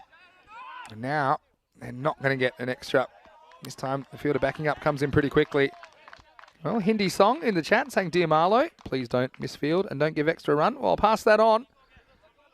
I'm sure that that message is being conveyed by the skipper, Najam Shazad, who's leading Marlo full time now after taking the reins from Mian Shahid. He had a really important role in shaping this side and their success. You see that Greenshield's still a bit risk averse with his batting. You feel like the time will come where he has to kind of take a few calculated risks. I know it's a difficult position for him. As the rate's gone to about 12.5 now. Sinead might as well go at this, and he's out. So it's a good over from Mahmood, who once again finishes the over with a wicket. So he was on target. Junaid, he just felt like it wasn't his day out there. They sent him up in at number 5, but he wasn't able to get too much going. He had a couple of close calls. This time he swings across this one from Mahmood. A little bit of seam movement in. Junaid is frustrated, but he's going to have to go for just 3. He's gone out 48 for 4 after 6. And so, yeah, frustration for Junaid Khan, but it will give someone else an opportunity to support Greenshields. He's up to 16 off 9. Keanu Nolan, hello to you. He said he's been lurking, and so he thought he'd come in the chat. Hello to you, nice to see you, and to Kitty as well, and Steve Cook and everybody else. Now, this is something that I've been watching, and I want to show it, because this is something special. We might see it at the trophy ceremony as well. It says Katya Butchamatsa, making a European Cricket Network cake. Well, thanks so much. And that looks absolutely delicious. I've got no idea how to eat it.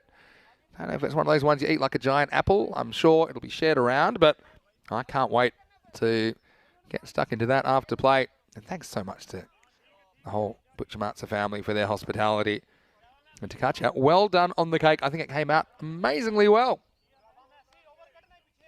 Side Myson is going to bowl his second over here. They've still got 2 from Gondal. They've still got 1 from Shazad. So it's not going to be an easy 4 overs. As obviously not everything set just yet. Myson bowled a very good first over. 5 singles and a wide. That's all that came off it. We haven't had a boundary now for 14 balls. Since Conrad Greenshield's hit those back-to-back 4s. This one, a little bit of extra bounce from Myson. And now we're seeing Conrad Greenshield's getting a bit inventive. And I think the next 2 overs, they're going to determine this match. What they get in the next 2 will determine what they need in the last 2 and who they'll have in the last 2 to get these runs. Aware's just stalling. Always a bit of a risk if you're going to chase, especially in the final. But they chose it. Remember Marlo at this position, they weren't actually this many. But they didn't have the pressure of the chase.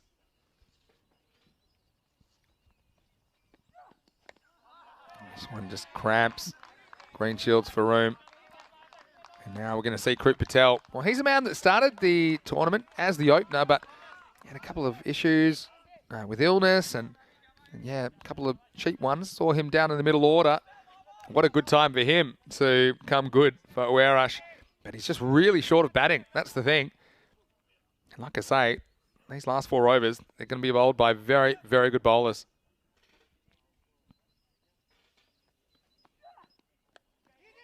Krut, it's a fair bit of this one. Greenshields, well, this is really good by him.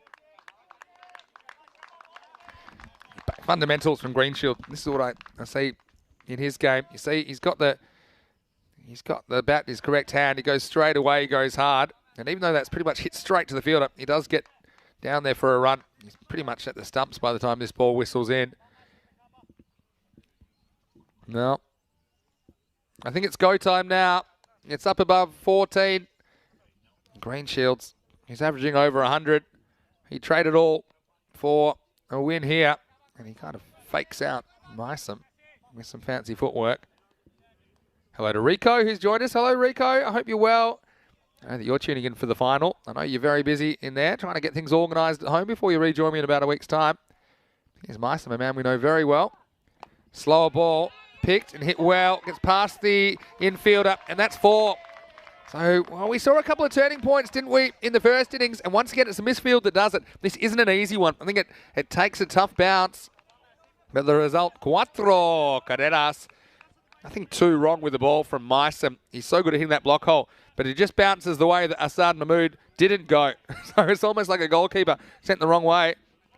So frustration from Myson. Is that the start of something for Awerash? Kind of need 2 boundaries and over to stay in touch here. And there's one of them. It's the first boundary that we've seen for 17 deliveries. Now he just gets a bit funky. He wanted the leg side, but it didn't get the ball he wanted. And he was probably in even more than 2 minds there.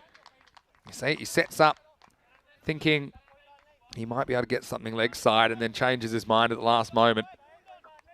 Frustration as the dot comes after the 4. Now, I think he's smart just to take the 1 and try and keep the strike. You feel like Greenshields has got to get on a run here if they're going to get close. It's the last ball for Myson, who's only conceded 12 in his spell. And we'll get the 1. It's good cricket IQ from Greenshields. And even though they fumble, there's no way he's coming back, except when he walks back, because that's the end of the over. 7 overs down, now 55 for 4. 45 required in the last 3. Well, speaking of the Netherlands, these are the fixtures. It's a 6-day series, Monday to Saturday. We will be in the Netherlands, and that Sparta Cricket Club will be the host club. Be great to be back there. They're up first as well. Monday morning, get your case of the ECS back on, as they'll take on Voorburg in the morning session. Saland on ECS debut. We'll be taking on the defending champions Kampong. But we know that there's a lot of good players playing in that series. It all starts Monday morning, 7 a.m. GMT, which is 9 o'clock in Central Europe, and 12:30 p.m. in India. Join us for another exciting week and another exciting location in the Fan Code European Cricket Series. Hello to all of our Dutch viewers as well. I know if you are tuning in. Steve Cook likes to look at the cake. I have to agree with that. And CJ Sharp saying they wouldn't mind picking the seam on that cake. Well, you'll have to beat me to it. Just please don't use any saliva to shine the ball. Just make sure that it's on your plate first. So Gondal's coming on. He's got 2 to play. And this has been their go-to in ECS cricket.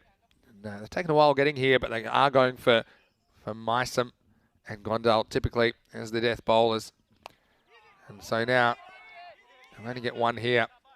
Now Crute, it's a tough position. I mean, Crute's not the quickest between the wickets, that's for sure. It's kind of getting to that time where they need to take the occasional iffy to try and get Greenshields back on strike. Or KP could always come up with a flurry of boundaries. But he's just a little bit short of cricket at the moment. But there's a reason he was at the top of the order at the start of the tournament. He's very capable. He's a powerful man. Here he is facing Adnan Gondal. Gives him a bit of length and cut away. So, well, this one hits the stumps. Well, let's see what the result is. I felt he was home. He says he's given the thumbs up. Now, I feel he's home here, but I'm a long way away. We'll see when the throw comes in. He's made it. Still a really good piece of fielding. And normally, when you're on the field, you get the memo pretty quick. And they were overexcited. And, well, maybe they're just excited about the direct hit from side on. Should get extra points for that. But Greenshields, he judged the run well. And he survives. So at the start of this innings, we did a poll. And about 2/3 thought that Werash would chase the runs down. Probably feel like it's probably swung the other way now. Because they've left their run very, very late. Again, it's too early for post-mortems, but in fact, they conceded 50 in the last 3 overs. I feel like that's coming back to haunt them at the moment. They shouldn't be chasing this many. So this is the contest that'll determine it. Gondal versus Greenshields. And this one gets past him.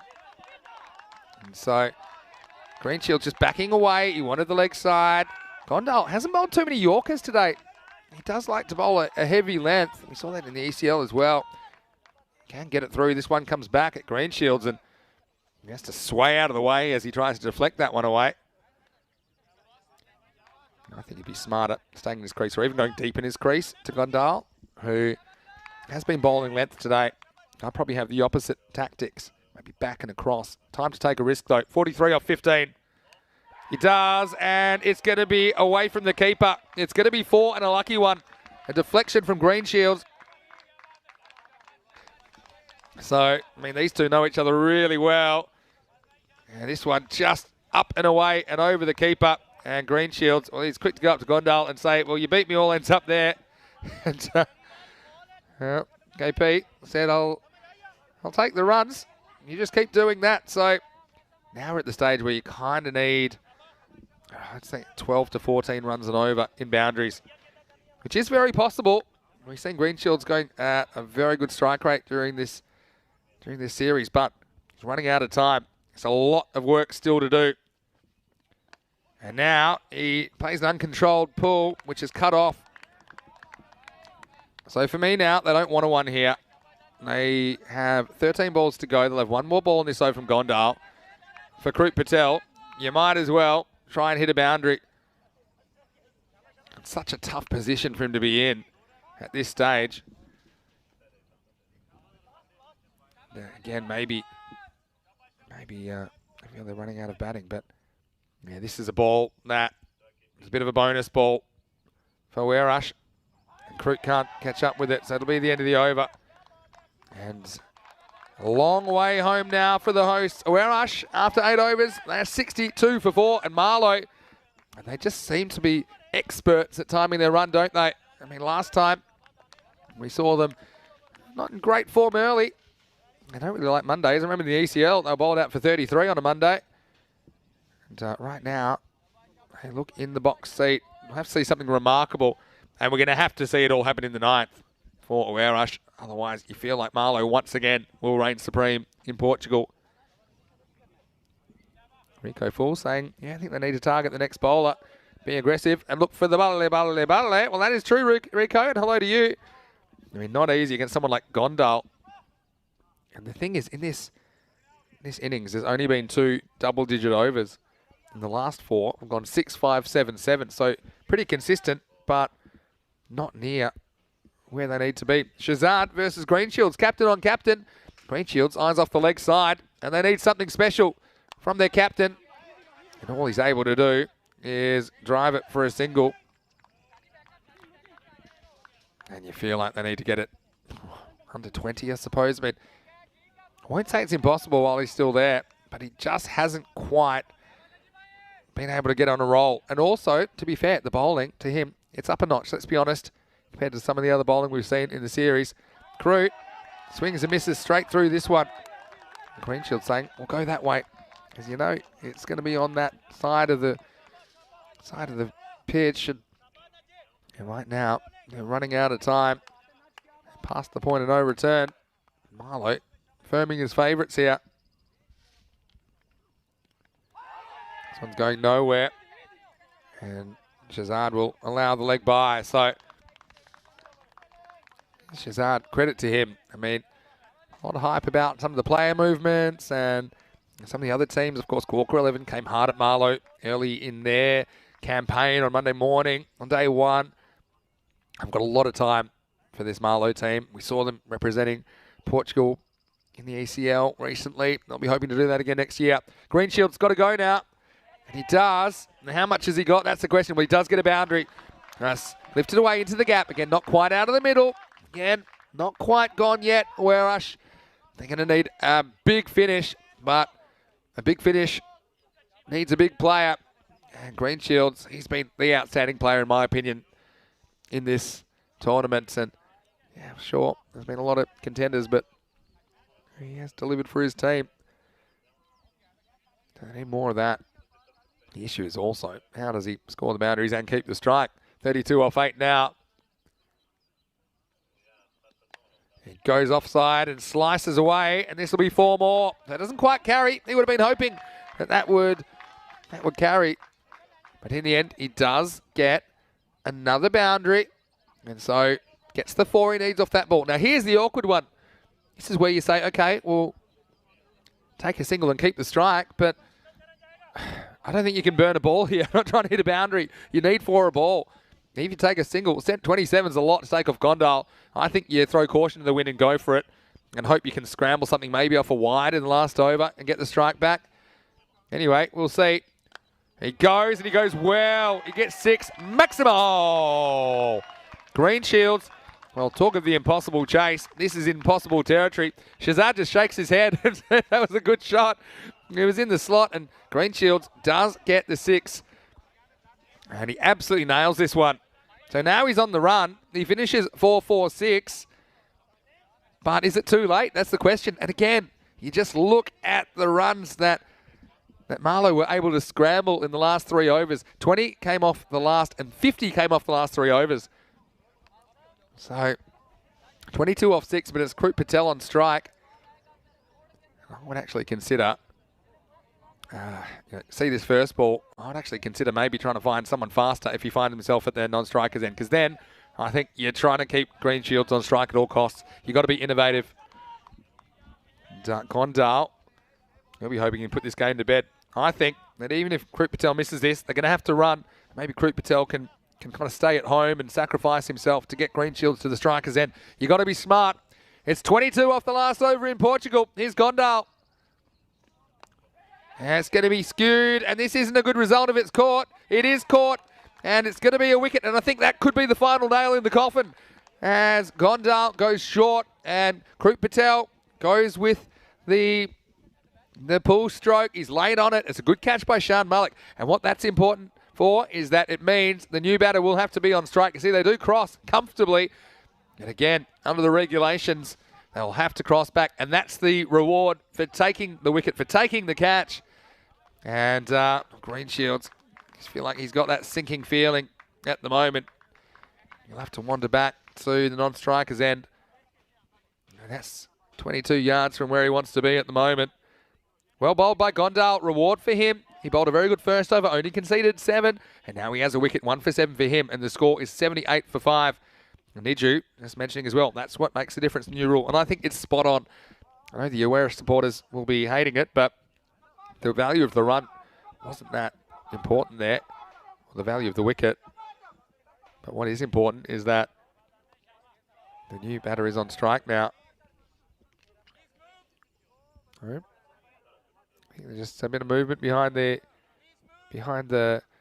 sight screen, which is fair enough. I know the crowd's getting pretty boisterous, but I mean, it's important that you have stillness behind there. And so, where's the equation now? 22 off 5. Well, I think now you just hope for the best. You need to get Conrad down there. Nippo might as well have a go at it. He might get lucky, but he doesn't want to miss it. Basically, Greenshields needs to face the next ball after this. Nippo slices away, and it will be the 1. All right, here we go. So, going all the way down to the last over. Gondal's pretty confident. He flashes the pearly whites and the thumbs up. This game's not done yet. 2 6s, 2 4s will tie it. But if this doesn't go to the boundary, then I think it's going to be a game over. Also, they probably have to go for 2 here. If they do, they'll get 19 off 3. I mean, it seems like a long shot, but you just got to go one at a time. We already saw Greenshields hit his last 3 balls to the boundary or over. So, boundary or bust for Werush. He does, and has he got it? He hasn't, and he's going to have to go. And Marlo, well, now they can taste it. And look, nice moment as well for Greenshields as he goes over and pats Gondal on the back, saying, hey, well done, you bowled well, and you can see why Marlo are such a tough team to beat. They just keep coming at you. They found a way to get to 99 in the first innings. And Amandeep, who's been a really good addition to their side, he takes the catch. And once again, I know that there's a lot of rivalry and competition between these teams, but you also got to hand it to these characters because they do play the game in the right spirit. So you do feel that's the one that kills the game. And Miguel Stoneman, well, he's a good young player. And I know they got after him in the 10th, and he probably didn't quite execute his death bowling skills as much as he would have liked, but I hope that he's not discouraged because he's had a really good tournament. He's out there with the bat now. He'll be facing up. And Gondal, all credit to him. His last 5 balls have been 1 dot, wicket, 1 wicket, and now he gets the big one of Greenshields, who does get 43 off 23 in the final, but he just doesn't get a lot of help here. In fact, no other Werush batter has reached double figures. So now, Gondal just needs to keep it straight. Michael Daub saying deserved winners now. Well, no doubt about it. I mean, to be the best, you got to beat the best. And Marlo have been the best in Portugal over the last couple of years, no doubt about it. Stoneman will just push and he'll get a run here. Miguel Stoneman this is. So Nippo will get the chance. And oh, I know it's hard. It's a long time before the circus rolls around into town again. And again, we might have a night series later in the year. I think that would be great. If we do get back to Portugal, another opportunity for some silverware for all of these teams and players that we've seen, and perhaps some of the new ones as well. But when it came down to it, Marlo, they've just found a way. They say winning's a habit. And they're going to get over the line. And Werush, they're going to kick themselves, particularly those 20 in extras in the first innings. Right now, they're 20 short of the target. Gondal comes in, a dot ball. And, yeah, you just feel that the life's been sucked out of this game now. And I'm sure that Werush are hurting. But Marlo, look, credit to them. They have been ecstatic. They have had a really good day. They didn't lose a wicket in the semi-final. They went through 7-1 in the group stage. They swept aside Friendship, and then this morning, Punjab CC. Now, Werush, the host, they have provided stiff competition, but ultimately, it will be Marlo that will get the job done. Here's the last ball from Portugal. Well, it's not, because it's a wide, so we'll have to do that again. Oh, well, why not? And look, credit to everybody, and thanks to all the helpers, the ground crew, particularly everyone at the club here for making us feel so welcome. We love coming to Portugal. Medadab said it earlier today. We're made to feel part of the Portuguese cricket family. And that's 4 trophies to Marlo coming up after this ball. Thanks to all of our viewers as well. Make sure you join us on Monday because we do have more cricket coming away. Also, the trophy ceremony. We'll be out there presenting the trophy, so stick around for that. But now, here's the last ball. And it will be hit by Nippo for what looks to be a boundary. But it will be Marlo that will once again be champions, as they will win this one by 14 runs, and there wasn't much in it. 2 champion teams, but only one could raise the trophy in the end. Match 48, the final. And it is Marlo, 99. It's Werash, 85. And congratulations to Marlo. There they are. And why wouldn't they be ecstatic? And a lot of chat, like I said, about how even this competition is, and that's for sure. I mean, every time Marlo have won, I think it's been a stronger competition. And you see a lot of good feelings between the teams. And, you know, in the end, cricket's the winner, I think, in this 2 weeks. We've seen a lot of entertainment, but at the end of 48 matches, it's Marlo. Once again, they win their 4th trophy on the European Cricket Network. Congratulations to them. Just a reminder, we do have the trophy ceremony coming up. And hopefully you can join us for that as we salute the champions. Marlo, once again, they are the champions here on ECN, and worthy champions at that. And led by their captain, Najam Shahzad. Again, even he personally wasn't able to contribute with the bat in this final. He had a bit of help, and his opposite number didn't. And then they really put on a good defence job. And Marlo, well, they are thrilled once again. They are the winners here in the Fancode European Cricket Series, just like they were 6 months ago when we were here. And it was Fighters CC. They beat in the final on that occasion, after sweeping aside Gorka in the semi-finals. And they will be the winners. And they will get the trophy coming up very, very shortly. So stay with us as we go to the highlights. And it was an even 100 needed.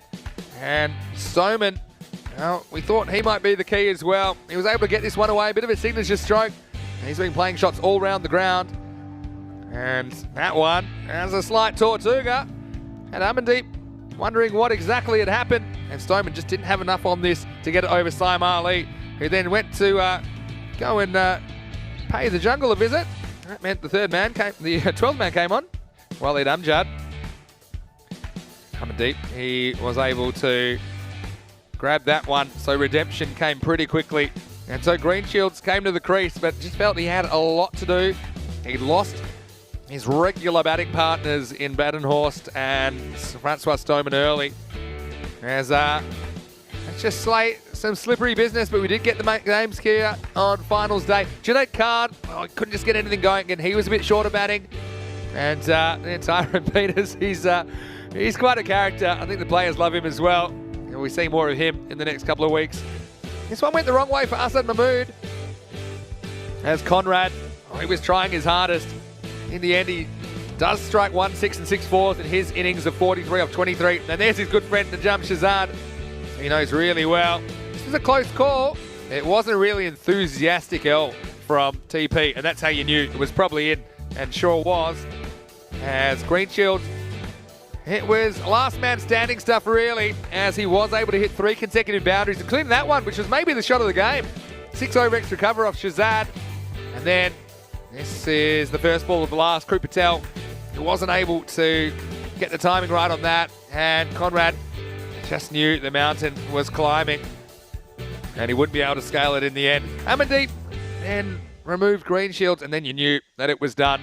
And look, already you see such competition, but cricket once again is on the up and up in Portugal. And once again, Marlo, they are the champions of the Fancode European Cricket Series, which will continue into the Netherlands, as we will be here on Monday for you on our YouTube channel, ECN European Cricket Network, and also on Fancode in India, with those matches and 4 matches a day, Monday to Saturday.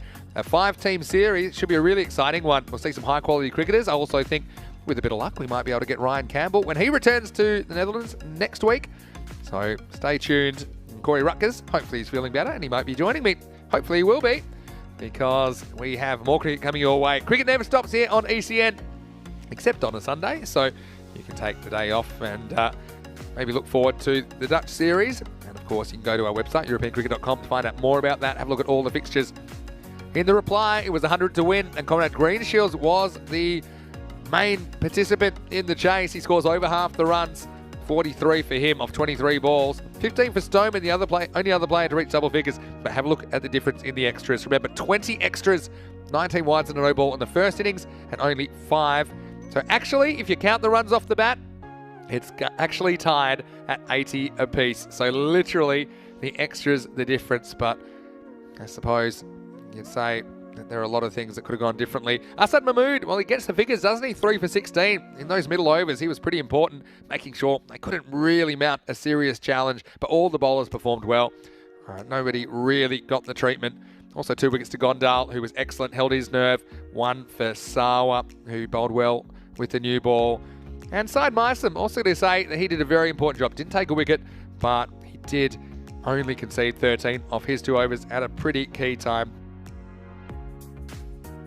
So there's confirmation of the result. 99 to 85. Any sound here, Mr. Maximo? Well, it has been a bit lonely in here today. Thanks for my guests for coming in. I know we had Meta Daub earlier. We had Toby Marriott. And today we talked about the big shot, which is something that I'm really excited about, our collaboration with Cricket District. So it takes us to a whole new audience on a consistent basis. It'll essentially highlight all the great bits about European cricket and the bits that some people might have missed. So I'm really excited to work with Toby more closely and welcome him into the European cricket family. I also want to thank Tyrone Peters, who joined me for a quick one as we get ready for the trophy ceremony now. But Tyrone, thanks for your umpiring. And not just Tyrone, but all the umpires. I think that Malik to Buck Stoneman as well, and to Barry and Mita for helping out, to the officials, to everyone else. I'll be thanking everyone very shortly in the trophy ceremony. But I have to say that I was really thrilled about how this series went. Of course, after the disappointment of Khartoum and the fact that we had all the games washed out there in the last 4 days. It was great to get back on the horse and get some more cricket back to you, and it will continue on Monday. So what we're going to do right now is we're going to go to some of the highlights of the day, but please stick around because in a little while you'll see me out there on the ground and we will have the trophy ceremony, and that's always a great moment thanks to our partners at Local Lifestyle. Of course, we'll be acknowledging these 2 teams that you just saw, but also Punjab CC, don't forget that they picked up bronze on debut in the European Cricket Series. Just quickly, I want to say a big thanks to all the viewers. Without you, it's not possible to do what we do, and certainly have had a fantastic time chatting to you in the live.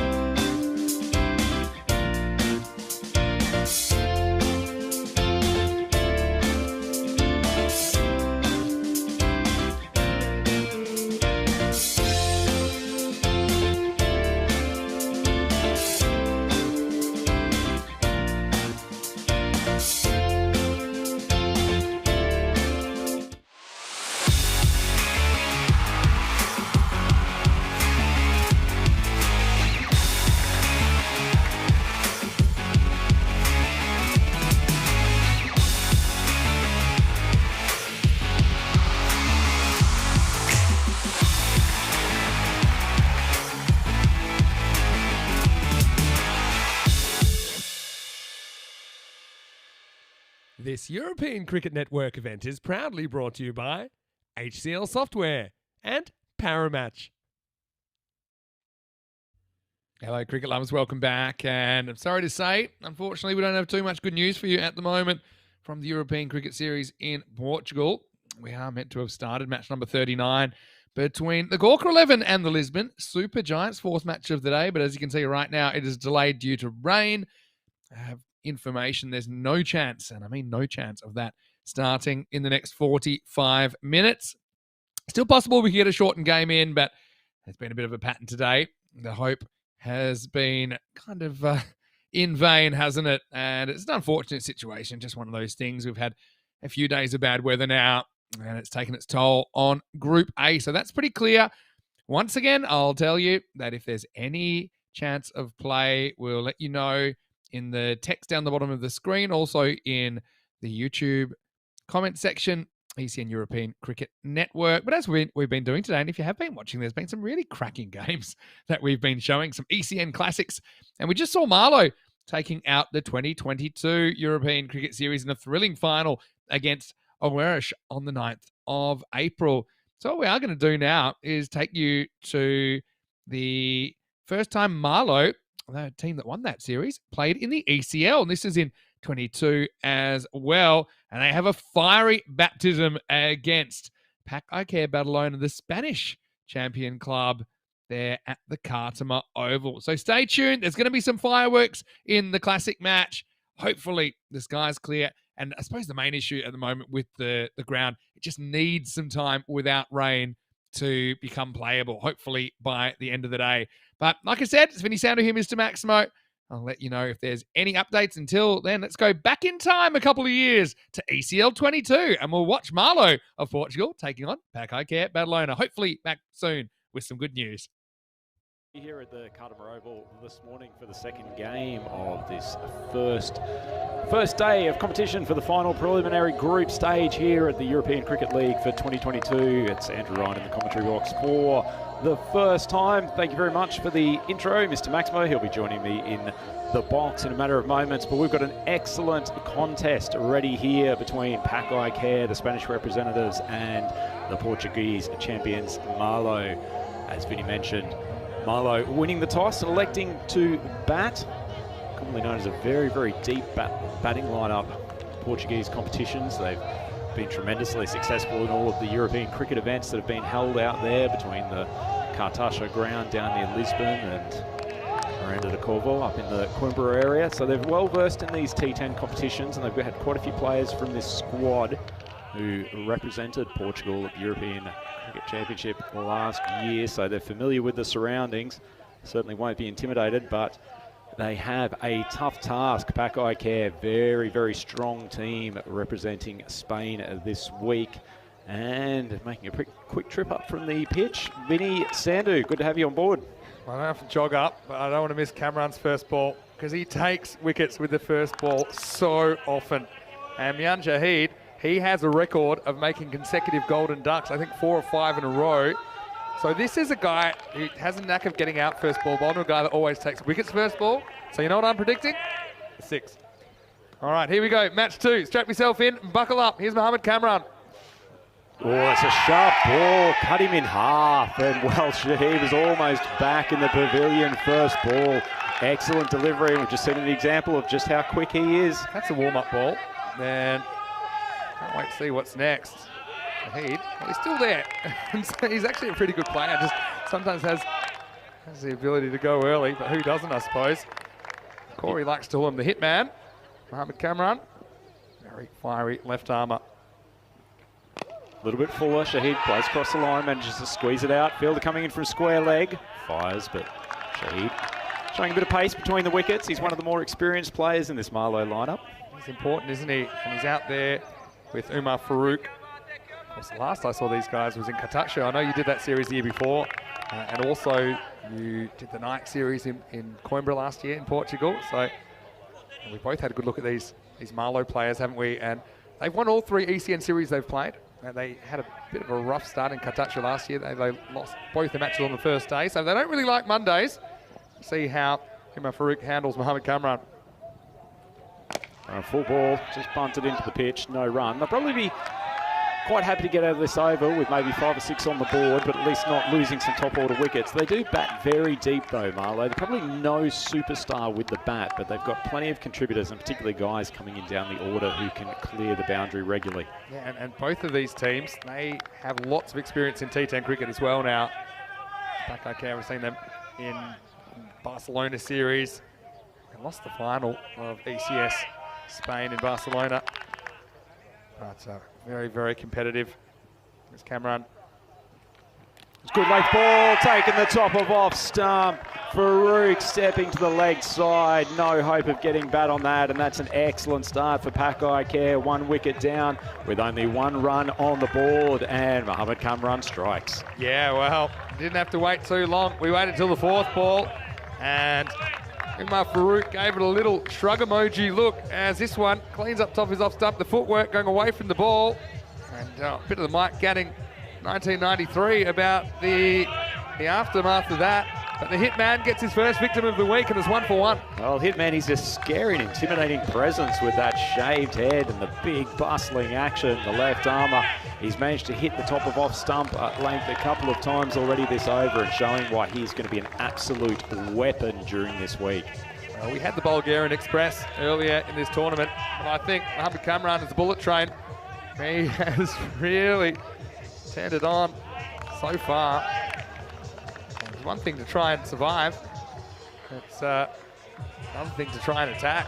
So I think a lot of people think Pak Eye Care. There's a lot of players that have performed well for them in this form of the game. And now, Amir Zaib, he's a very good batter, coming in at number 3. Scored a very good 80 last year for the Portuguese national team, but he's got his hands full right now with Kamran steaming in at 1 for 1. Oh, full ball, he's taken out his off stump. What a remarkable start for Pak Eye Care, and Kamran absolutely slaughtering the top order of Marlo. They are in deep, deep trouble. 2 wickets down for 1. Yeah, well, that first one was quick. This was quicker. And Zaib, key batter, he has not even seen this. It was so fast. Bang. It doesn't do a lot wrong. Zaib turns around and sees carnage behind him. And so Kamran hits the pegs twice. And look at that stump fly. 1 for 2. Well, just have a look at that on the replay, Vinny. I thought at first instance that ball might have swung back in from outside off stump, but he's actually just beaten him with pace going straight across the face of the bat. And he is flying now, Kamran. He's a big, big boy. Just ambles in, but has got such upper body strength. It's getting there. I mean, this is 90 mile an hour pace. I'm just eyeballing it. I've kept to bowling that pace, and it wasn't quicker than this. They've really just got to get through this first over without the loss of another wicket. Penny to be in the thoughts of Syed Meister right now. Has been promoted up the order. It's more of a kind of a lower order batter, but they've worked really hard on his batting. I guess we'll have to see exactly where he's at, because he's about to face a hat-trick ball from Mohamed Kamran in the first over of Marlo's ECL. We've only had 1 hat-trick so far this year. Kamran on a hat-trick. Oh, full ball down the leg side, though. Probably not the delivery he was looking for. Masan just pushing across the off stump. Fairly disappointing ball after an absolute cracker of an over so far. Well, true, but I don't think Masum's thrilled about having to face another one right now. It does double the score, 2-all. Well, it's must-watch TV. Kamran in, last ball of his first over. Fiery full ball. Taken by the man at slip. I think that's actually a bunt ball, and the umpires indicated so. Well taken. That ball flew to the man, who's probably slightly wider than first slip at the moment. And that's the end of the over. It's 2 for 2 after the first. I think we'll see this hits the bat first on the full and then squeezes into the ground. You see there? So now it's a good decision by the umpires. So it's the end of the over. 2 for 2. Kamran, will he come back in the third? Normally they do kind of bowl their openers out. That's just a bit of a habit that they've got. If the openers are bowling well, and most of the time they are. But looks like Mohamed Babar is going to bowl open number 2. So their go-to normally in Spanish Championship weekend, which was 30th and 31st of October last year, where they had to win a 14 mini tournament over a weekend in Sporting Alfaz to qualify for this ECL. They would normally bowl Kamran and Babar 1, 2, 3, 4. They do have some other bowls to bowlers to follow up in the middle. Oh, he's hit him full. Umpire's finger goes up. That's the third wicket down. Marlo Cricket Club, they are in all sorts of disarray. And Babar, welcome to the bowling crease with a wicket, first delivery. Yeah, first ball in ECL cricket for Mohamed Babar. That's out. I don't think that's missing. Joe Foster didn't have too long to get his eye in. Neither did the batter. Trying to turn this away. Mian Shahid, so the captain's gone. And now 2 runs, 3 wickets. Disastrous start for Marlo. It's turning into a calamitous opening. Marlo Cricket Club. We thought with the Portuguese national team last year, they did take a little while to get started in the ECC, but certainly this was not the beginning that manager Conrad Greenshields would be looking for. We've talked about the fact that he's moved the batting order a little bit around. Shahid, a man who generally has opened the batting for Marlo over the years, but what they're doing at the moment is not working, although they can get through this next couple of overs. As we've talked about the fact that they do have some strong batting depth, probably down to 7 and 8. They've got plenty of guys who can clear the boundary with regularity. Particularly Najam Shazad, high-quality cricketer who's done the business for the Portuguese national team before. But this is a big, big task to rectify the innings in its current state. 2 runs on the board. This is why you're naturally going to feel a bit more defensive, but you kind of have to be counterintuitive and still attack and play his shots, because that's what they do. They'll just choke you in the first 4 overs with Babar and Kamran, and then it's not like weak bowlers come on. Yeah, so at the moment, 2 runs, 3 wickets. Shazad, he's a very talented cricketer. Yeah. Tends to come in down the order, both for Marlo normally and for the national team, but he has got the technique to survive this quality of bowling, but he's also a man that they really want there in for overs 5, 6 and 7 if possible, because he's probably the strongest hitter that they've got remaining in the lineup. Better than your average number 5, I think, but he's facing a better than average opening attack as well. So here is Mohamed Babar. Good length ball, just tickle out to mid-wicket, no run. A few people lining up the chat as well. Louis Bruce is in there. We saw him for Calpe last week. And Barry is saying it's great to see Mohamed Kamran in this setting. Certainly is. I mean, see him tested on the next level. Junaid Khan watching from Portugal as well. Avinash Pai, again, another one of the Giants from last week, but it's gripping viewing at the moment. Good length ball from the bar. Looks like an inside edge onto the pad. Fielder comes in. Almost a run-out chance. I mean, edgy stuff at the moment, and they're lucky there was an edge here. So look here, the ball ends up on the stumps here. Bounce off the keeper. I think he's home by then. He is. But yeah, I think if it wasn't really an inside edge here, Andrew, it would have been good night. Looks like the ball seemed back a little bit off the pitch too. Certainly, it's not just the pace of these bowlers that is causing issues from Marlo, but they've been exceedingly accurate so far as Babar charges in again. Squeezed out from Assam. These are the 2 guys that Marlo probably need to be in there for the next 5 to 6 overs, if that's all possible, but still maintaining some form of run rate. Only 3 runs on the board and already deep into this 2nd over. Yeah, I mean, it's probably not going to get a lot easier after this over's finished easier, Rhino. Suspect we'll see the big left armour come on for his 2nd. Short ball, the first loose one today, top edge. Man's floating back and has taken an extraordinarily good catch. Had to go down from his position at fine leg inside the circle. Watched it very carefully over the shoulder, and that's technically an excellent grab, Vinny. Yeah, excellent catch. And it's Atif Muhammad, I think, that takes that. Paco Care.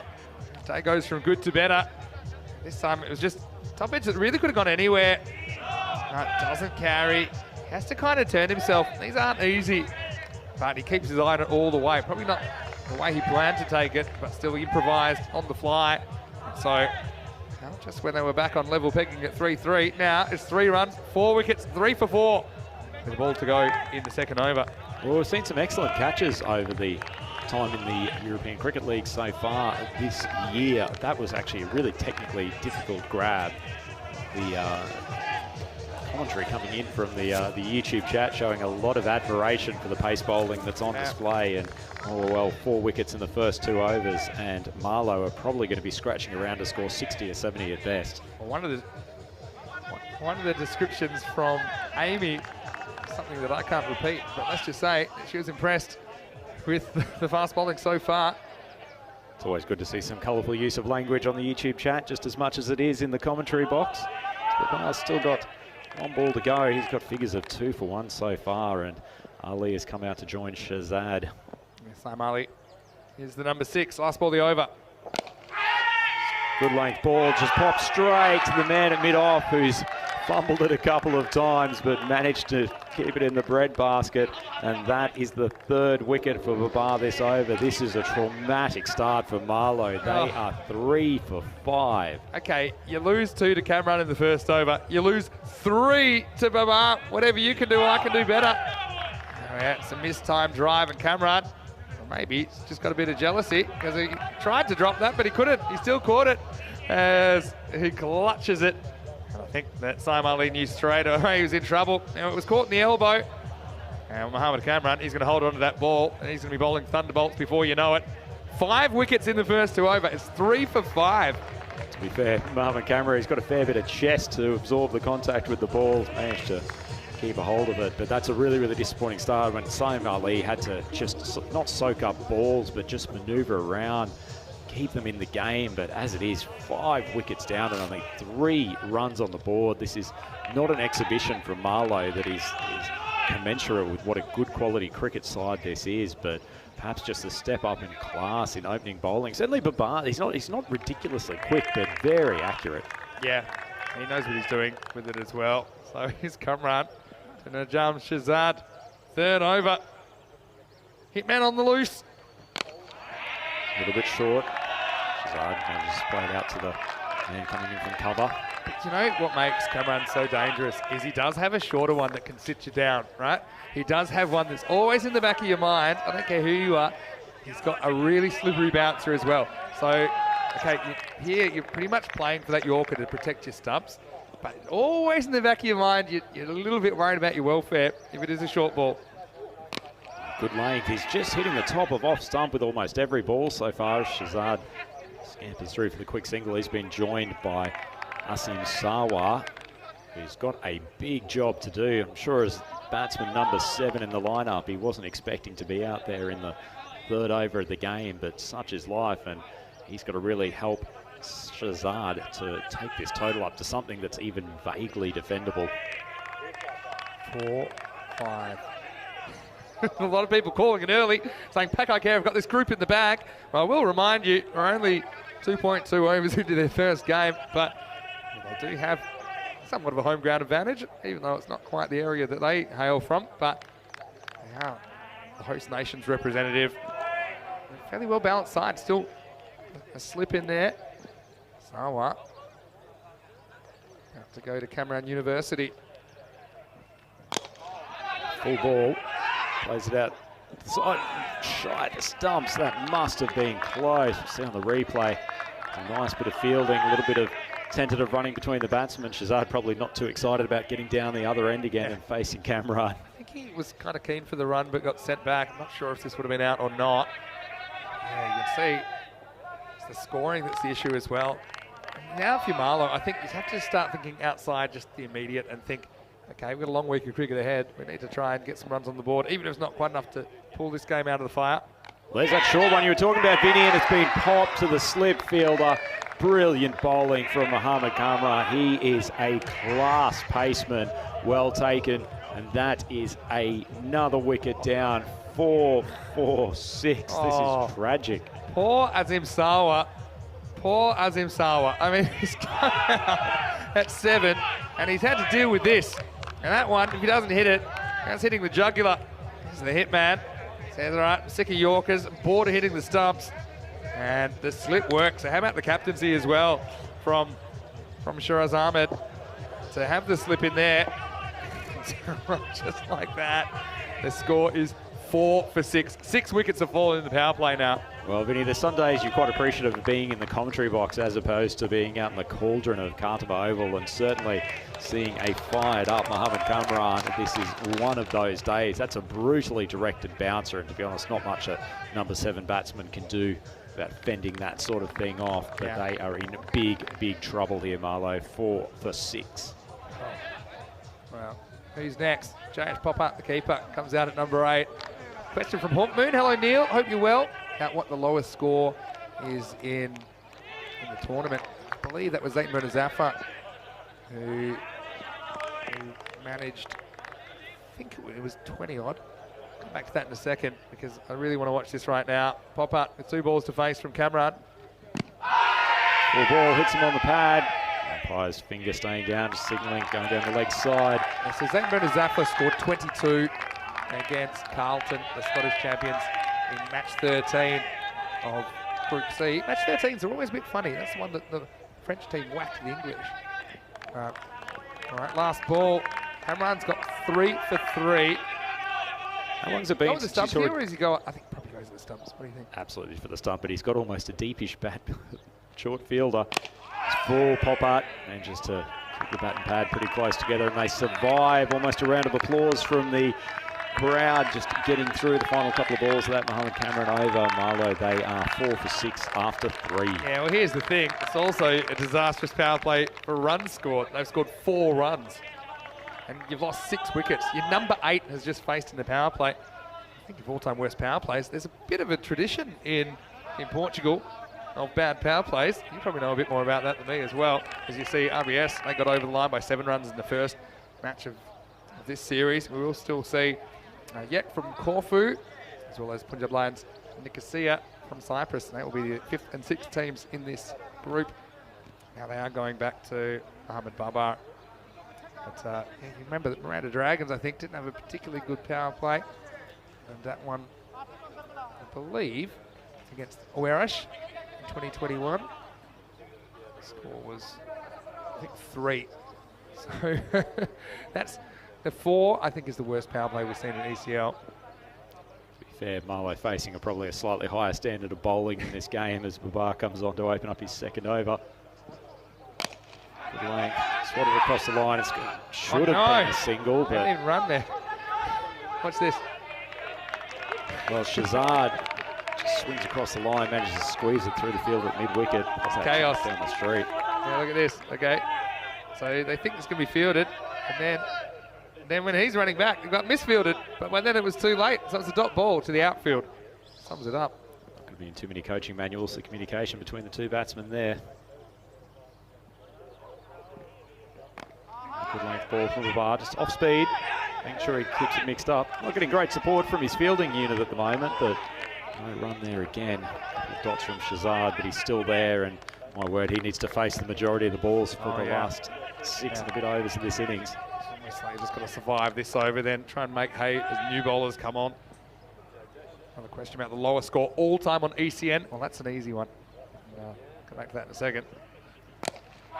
Also struck down the ground. Fielder coming from long on. Seen a few more fielders out in the boundary for this over. Obviously the power play has come to a conclusion. We've got 2 men straight. Okay, so 2 things. The first thing is the lowest score we've ever had is 6 by Gozo against the Malta Super Kings, the team that we saw last week. So that was 6 all out in 4.3 overs in a game where they conceded 200. So the highest score and the lowest score all in one match. It was in Malta last year. But then we've got Chris Williams, the Tunbridge Wells skipper. He's in the chat at the moment. And he has a very interesting comment, which I'll read up after this. Pope still trying to get off the mark, left-hander. Full ball. Just dropped short of the fielder coming in from mid-off. No one backing up, so he doesn't have a shy at the stumps. But Pope had to be relieved to get first run on the board. Probably smart. So Chris Williams has said in his comment, Kamran's number is getting saved in the bat phone. So that's fighting words. If you remember, Wahid Abdul and the shoe phone celebration, then Chris Williams with the bat phone celebration. Well, he wants a piece. If Paco Care do qualify, that's a battle which I'll be watching with interest. Full ball just wide down leg side. It's a helpful addition to the total. See the Marlo team celebrating basically every run they can get at the moment. Shazad still out there. He's got a difficult task in front of him, but as we've said, he's probably the best striker in this side. Just a few more loose balls coming from Babar this over. Yeah, 7-6. Tie break. Lane swatted across it. should have been a single. Poppard trying to get back. And it could be a run-out opportunity. That's going to go to the video. I think he's gone here, Vinny. Well, we're going to go. And, well, the Baba's pretty confident about this. I mean, direct hits are always close. I think he's pretty nervous. Well, there's the ball. Let's have a look as we slow it down. Oh, trouble. Oh, this is real close. Let's wind that back and we'll have a look again. I think he is gone. What a bit of fielding.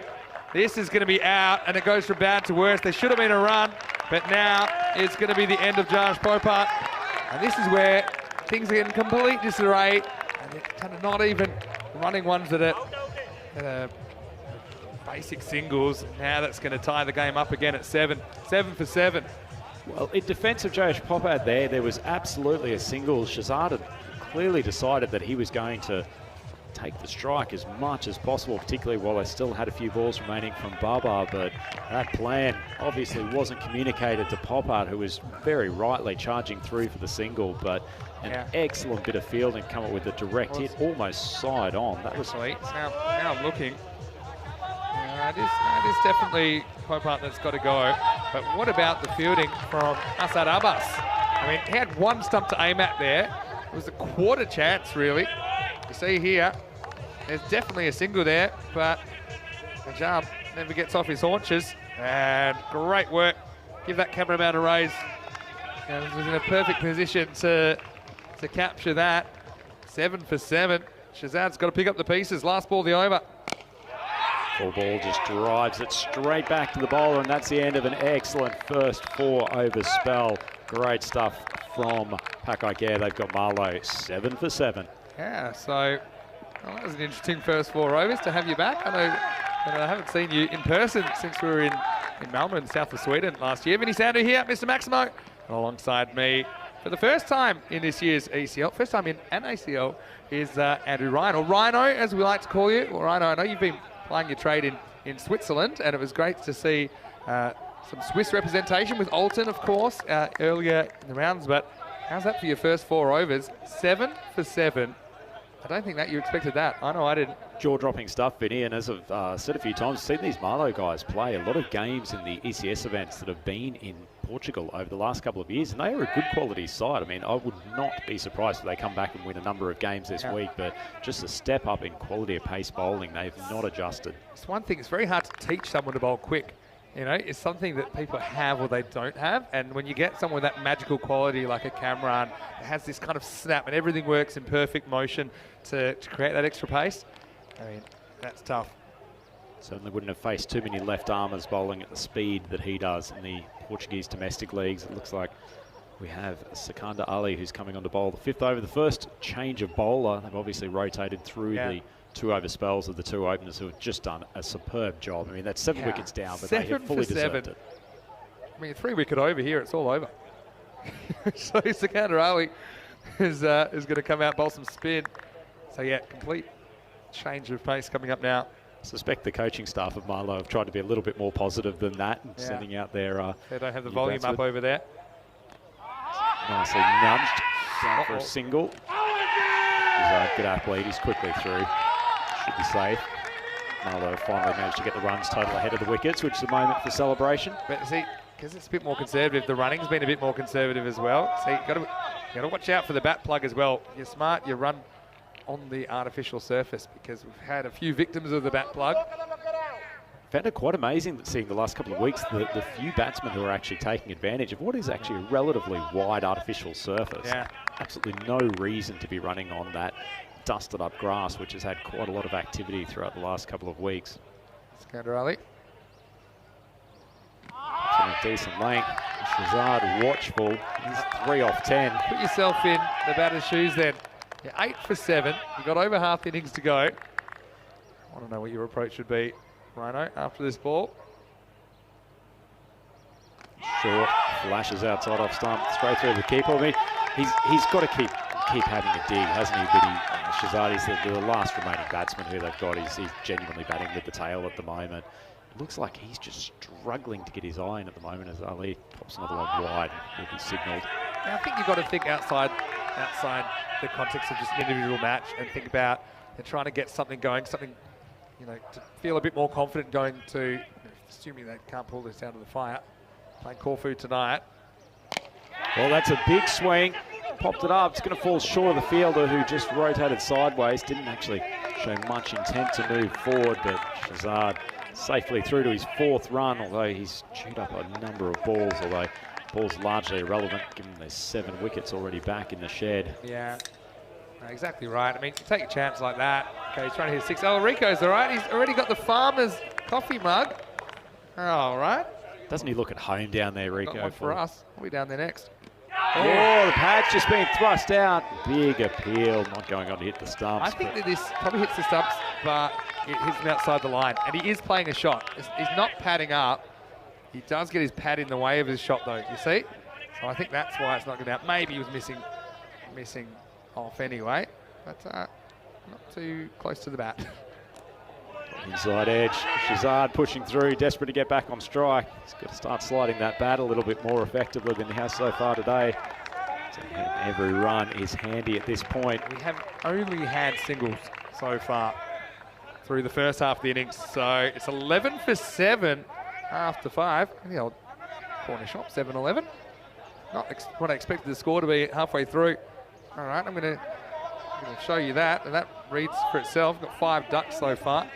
Here's what we've seen in the innings so far. 0 dot, I'd say dot 1 dot, wicket, wide dot, wicket dot 1 dot, wicket, dot 1 dot, wicket dot. That was the power play. And then we've had another run out since then, the 4th over. So slim pickings. That scorecard looking more like a bit of computer code at the moment. Yeah. There is not a lot in the runs column, and it's probably not going to get too much easier. Pakai Care have got a lot of depth in their bowling lineup. So Latif Mohammed, left armour, he's very, very solid. Pushes it outside off stump, playing this from the batsman. It's a good start from him. He was very, very good in one of the ECS events last year, Vinny. An impressive young man. Yeah, no, he is, and a sign of youth in this Pakai Care lineup. Pakai Care from Badalona, which is just an area of Barcelona where we spent 5 weeks at the start of last year. This time last year, that's where I was. And same with Rico. I know a fair few of these guys well. Here's a teeth. Good length ball, just pushed out. It's going to be a single.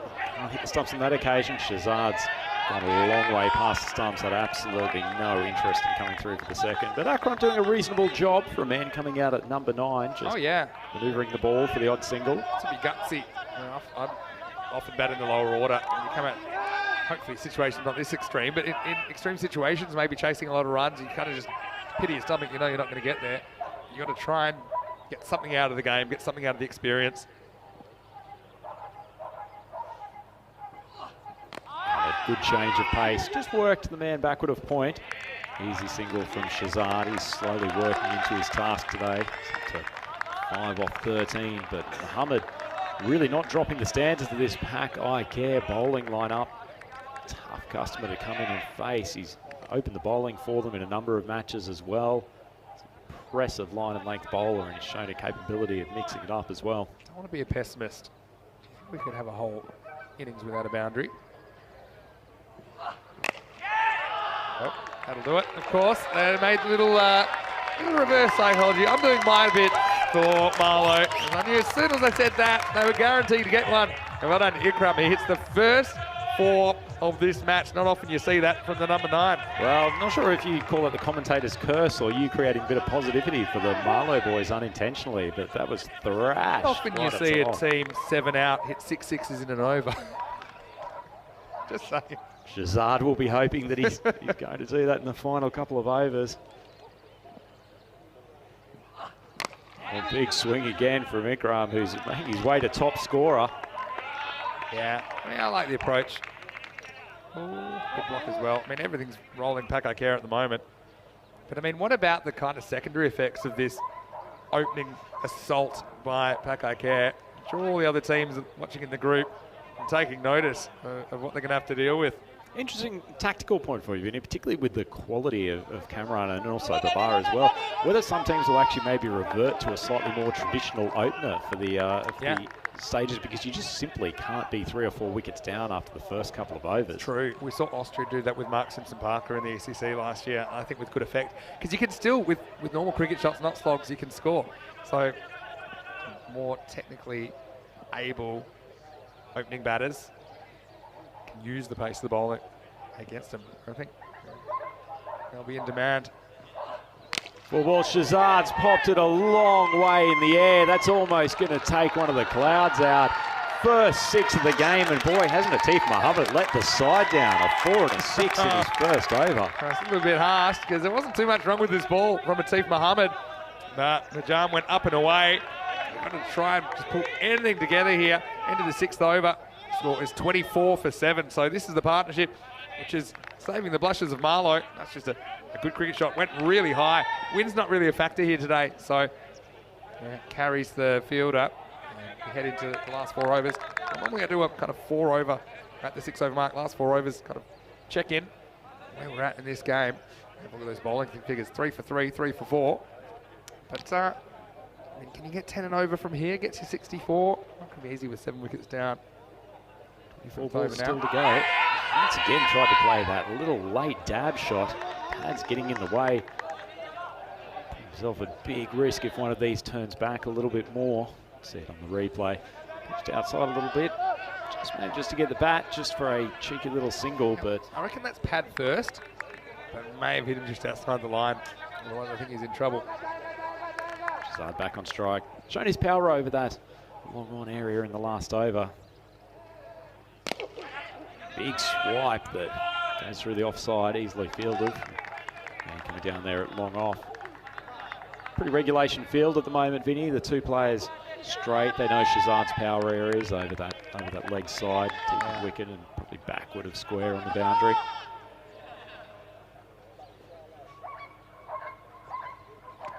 Decent length ball.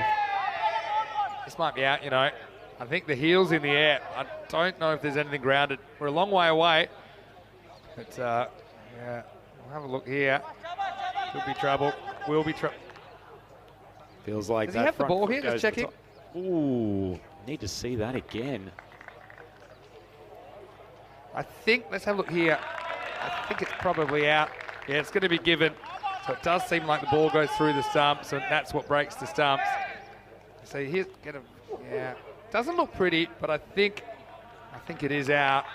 I'd agree with you there, Benny. Yeah. But as a man who has a high amount of quality with the gloves yourself, you probably wouldn't be too impressed with that. Lucky that the gloves have just held back before they've broken. Yeah, see, I think what happens is the ball's in the end of his gloves and the stumps kind of jar the ball loose. But that does mean at the time that he breaks the stumps, he was holding the ball. So it's a tricky one. It's one that actually in a in a game of cricket without technology, sometimes as a keeper you just hold up your hand and say, look, I'm not sure, because you have hit the stumps with your gloves as well. But more realistic, is probably what I mean. But Amir Ikram, well, he tried his hardest, didn't he? 8 off 9, and he leaves the team in healthier shape, although, let's just say, I do think this innings is still in intensive care. It's 26 for 8.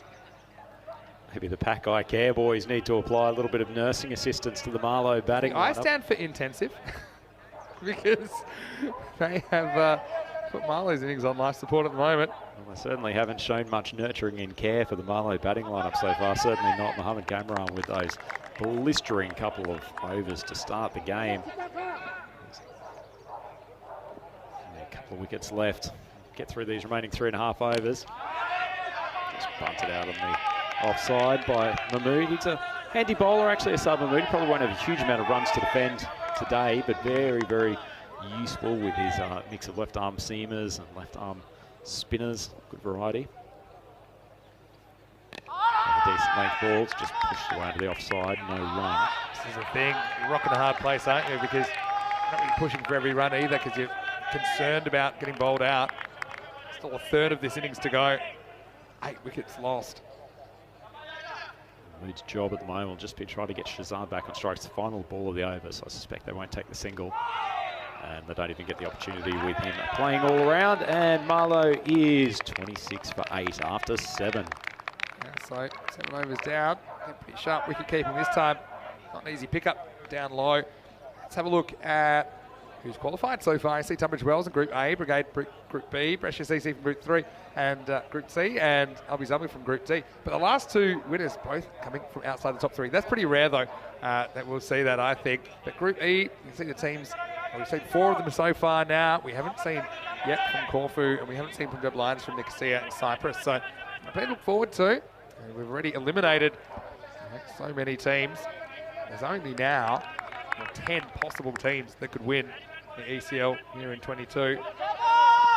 Great to see a couple of teams from outside, I guess, what would be the traditional spectre of cricket nations. Has come on for the 8th over, and Shazad, he's slapped that to the leg sides. Yet another Maximo, and good start for him this over. If he can face a lot of the remaining 17 balls, Vinny, they've still got a chance of putting 60 odd on the board. Yeah, it's a brave shot, but it's necessary.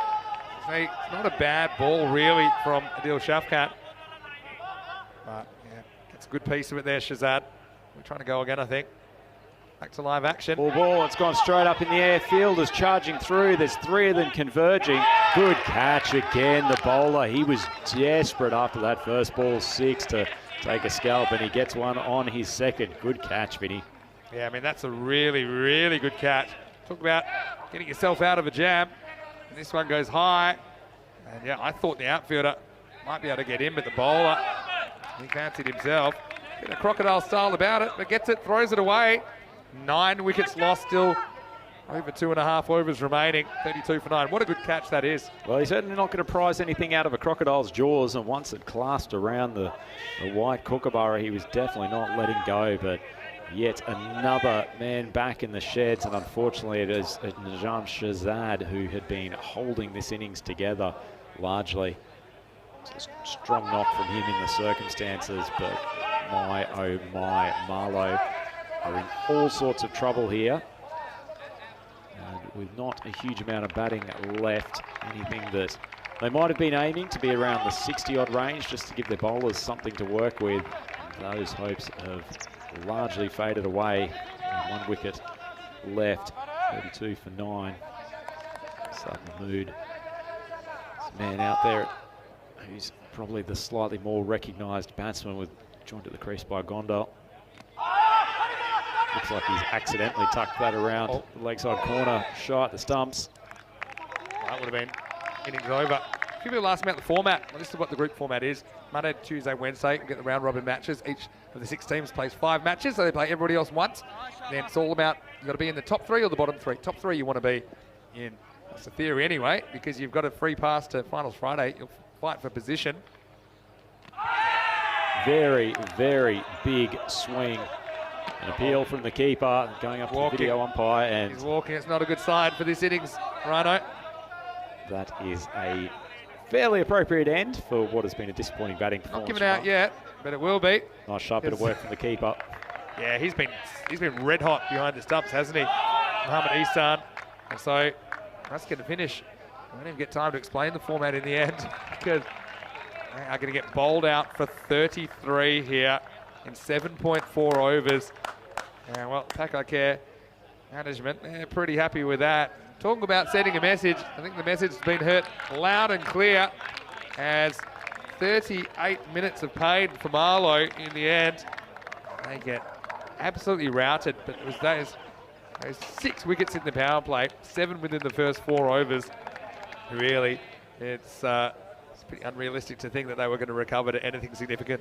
Well, 38 minutes of pain for Vinny. I suggested about 25 minutes of that was taken by batsmen walking out to the crease, because they've had the entire lineup go back to the sheds at only 33 runs on the board. Not too many batting highlights, but there has been plenty with the ball, and the Pack Care boys who strode out confidently today. And why would you not with a man of the quality of Mohammed Kamran? He's not just fast, but he hits a good length bit in. As you mentioned earlier, has that surprise short ball that pops up occasionally. Yeah, that was dangerous, wasn't it? That first one was quick, this was quicker. And stumps were splayed all over the place. The hitman going about his work. And that was just plain pace, pure and simple. And the stump almost going out of the camera shot. Amir Zaib, well, he's good for 80 odd last year in the ECC. This one was almost out, it was a bump ball. Had to slip in place. But then Mohammed Babar, he came on and he took 3 wickets himself in the second over. Yeah, good line and length bowler, Babar. He's managed to get it up and around off stump, just get it short of a length, just not allowing the batsman to free their arms very often.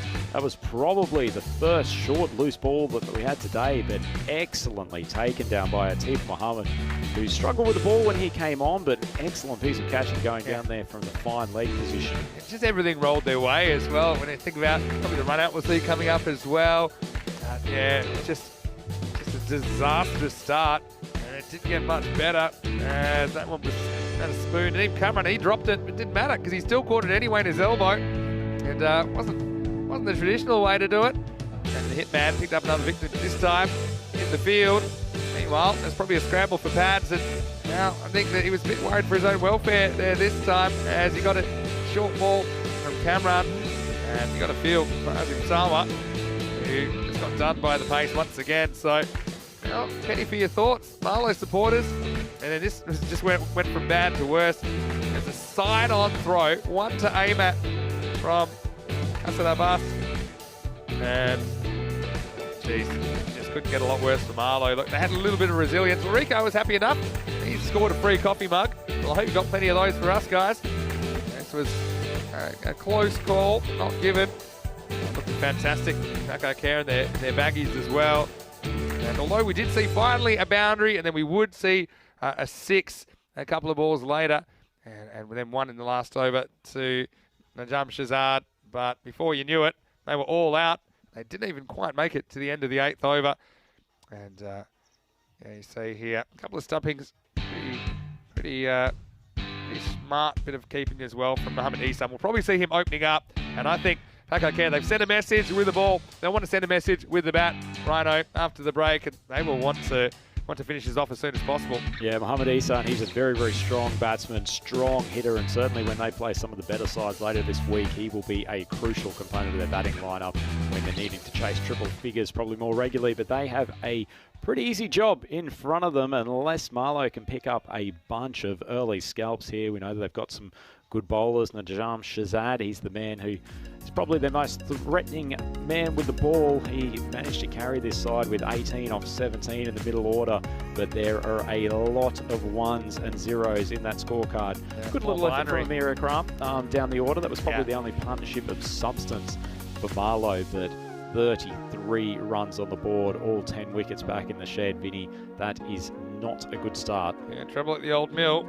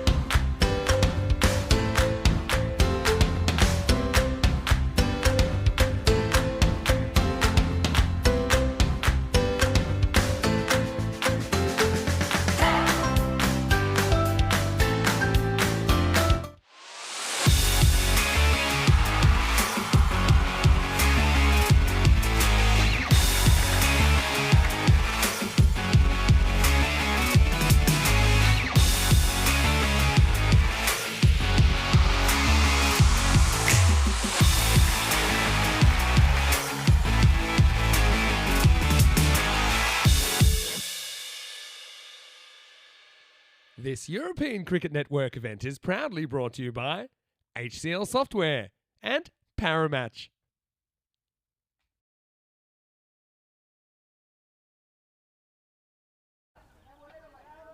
Company, and some great news as well. We are going to get some cricket on here in day 8, and it's been some wait so far, hasn't it? We're talking, what would it be? I'm talking probably 7 hours after we were meant to get going. We should get going, and thanks so much for your patience. I know it's been a very frustrating day for everybody really around the ground, but we're so thankful that you'll be able to join us. And I think it doesn't get too much more exciting than this, because we are looking at a 3-over match here. And this is match number 39, which is coming up between the Gawker 11 and the Lisbon Super Giants. And obviously this one was originally meant to be 10 overs, but now down to the 3. Gawker 11, 3, 1 and 6. That means 3 wins, 1 loss and 6 no results. Currently they are 3rd on the ladder, but if you were to expect them to have some good results, they can still finish top. Lisbon Super Giants kind of out of the mix, although I suppose they could still potentially make it to 27 points at the moment. The best on the table is 25. So yeah, shortened match here. 3-over match. Pretty simple actually. Just the 1-over power play, and obviously you have to bowl 3 different bowlers here. Here's Hardik Kumar Patel. I've really enjoyed his series. He'll be behind the stumps as usual for Lisbon Super Giants. And I suppose you see Farouk there getting ready to face up Suman Gamiri at the other end. It's been a tough day, but I'm so glad that the field has eventually become playable.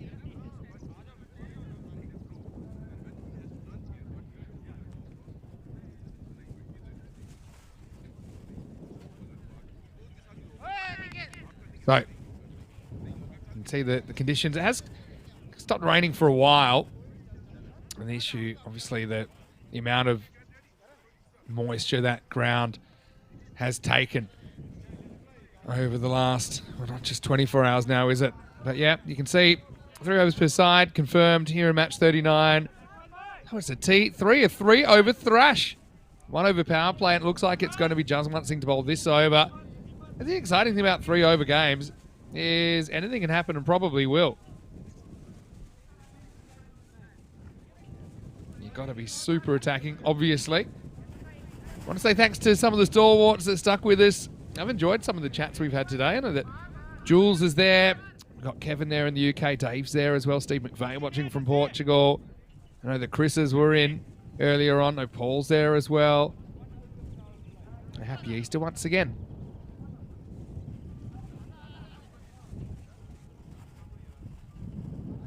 All right.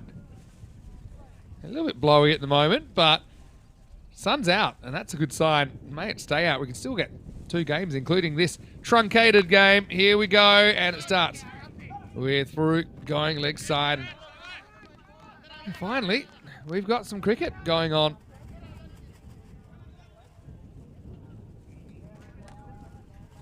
Gabiro, pretty accomplished player.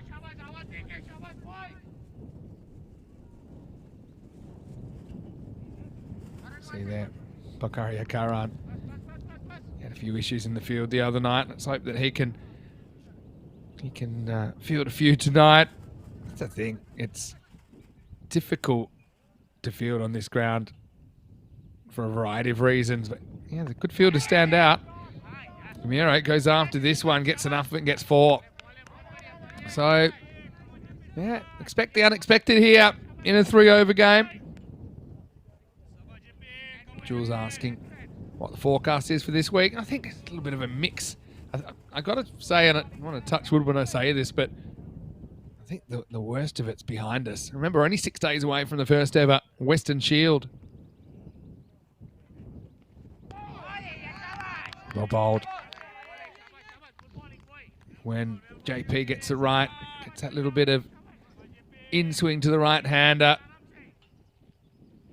Tell you what, rain, hail or shine, that moustache has been on point from Jaswant Singh. Hello to John Gray as well. This one's just a fraction shorter. A bit nervous look for Gamire. He won't get caught. He will only get the one. I think you normally see in these games, you see some pretty ambitious running between the wickets. Because often in these 3-over games, they are in slightly slippery conditions, given that they're after a big rain delay. Well done to all the crew at the ground, all the blue crew, all the players and officials. It's been a really difficult day there at the ground. All right, Sky, this is going to take some catching. Up it goes and down it goes. In fact, no one even gets a hand in it in the end. Ravinder Singh was probably the closest. Well, Farouk maybe a bit lucky to get away with that, but only one. And this has turned out to be a decent first over. Just the one boundary. It's for the Super Giants, I mean, who are underdogs going into this. And he's bowled him. So, well bowled. That's that little bit of in-swing. And this time it ties up the right-handed Gamire. Looks like it went off a bit of the body. And it rebounds onto the leg stump. I love that Bucks is saying, all right, out the way. I tell you, saying, look, I bowled my over. So, what do you expect me to do? He's just celebrating the wicket there. And a little bit of a lighter moment there. That's nice sportsmanship as well from Farouk. Just giving JP a little bit of the fist bump. Watch this one, the replay. To be honest, he was getting off the pitch. Not sure what Bucks was on about. Anyway, very good first over. Let's see if they can keep that up. Of course, a lot of people excited about our journey to the British Isles starting in London. And who knows, maybe we'll have more if this is a success. European Cricket Series England will see 6 teams do battle over 5 days and 24 T10 matches. And of course, it'll be broadcast on our YouTube channel live and free. European Cricket Network, and of course, fan code in the Indian subcontinent. Hey, I want to say congratulations to Kroom as well. I just spotted he's been a member for 12 months. That's fantastic, Kroom. Thrilled for you. You're a wonderful part of this community. And I look forward to actually meeting you in London. Let's make it a date. What about the first date? 27th of May, meet and greet day. We'd love to meet some of our fans over there, even if you're a lurker, even if we won't know who you are, come out of the woodwork. Support ECN and catch some entertaining cricket live. Anyway, sun's out again. Get out the factor 50. Samad Usata, I've liked his series. I guess that'd be a stretch for the Super Giants to qualify, but you never know. They can get a maximum 3 points out of this one.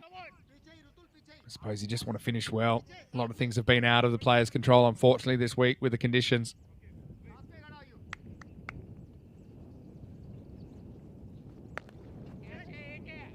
It's not a little bad swinger first up, but Ahmed doesn't really give 2 whatsits about it, and he just flat bats it down the ground for 4.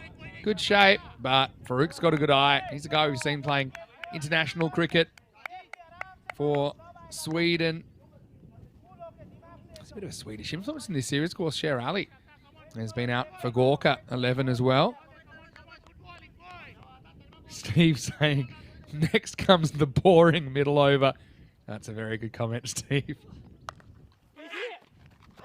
And he hits this one in a similar fashion, but a bit squarer this time. He'll get 4 more.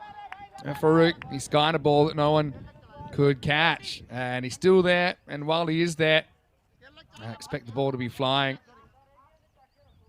We've seen him batting up and down the order. They've tried to give opportunities to a few different players along the way. Gorka 11.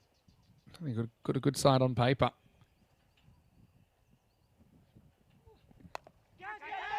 All right, another false shot in the air. Now, what can they do about it this time? Oh, it's a very, very good catch in tough circumstances. And it's just nice to see the sunglasses out as well. That's Nikhil Chand there. They actually needed them because, geez, you'd be unlucky to lose the ball in the sun after we've had about 3 or 4 rain days. I see a little bit of the away movement. Farouk falls off his shot. It's skied up in the air and beautifully taken. Good technique. And that's an important wicket, I think, at the halfway point of this 3-over innings. Farouk's going to go for 10, and it's 15 for 2. So bring Mohammad Tausif Fahim to the crease. It's a Very good catch. Got the wind as a factor, obviously. Still a lot of moisture in the ground. Nicely done. Samad with the wicket. Tausif. He gets knocked over first ball. So how about that? It's going to be 2 into and a hat-trick opportunity. It's a golden duck from Mohammad Tausif Fahim. Okay, the wicket probably doesn't matter that much, but it's always great to keep moving the line. And we might have a hat-trick in a 3-over game. The only other one I can remember, I think Mohammad Babar did it in an ECL group final in 22. Of course, we've been watching some of the old European Cricket League matches, haven't we? While we've been waiting for play to begin.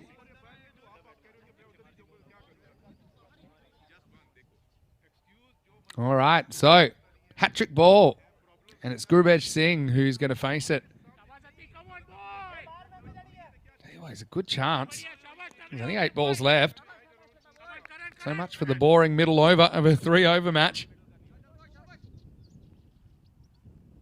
Here's Samad on a hat-trick. Goes pretty close.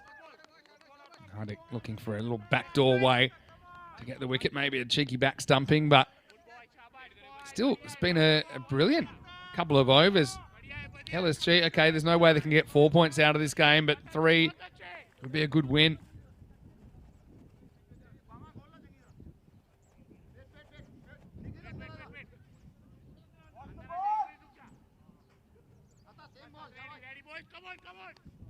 Samad, last ball of the second, last ball of his match.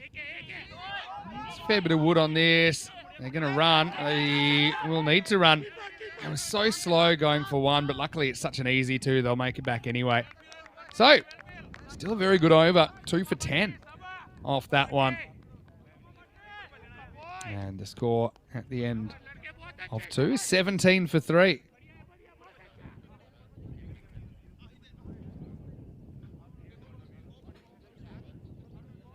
Another one of our viewers messaging in saying, it all happens in the second. Yeah, I suppose it does in a 3-over match. You see Super Giants, and they're 6th at the moment out of 7. Obviously, that's not looking so pretty, but I'd love to take the Gawkers down here, maybe affect some teams above them. I've still got 2 games left. Potentially that's 3 points in this, 4 in the other. That could get to 26. At the moment, Punjab CC's on 25, so you never know. They play here. They also play the last game against Gamblers. Who knows? Maybe get Gamblers on an off day. Take all the points.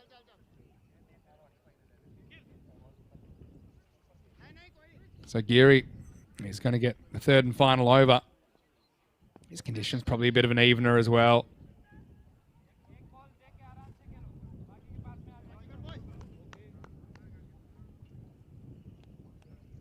Okay. Straight rattle and roll. Let's go. It's not going too far. Hits it onto his own body and dot ball. Got to say, this has been brilliant. 17 with 5 balls to go. Expected score 30 at the moment. They're expecting 13 off 5. Batter tries to change the momentum by blowing a shoelace. I want to know from some of the viewers that watch classic games today, any highlights or anything you hadn't seen before? Anything you enjoyed watching again? Another one that just kind of beats him. Megs him, actually. They want to... Don't think it's on. Well, there should be one at the other end, and it's chaos. It's a chaos too. And this is why in these circumstances, you can see it's absolute madness. The idea here was for Gurbaj to sacrifice himself, waiting till his partner gets down the other end.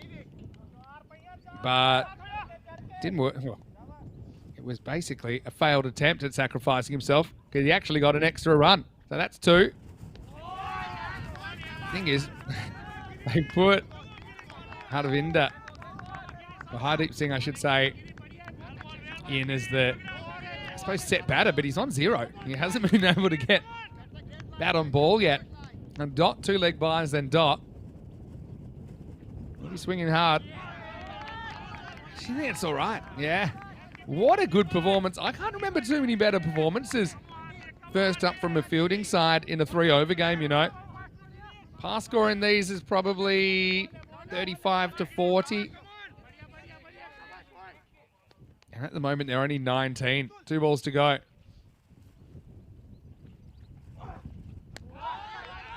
Yeah, he's going to just pretty much walk off. I actually think that's stumped because I don't think he's ever looking to run. So it's going to be a tough innings to watch. In the end, how about that? And it's, you know, I've got this as stumped because I don't think he ever looks to run. Does he take a couple of steps down? I mean, I feel like the bowler deserves the wicket. If you're not sure, I think it's stumped. What do you think? Is he ever looking to run here? Dances. No, he never runs. That's stumped. Yeah, it's been given run out. Can't say I agree. But I mean, it's all academic, really. A 5-ball duck for Hardeep. Only being they were willing to sacrifice to get him back on strike. Just didn't happen. Anyway. Hardeep Kumar will take all the credit for that one then. Here we go. Shaidu Rahman gets one crack at glory. And he'll go high. I don't think it's going to the boundary. Oh, it's been caught. What a 3 overs from Lisbon Super Giants. Oh, maybe they could get on a heater tonight. Potential 7 points up for grabs. They could get 3 here.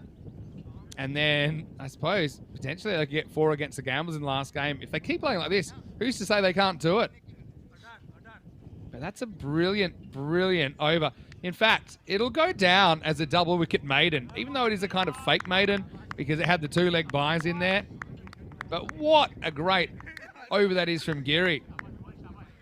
I suppose every yin has a yang, and poor Hardeep just couldn't get it together. 5-ball dart eats up a fair chunk of the innings. But maybe 3 over cricket's the future. What do you think? In the end, there were just 3 fours. There were no maximos in that 3 overs, and they're going to finish up at 19 for 5. I got to say, Super Giants, it was the 3 overs worth waiting for. Still got to get him, though. When you have a bit of an off time with the bat, maybe you don't chase this. That's the nature of 3 over cricket. Anything's defendable and anything's chaseable. That's what I normally say with these short games. But I got to say, it all started with the ball, and they were right on the money. I think it was important they got Farouk. There was a sky ball that couldn't be caught.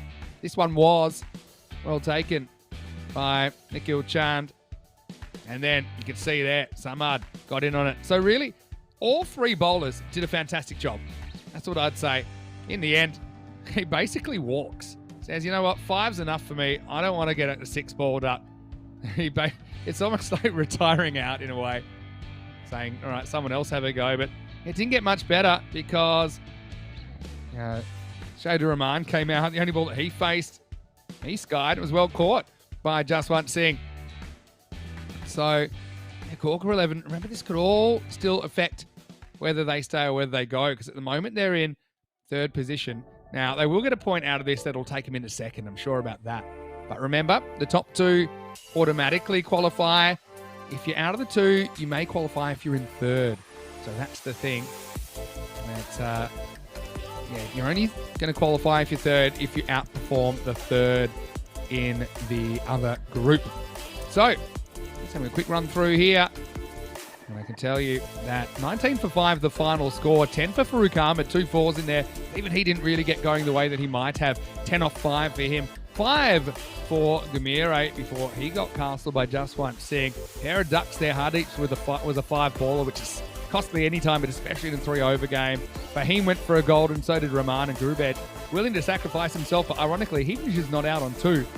And the score 19 for 5. As far as the bowling went, 3 very good overs. 1 for 7 for Jaswant, 2 for 10 for Samadus Atta. And Jiwan Giri basically takes a wicket maiden. There were 2-leg buys in there, but none off the stick. So all set up for a victory for the Super Giants. But we know Gawker 11, they've got some good bowlers, and they're not going to give away these runs easily. 20 will be the target when we return. More T3 action here, Vinny Sandhu, Mr. Maximo. Great to have you with us, and great to be back on the park. We'll see you after a short break for more European Cricket Series, Portugal.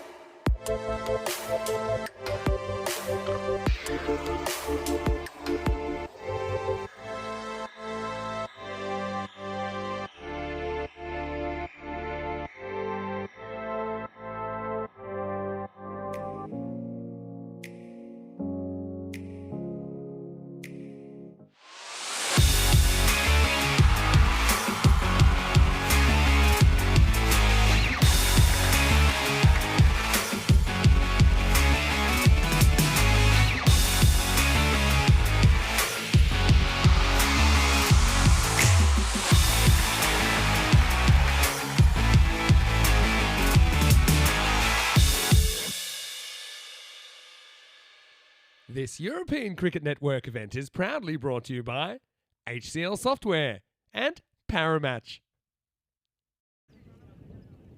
Hello, cricket lovers. After a short break, we're back. And it is a 3-over thrash here to get us back underway after, unfortunately, the first 3 games of today. Day 8 in Portugal were washed out. And what a performance from LSG.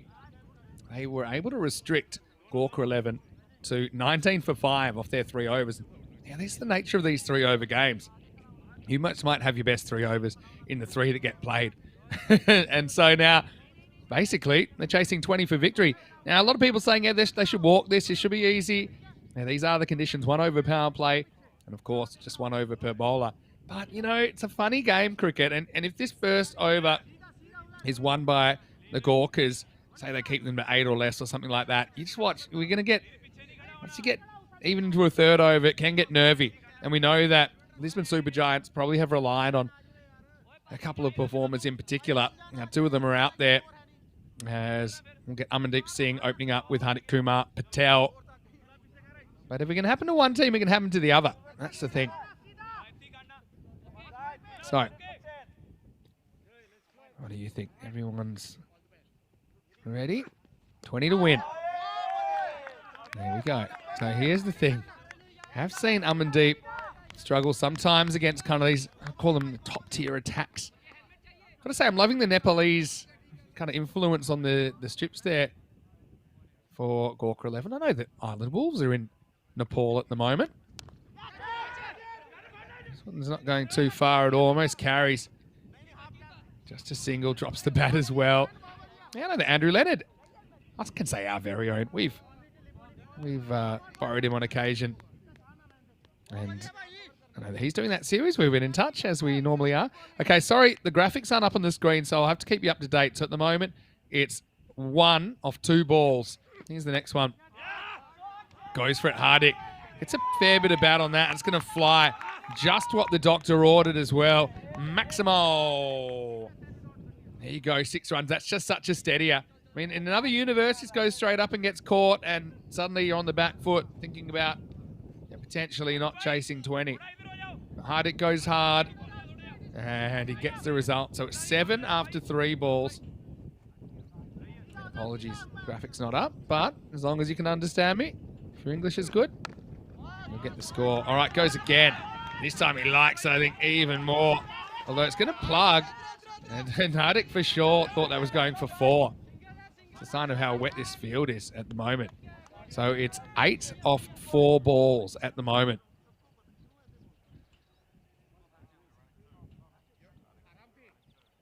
Mike Seal saying if they bet sensibly, they should do this easily. Yeah, but bat sensibly are words that will often ring around your head and not register. Into the bat job this time. Field up, big stop, makes the stop. Amadullah down there, so 9 off 5. That's what they've scored at the moment. So right now they've got it down to 11 off 13 for the win. Hopefully whatever the issue is, I mean maybe that some of the water getting in some of the systems. Oh, there we go, scores back. That's a good start. Oh, that's not a bad over. Well, I said if they can keep it single digits first over, they've got a prayer. I'm going to need a very good second though, Gorkas, to keep this game alive and even take it to a 3rd. 9 without loss after 1. Well, it's hard to get golden balls when you don't get on the park. That's climbing at the moment. I know that Rico will be back tomorrow. I mean, who knows? We might still break it tonight. 3-over game is probably your best chance of statistically getting a golden ball. People say, well, why is that? Think about how many tied tests there have been. I think 2, 3. at that, a little bit of the old planking happening over there. The shorter the game, the more likely the scores to be tied. Imagine, for example, if you had a 1-over game, you get quite a lot of ties. Imagine if you had a 1-ball game, you'd have lots of ties. So the shorter the game gets, statistically, the odds of a tie go up. We've never had a 3-over tie, though. We've had a 6-over game tie. In fact, we showed it in one of our classic matches. All right. Gamiro liked his bowling, you know. His off-spin's come a long way. He used to be a bit of a part-timer. He's a very good keeper, but he's really worked on his bowling. I don't think he really gives it a rip. And just watch this one break left to right. And here we go, second over and second last over. Oh, good start. Oh, yeah. They can get this back up a run of ball. I'm telling you, there's going to be a few butterflies going around.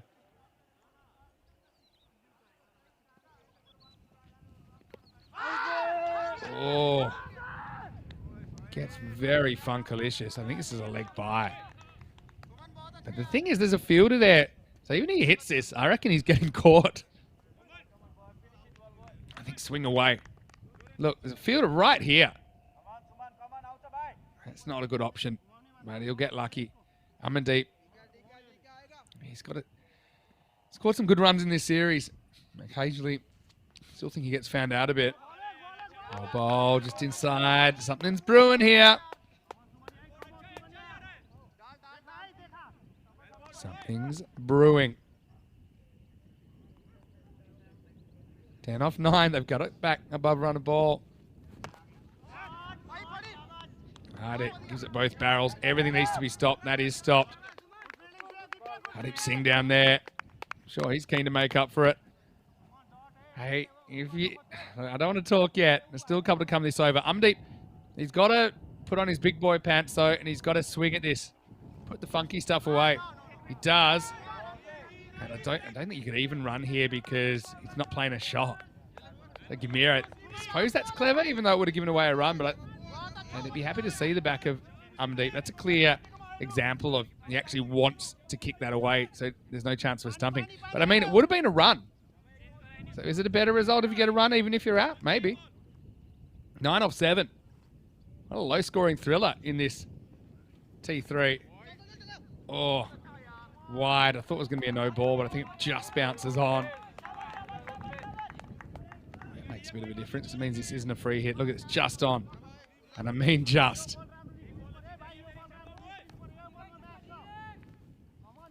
And they run, which is helpful. 7 off 7. They're creeping up the Super Giants. Can tie the game with one swing. That's what Hardeep wants to do, but Gamiro gets it wrong. He bowled such a good over, but let himself down in the last 2 balls. The Super Giants, they're sneaking, they're creeping, and they're edging towards the finish line right now. They're 17 without loss after 2. Gamiro will be upset with that last ball. It's exactly where Hardeep wanted it. Just needed to go back to what had worked earlier in the over. So Gorka, I mean, we know they've got a point off this. So they kind of entrench themselves.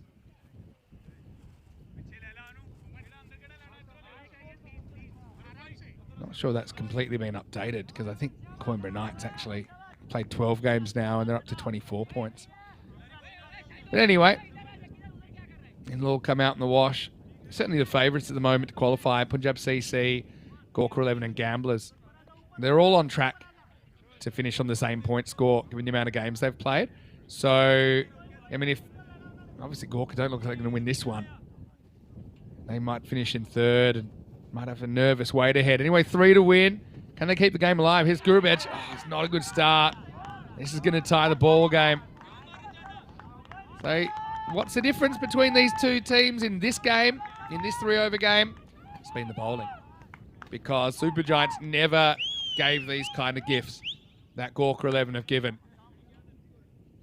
That has been the difference. I think the batting's been equal by that. Not great. Anyway, good enough. It's going to be 4 runs to finish it. And Lisbon Super Giants, well, I'd like to say it was never in doubt, but I don't think that's true. But ultimately, they do get the points, and that's the main thing. They'll get 3 points out of this one. Gorkas will have to settle for 1. So yeah, they will certainly be top 2. But, well, Super Giants, they get 3 out of that. They go to 22. They've got a big game coming up against Gamblers. I don't know. They just seemed good in those conditions, didn't they, Lisbon Super Giants? This is what's coming up. And we're about 15 minutes away from this one.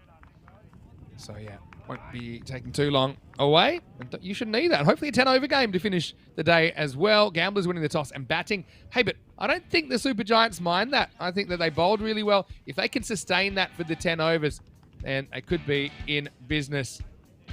Anyway, let's go back and have a look at some of the highlights. 3 overs. But there was some good bowling in there. Just a couple that got away, though. I think that's the issue. And ultimately, trying to defend 19, you have to be almost perfect. So you can see LSG, they're thrilled with the result. It's their 3rd win. So they go 3, 4, and 4. And Gorka's one of their issues. They have a lot of rainouts. They're right up there with the most rainouts. They're 4, 1, and 6. In fact, after that, they'll be 3, 2, and 6. And they'll be on 24 points. Hardik Kumar Patel, he saves the day. Amandeep Singh, just couldn't quite get on top of the bowling, could he? But in the end, they get the job done, and that was the main thing. They bring up the win with 5 balls to spare. And the bowling was there and thereabouts, but, it's hard to criticise Gabiro, and he goes for 7, but his last couple of balls got away. Grubej obviously started with a big wide delivery as well, which didn't help. And for that reason and more, LSG, the better team in this 3-over contest. We'll have a break.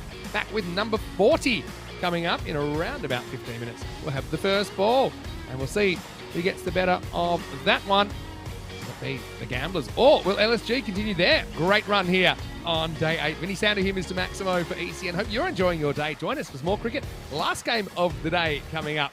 Maybe some random questions, maybe some food chat, but make sure you join us after a few short messages for more European Cricket Series Portugal.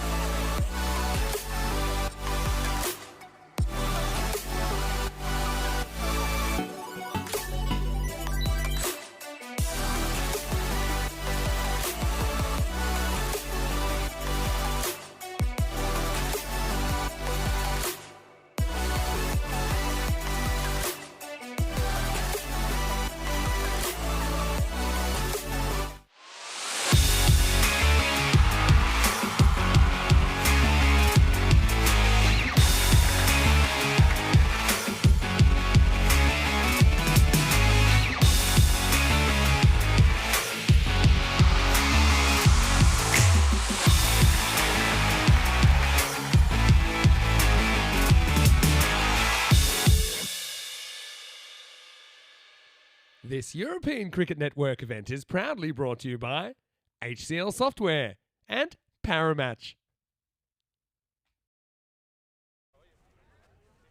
Hello and welcome back. And yes, you are seeing blue skies here at the Santarém Cricket Ground in Portugal. Vinny Sandu with you, Mr. Maximo, as we get ready for the last match of the day. Unfortunately, it's only the second match of the day because we had 3 washed out. We did play the 4th scheduled match. 3 over affair, pretty entertaining one as well. That was won by the Lisbon Super Giants, and they're back, actually. It'll be the Gamblers SC to take on LSG in that one. Late change. Harinder Singh picked up an injury for the Super Giants in that last game, so Chaudhry Utsav has replaced him in the starting 11. Gamblers SC, they won the toss, and their captain, Kuldeep Goliat, wanted to have a bat. But the Super Giants, they certainly look very good with the ball. When he saw 3 of their bowlers, of course, but they all dealt.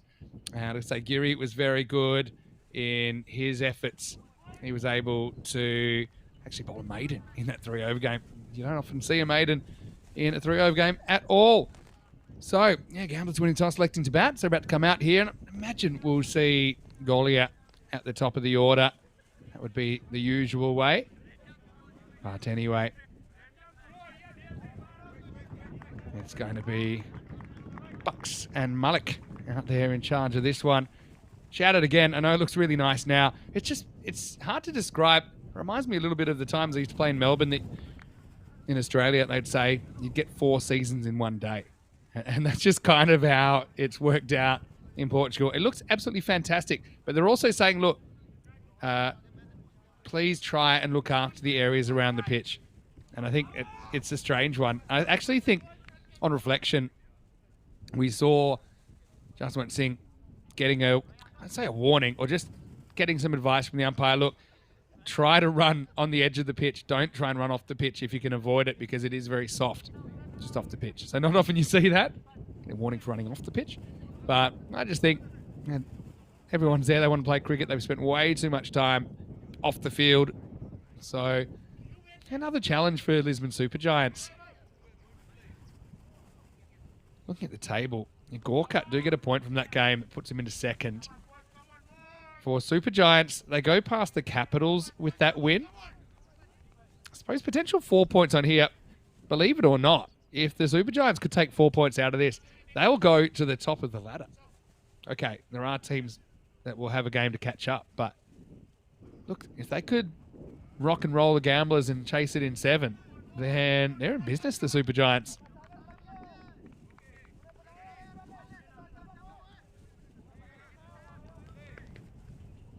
So, ready to rock and roll. Here we go. Worked away, and the first one will be a single.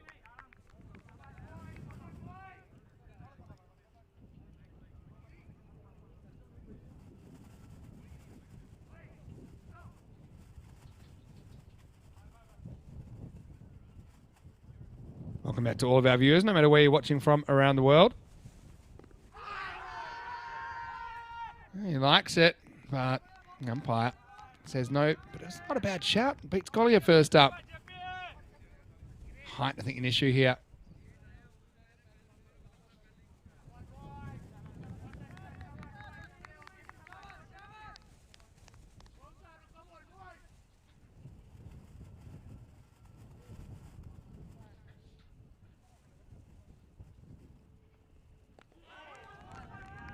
And now good angle by JP.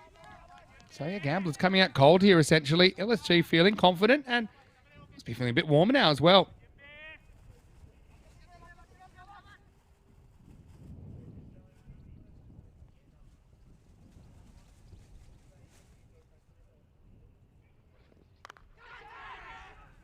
This one is hit across to the leg side. It'll just be a single.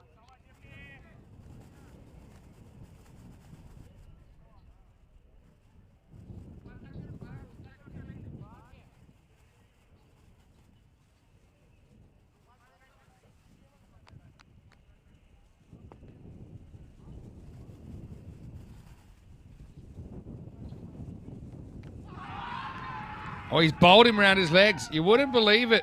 Guittari shows too much of the furniture and JP knocks him over. What a good bit of bowling that is. And so we had one close LBW shout. And this time he makes no mistake.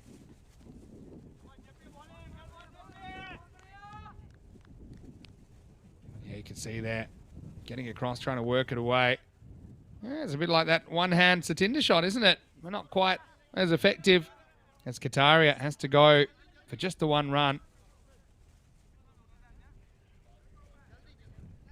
And so the score is 2 for 1. And this good start continues to the day for Lisbon Super Giants.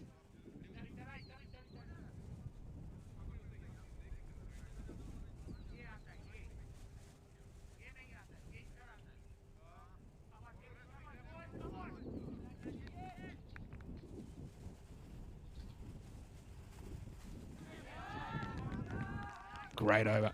Really, really good over. And Kush Kumar comes out. He can't make any contact. And the run continues for LSG. Scores 2 for 1 after 1. Got to say, I'd be pretty tempted just to bowl the same 3 bowlers. He bowled that 3 over game. Yeah, so here's where we're at. We've got 7 teams in each group. Okay, a few have fallen by the wayside. But you've still got quite a few contenders there. The top 2 go straight through to the Super 5s. If you finish 3rd, you do qualify, but only if you outperform the 3rd team in Group B.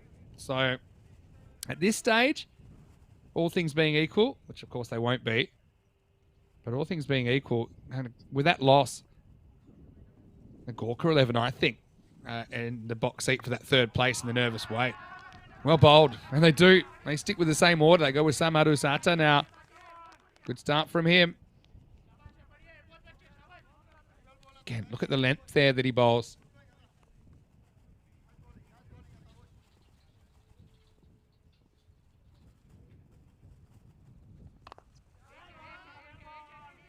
This one is whipped away and held out there by Jiwangiri. So he'd be my pick to bowl the 3rd over, just because, why not? It's a pretty unique set of circumstances.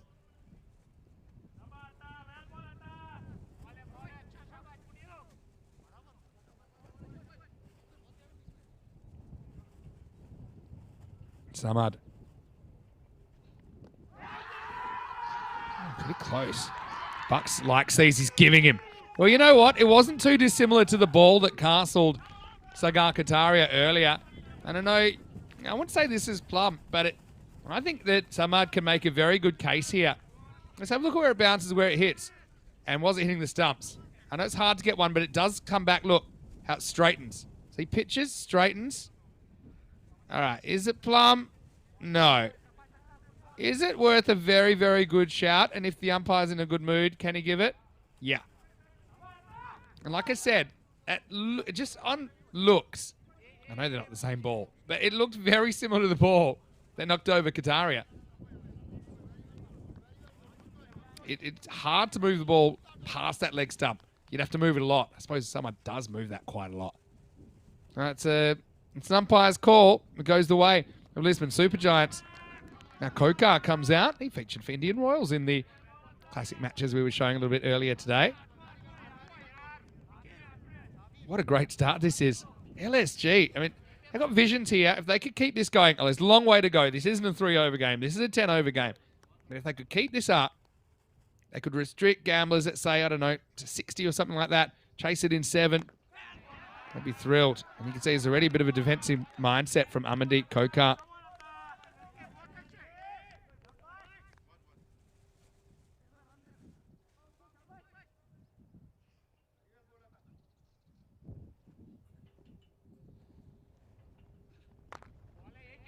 Nice ball, the over, driven nicely.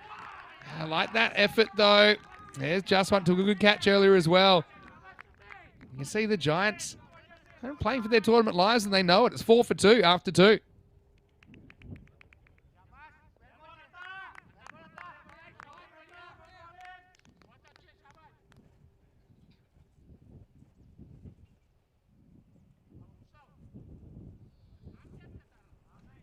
So, what a start. So what do they do? So ordinarily here, if you hadn't just had that 3-over game, you go back to just 1. And I think that's what they're going to do. But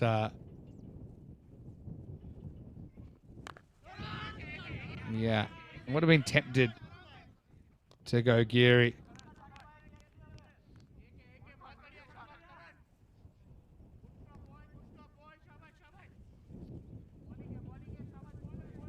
But I suppose orthodox thinking pays off. You could have gone Geary and then gone back to Juswant, but yeah, I guess they're sport for choice at the moment. Again, good lines. All starts with the ball. I'm not saying there aren't a lot of destructive batters here in Portugal, because there are, but I think so often in this series we've had bowlers making it a bit too easy for them.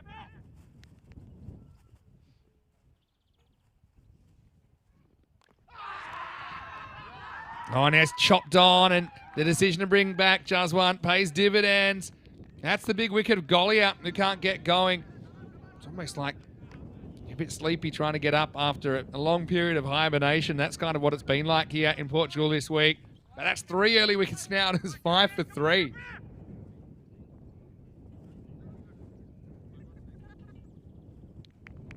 What a very, very good start this is for Lisbon Super Giants. Again, they've come a long way, Lisbon Super Giants. Didn't win too many games last year. I'm loving the fight that they're giving. Rain, hail, or shine. They're out there giving their best. The Gamblers, well, right now, they find themselves a long way behind the 8 ball as Prakash comes in at number 5. Just guides this one down. This will test the field out. Does pretty well. Firstly to slide and stop it, but also to kind of stop himself before rolling over the line. Maybe you can see the side on camera there in a minute, but you can see the invisible sight screen. Obviously something that's being trialled at the moment. There it is. There's this invisible sight screen. Do you think that'll catch on? Oh, he's bowled him. Oh, what a great over this is. What a performance. And JP, time to tweak that mustache one more time, because it's going to be 2 and out for Percussion at 7 for 4. Well, we just watched Marlo get bowled out for 33 in a classic match. And to be honest, this is looking pretty similar at the moment. 7 for 4, and we're still in the power play. I think Marlo lost 6 wickets in that power play and had the number 8 facing, but this isn't too far behind. Again, starts with the ball, moving the ball off the straight. Good captaincy to bring him back. It was a bit of a gamble. Do you bowl him out? Do you keep him up your sleeve? But I think he's a genuine swing bowler, and that's probably what tips it for me. You get him out there while the ball's newer and while it's swinging.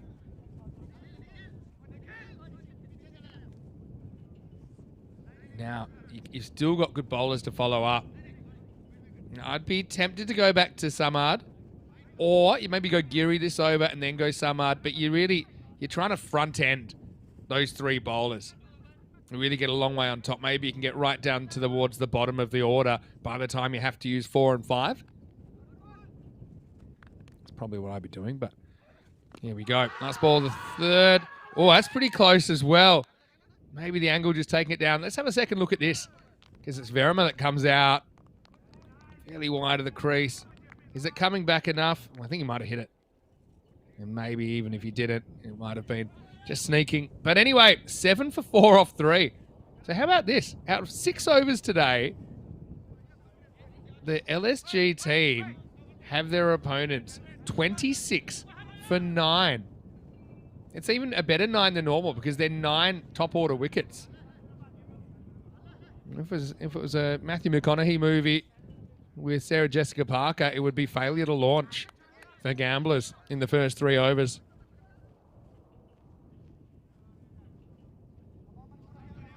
Can they keep it up? That's the question. Geary does come on. I like the way he's handled his bowlers here. And Kumar Srivastav. 0 boundaries in the power play. Down the leg side. Oh, that hurts you a lot. Oh, Geary's been so good so far. But this is wasteful. I don't know. It's better conditions than earlier. Well, that inflates the score already. Just hope it's not a sign of what's to come if you're an LSG fan.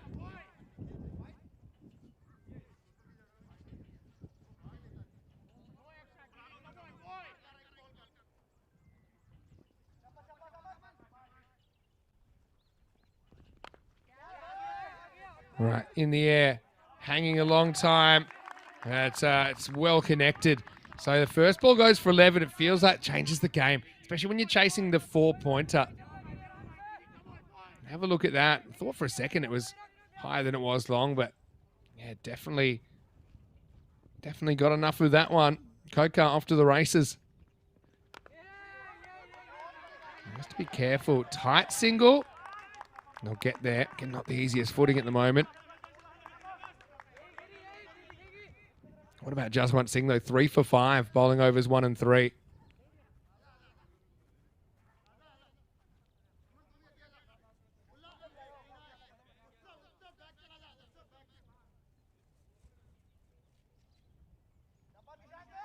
All right, see what Verma can do. Giri can bowl that first ball again now because it's left-hander on strike. That'd be fine.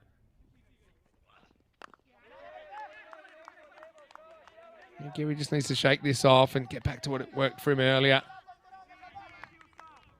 Hardik does well to block that throw on the way back. What do you think of this start? Expect the unexpected. We often say it on ECN, don't we?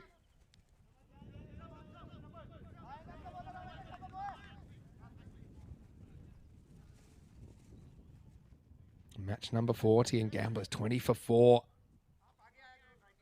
Almost an umpire clothesline. Judging the expected score, still comes hang around that 90, even though when they're in lots of trouble. So expecting some kind of a recovery. All right, top edge, that's going to fly as well. Don't think you need to run for this one. Yeah, that's going to go all the way back. Maximo! Hello, Dolly. As Amandeep gets the short ball. Again, short hasn't worked. And yeah, there's the invisible sight screen. Keeping an eye on proceedings.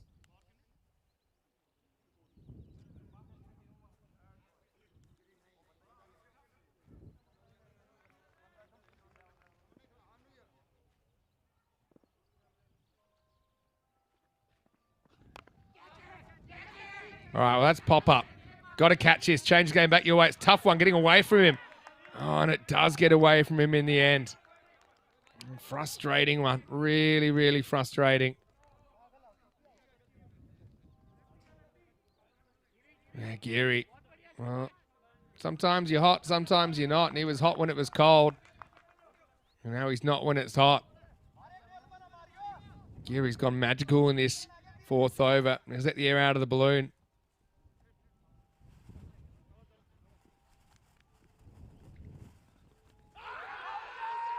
Nope. Pitching outside the leg stump. And so that will be the end of the over. Giri will be disappointed with that over, considering how well he bowled earlier. But that's the name of the game, I suppose. And at the end of 4, it's 27 for 4. If you're asking what time it is in Portugal, right now in Portugal, it is 6 p.m. because the clocks went forward last night. It's the same as UK and Ireland time. And it's 1 hour behind Central Europe. And the reason is it's just geography, basically. Because Portugal's on the very, very west of Europe. In fact, to be honest, Spain should probably also be in the UK time zone if you look at the geography and the location of the country. But for political reasons, more than anything, Spain follow Central European time. Does mean you get a few late sunrises and sunsets there. Down leg side. As Amdeep Singh comes on to bowl. I say I would have been tempted to bowl Samad out now, just to try and bring the game back before you tried another bowler. I know that has its risks, but especially because you want to be aggressive and try and get this 4 points. Amandeep battling here. That's going to run pretty quickly. Sun's a factor down there. They'll come back for 2. That's ambitious running, but good running. So there are some places in the world where the time zone's kind of a bit out of whack with where they are as far as their longitude. So as in how far east or west they are.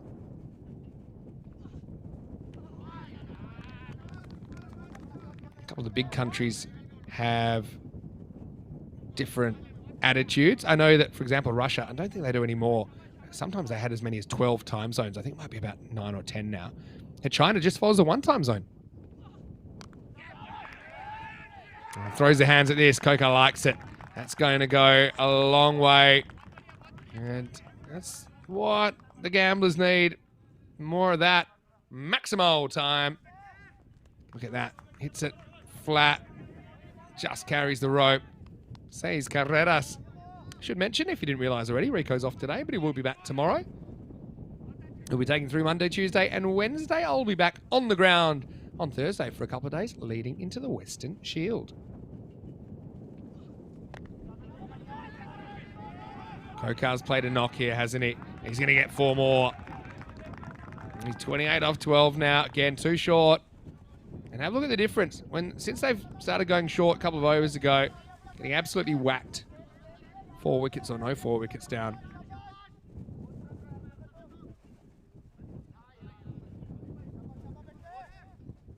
Hello to Martin Foster, though. Good to have you with us. Yeah, so in China, because they just have the one time zone. Same as my own time zone back when I was growing up in Perth. Oh, bold. Gets a little victory over Kokar there.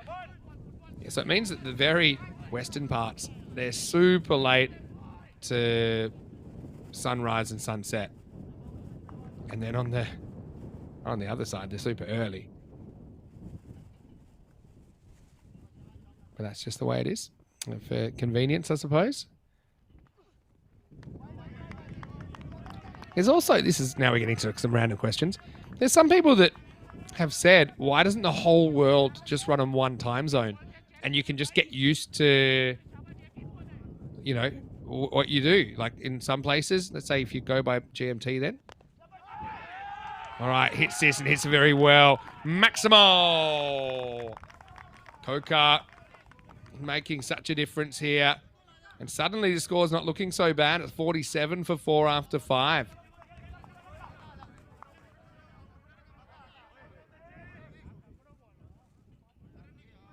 Having a look at some of the locations we'll be going. Of course, we've talked about England a little bit earlier today, but we'll go to Cyprus for a bit of bonus cricket there as well. You've got the 12-day ECS, but after that, you've got a couple of days of ECIs in T10 format, and then you'll have 3 days of men's and women's T20 internationals. That's the plan there. Czechia, actually, I'll be doing that one, and I'll be starting off with 3 T20I women's matches, and then we'll go into the ECS proper. So lots of cricket happening. As we get to summer, you'll get multiple series overlapping. The calendar just gets more and more packed. That doesn't even include things like the Netherlands Tri-Series, but featuring Netherlands, Ireland, and Scotland. That we'll be covering in late May. Also doing the Dutch domestic finals day. Some T20 IWs there as well. Netherlands versus Italy. Okay. Verma. Been a spectator so far, really. Let's see if he can either get a single or get moving with some boundaries of his own now. Samad Arta comes back after the horse as well and truly bolted. Verma reads the room, just gets the one. They've had back-to-back magical overs. It's an extraordinary scorecard. They were 7 off 3, and then they were 27 off 4 and 47 off 5. And if you average all that out, it's actually a fine run rate. They're on for 100 plus here now, according to the computer.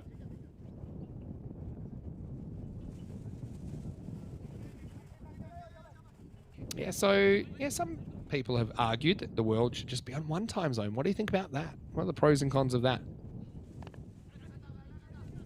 Well, bowled by Samad. He's been a shining light here.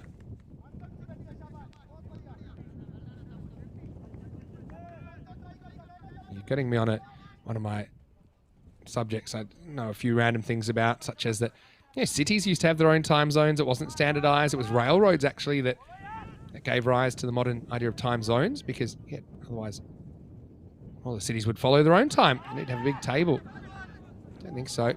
Seeing another leg side, running away pretty quickly, but well held there. They want 2 here. I'll settle for the 1. But I suppose I kind of like the idea of everyone being on one time zone, but I don't think it works in practice. For example, when the days click over. Midnight is a time that most people aren't at work. I know some people are. But if you're in London, okay, maybe you work your 9 to 5. That's fine. Hitting his leg side, and it's going to be 4. Now, Kokar just keeps on keeping on here. 50's come up during the over as well for Gamblers SC.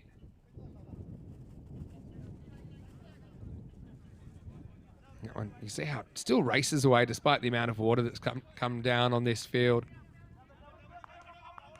Yeah, so then you'd have arguments about who gets the kind of existing time zone. Probably London wins that one because it's what we always use as UTC. Just won this time. This game's back to a 50-50. I suppose you could make the argument. Some people, like hospitality workers, they'll work over midnight and they get used to, working a whatever you want to call it, a Friday that goes into Saturday. So what's the difference if your daytime was 9 p.m. to 5 a.m. let's say, and then you never have to worry about time zones. Everyone around the world would know what the time is. Maybe we'll end up kind of having. Well, we already do, really, don't we? As we get to the end of the 6 over, it's 56 for 4. For example, and this actually came up in the chat, why do we use GMT on the broadcast? Because most people, no matter where you are around the world, you'd know how many hours you are in relation to that. So that way you can do a calculation. Obviously, we've got viewers in pretty much every corner of the globe. So maybe everyone just needs a watch and you can do it these days, which has the GMT or the UTC in like a little clock within a clock. Yeah, what do you think? It would solve a few problems because it can get complicated, especially when the clocks are moving around. All right, high in the air. And it's going to be gone. Well caught by Geary. Verma. It's a bit of a handbrake, if anything, during that innings. But knowingly or otherwise, it was part of a pretty good partnership. Came in at 7 for 4. And he leaves after a partnership of 49.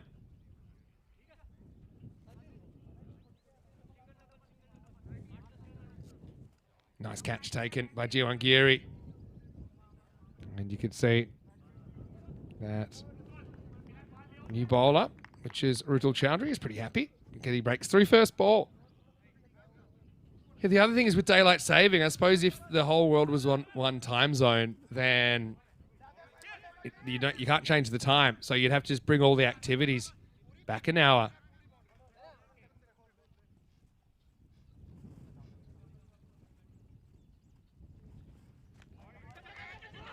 Down the leg side, it's big wide. Hardik thinks of throwing, but thinks a bit more wisely of it. All right, Chris Smith, as noted, in Kiribati, which is right near the international date line of the South Pacific. It's already 7:10 a.m. on Monday, the 1st of April. So, yeah, April Fool's Day's coming up, folks. Hit down the ground, and that's going to beat the fielder. He liked that, didn't he, Coca? Off the bat. It really does fly. Just such a good start. LSG have let this go a bit. And Coca, he's batted very well. LSG, the 3 over specialists. Maybe we'll get to know them as that. First 3 were fine. It's this pretty hard. He's batting with a bit of swagger as well, Amandeep. Gets that through all the fielders, including the fielder off the field. Cuatro carreras. He'll move to 48. What a fantastic knot. Came out at 3 for 2. Watched a couple of partners depart pretty quickly. Watched Golia get castled. Watched Prakash get castled. Since then, he's been magnificent. Now he wants his 50. This will take some stopping. And it won't get stopped. So it's 50 for Amandeep Kokar, bringing it up off 20 balls. And Chowdhury, after a good start, he's been getting whacked around a little bit. And Gamblers take the lead in this game now. That's the thing about a 10-over game. There's more twists and turns than you might expect in the short format.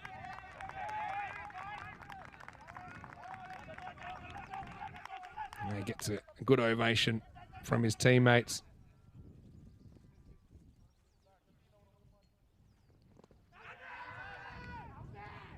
Not out, but actually gets through the fielder one way or another. Yeah, so then this is something I've heard of as well.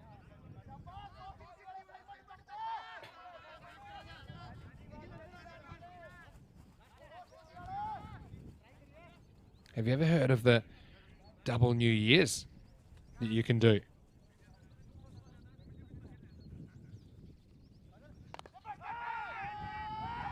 Low full toss. Sharma is after him. And he will get it over the fence. Maximo! Oh, no. That went in the drink. Have we got that cricket ball? We got to have a look at this cricket ball where it ends up. This will give you an idea of what the conditions are like in Portugal. Because if this is golf, you're taking a penalty stroke here. It actually ends up splashing into the pool. Check this one out.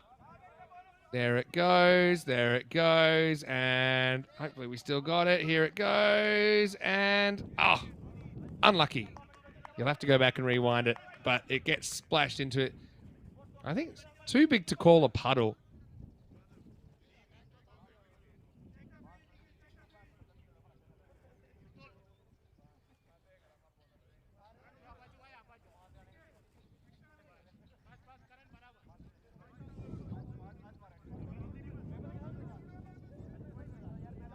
Having a look at what's coming up tomorrow. Well, what's interesting about tomorrow is we finish Group A and we start Group B. Rico Full will be back on deck. Come back to that in a second. This is going to be a no ball. And what's even worse, it hits the edge of the pitch. But what's even better is it's so wide that it actually goes to one of the fielders. A free hit coming up. Yeah, so tomorrow, Rico back on deck. And we just have 2 more matches of Group A. Matches 41 and 42. Then we'll start Group B. And in fact, we'll get to see 4 out of the 7 teams on the first day of Group B. Marlo, Friendship, Werris and Fighters. 4 really interesting teams. As this is skied. Now, can anyone get there? No, it just falls into a pocket of space in the end. And, of course, we're starting at, I guess it's the same time in some places, and it's an hour different in some other places. But basically, it's 9 o'clock AM GMT. It's 11 o'clock in Central Europe.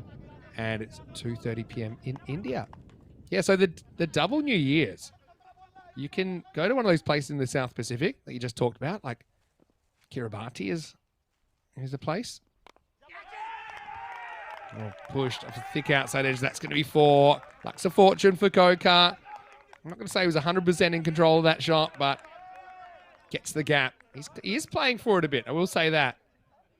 I don't think he meant to get it quite that far off the edge.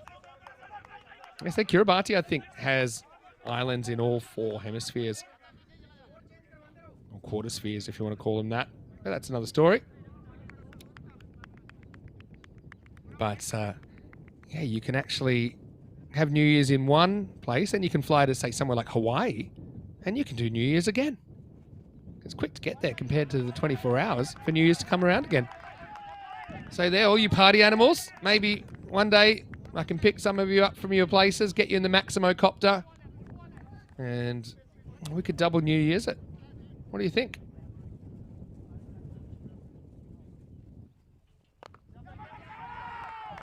This is a full toss, and that's going to get put away. Again, you can draw a straight line between the bowling, just kind of falling away a little bit, and also the run starting to float. This is Chand who's on now. No issue with the height there, that knee height.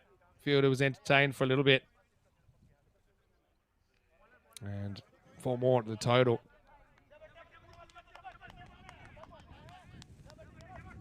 Yeah, so the time zone is a funny one, isn't it? The double New Year's. I'll do that one day. Now he's just seeing it really well, looking confident, making good shot selections here. Kokar is really dealing. Here in match 40. It's not really coming on, but he picked the speed of it really well. He's gone well past his highest score ever now. He scored 250s before. They were both back in 2022. Playing for Indian Royals. He had a best of 53 against Fighters, but you can see he's up into the 60s now. Yeah, and Samoa, as mentioned in the chat, that is true. They did change from being kind of minus GMT to plus because they did more trade with Australia and New Zealand. And interesting then, because American Samoa is still in the minus GMT, because I guess being owned by America, that's close to their time zone. Right, Sharma swings the willow, and he's going to get a good result. Dribbles across the line. This one never really hopped on. I think the balls that are hit flat, they do run pretty quickly against the outfield, but the ones that come from the sky, they can plug a bit. Bang. And then the fielder gets entertained just in time for it to run across the line. So it takes us to the end of the over. It's 98 for 5. And what a recovery after they were 7 for 4, don't forget.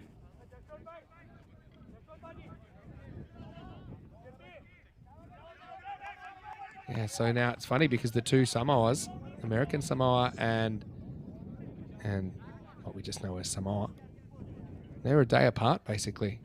And that, of course, causes some issues because they do trade with each other a little bit as well. And they normally go on a Monday to Friday working week, so I think they've only got 3 days in common in their working week.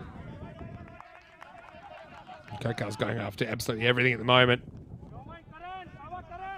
Let's get a big wide.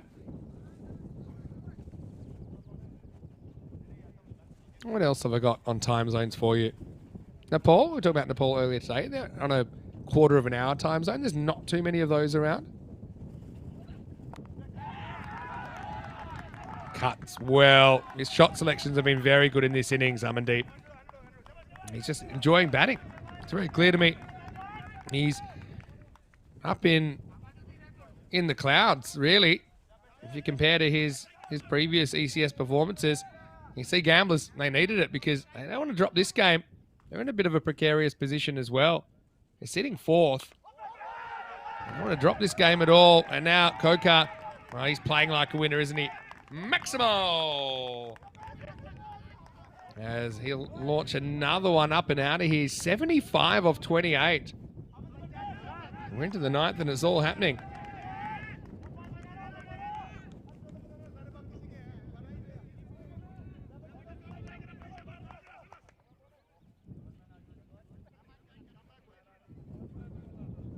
Okay, Cardan's come on. We never really saw a 4th or 5th bowl in the last game, did we? For LSG, because it was a 3-over game.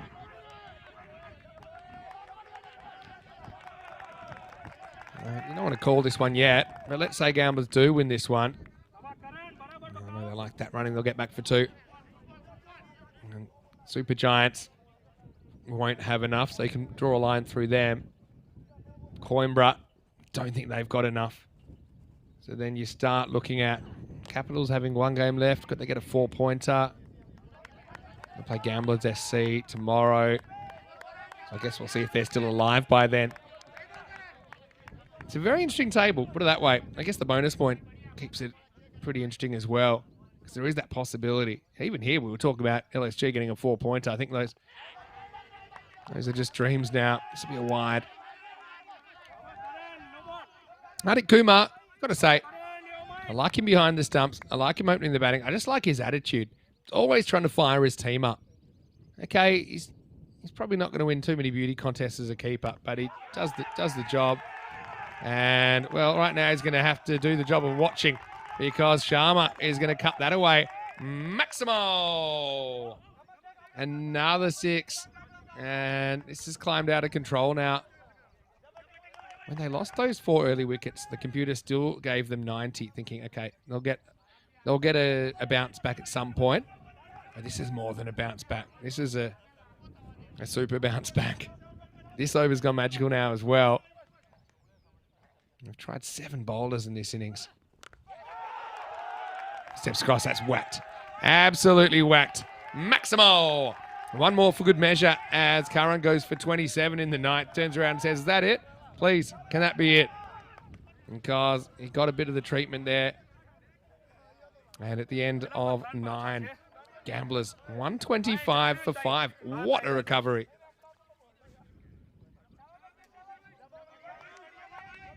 See, I've tried a few options. A bit surprised. I mean, I would have thought Geary, the guy bowled a maiden in a 3-over game. Okay, I know he went magical, but he probably knows we went wrong. What about the even 20s, though? But if you add up the the bottom 5 bowls on the screen, what you get is 5 overs for 107. That's not great. They are going to go back to Geary in the 10th. He bowled the last over earlier, which was the 3rd over.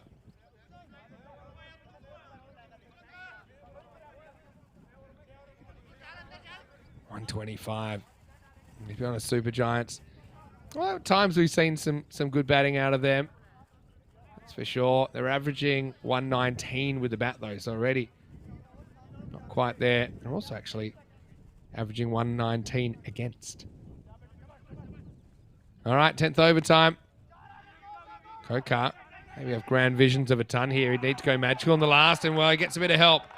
He'll move into the 80s. This is a classic. Sometimes you got it, sometimes you don't. And right now, the Giants have made themselves a giant mess. Okay, a few Tortugas out there, but the last few bounces were a bit of a roll. The hands didn't get low enough.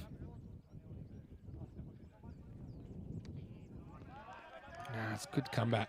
Good comeback from Geary. I like this comment from Steve saying, whatever the time zone, there just aren't enough hours a day to get everything done. I'm hearing you there, Steve. Especially on ECN, when we're actually on the air about 10 to 12 a day. It's this one okay. Could have been better. I think there go his chances of that century. But still, what a good knock from Kokar. Came in with his team in a lot of trouble. Got to respect players that can do it when their backs are to the wall. Big hack from Sharma. He's actually been decent as well. He's got a magical over to his name, doesn't he? 23 off 6.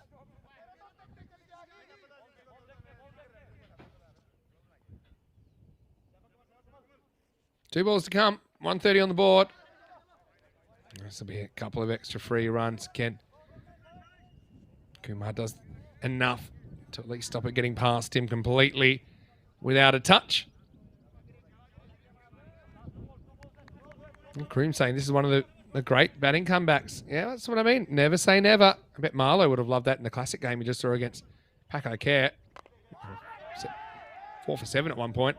Anyway, this is hit up in the air, and it will be taken. And that's Chan down there, takes the catch. So Kokar, it's almost the equivalent of a football player getting subbed out just before the end. He'll get a very good ovation, I'm sure, from his team. Given the tournament situation as well, Gamblers were in a tight spot. But he rebounds with 83 off 34. It's a good catch from Chand. That means that he has to go. It'll be Geary that gets the late wicket. Nice technique there. Judged it well. But well batted. Amandeep Kokar, his highest score ever on the European Cricket Network. And you can see his teammates appreciated that. And so, leg by signalled here. They might just want to have a look at the height of this. I'm not sure. I think they're pretty happy with it, actually. But in the end, it'll be 133 for 6. So, yeah, it's quite incredible. Remember that power play? It seems a long time ago now. But, yeah, the first 3 overs only went for 7. Here's the bad news. The next 7 overs went for 126, which is 18 and over for the rest of the match. And to be honest, it just could only hold on for so long. It was a very different game, wasn't it? Early as they went 1, 2, 3, 4 out in the power play. That one certainly had a bit going for it. Bucks doesn't mind giving the marginals. He believes that God gave you a bat for a reason. And if you miss it, then you're getting into his territory. Golia, and he had to go. And that was a big wicket. He never got going in his innings. But how about that? Classy swing bowling from JP. Jaswant Singh.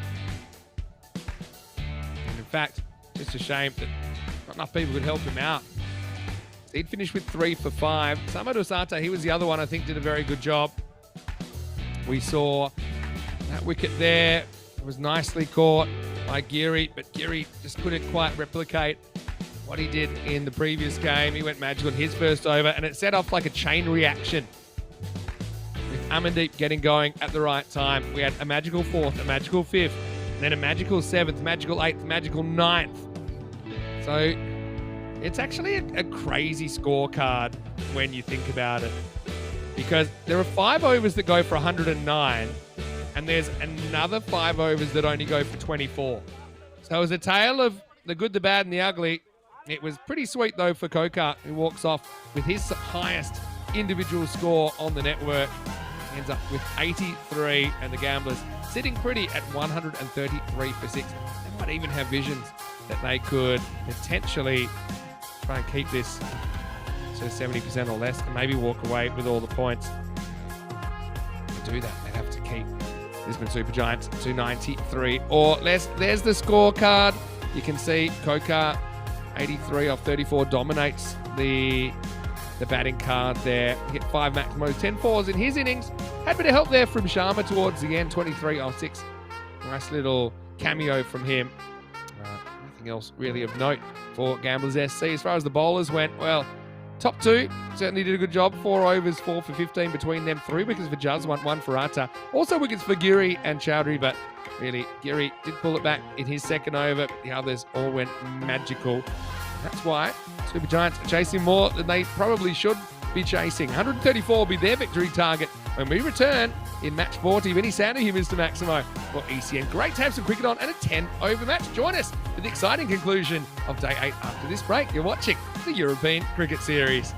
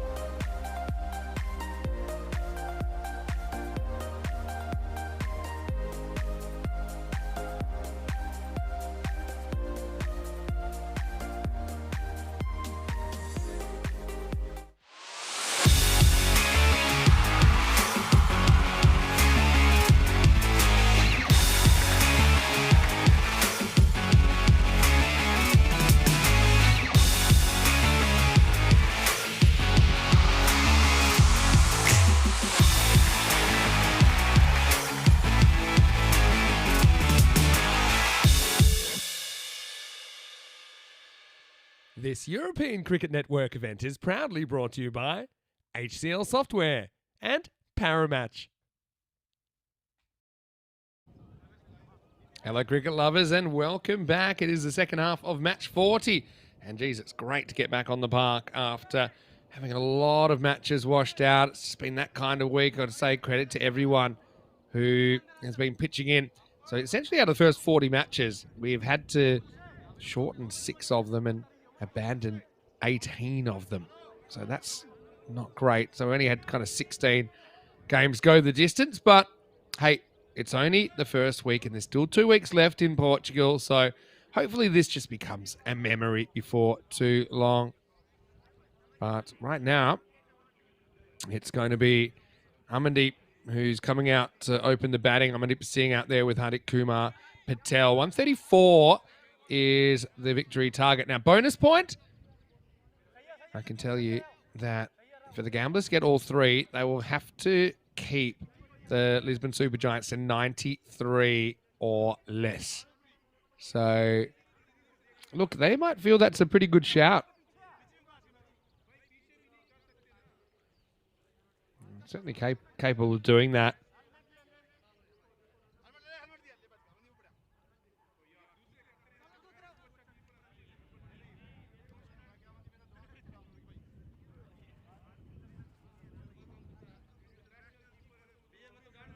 And looks like Cambodge to get going. Now let's see how the Gamblers can fare here. Again, the Gamblers have been affected like all the teams have. All these washouts. It's been a giant pain. Their last 4 games were washed out without a ball being bowled. In fact, the last time we saw them was in match number 21. We actually went down 114 to 95 against Punjab CC Amadora. Here we go. And Amandeep, he plays a nice looking shot first up. This is a real chance for Amandeep to kind of get his mojo back. So I think he got 2 off 6 in the last game. And that was a 3-over game, but luckily Hardik came to the party at the other end. They ended up getting that target of 20.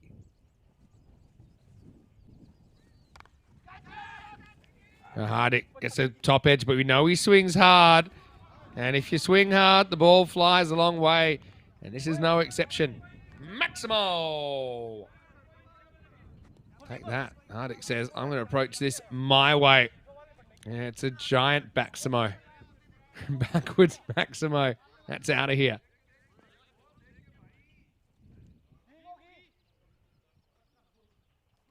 Cambodge does go a bit short there for my liking anyway. He should be looking to move this ball around. And we know if you get full, move it away from... Oh, it's not a good delivery. It's good keeping go. Golia who makes a good decision to go back because I think it's a real tough one to stop if you're up, no matter how good a keeper you are. With the bounce and the angle of Cambodge.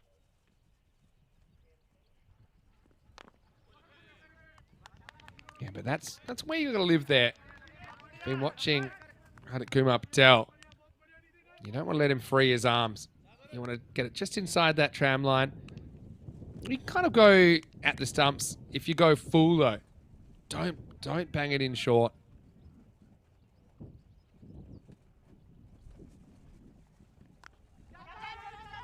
There we go. Lets him swing his arms again. That's going to absolutely fly. And how about that for a couple of top edges? Maximo! 2 in the first over. Hardik has perfected the reverse V. He's playing as straight as you could possibly play. And by that, I mean straight backwards. You need more of that. They'll swing hard in the power play. Cambodge rolls his eyes and tries again. That's a better ball. Now, has he got this? He's got it pretty well. Wow, Hardik. Well, put me back in my place and gets what I think is a pretty decent ball location from Cambodge and absolutely pumps it. And that's the power a couple of sixes can bring. And the confidence as the first goes magical. Shoes on the other foot. Gamblers, like I said, if they drop this game, then they're in a precarious position as far as qualification, I think. Now gets careful. That's another 20 run over. There's been a few so far in this game, hasn't there? 20 without loss after one. Looking at the golden ball counter. We're creeping towards the 50, aren't we? Maybe we can get one and reset it just before the Western Shield. Well, hey, maybe we'll get one in the Western Shield next weekend. First ever Western Shield. What is it? I'm glad you asked. It's the best of Europe against the best of Britain and Ireland, as well as those Channel Islands. So it's going to be a really exciting 9-match series next weekend. Will we get a golden ball? Maybe. Geez, we've had some good golden balls lately, though, haven't we? 3 in the ECL. Some really important ones. Sagar Qatari has emerged as a bit of a bowler in this series. First one. Just gets away from him. That'll be a wide. I'm not so sure on the banging it in.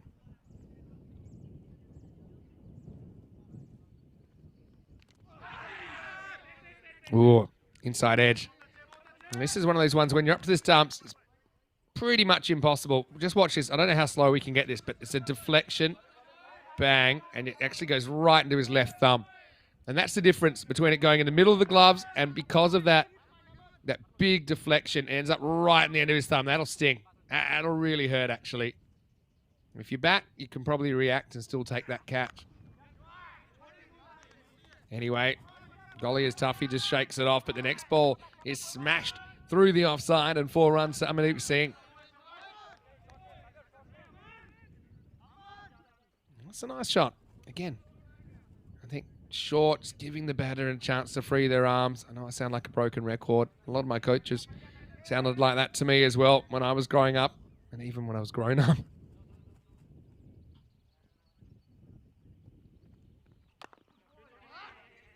Again, digs it in. This time's not timed by Amandeep. The boundary will make him feel better, but obviously they need to go at a good clip here to pull this off.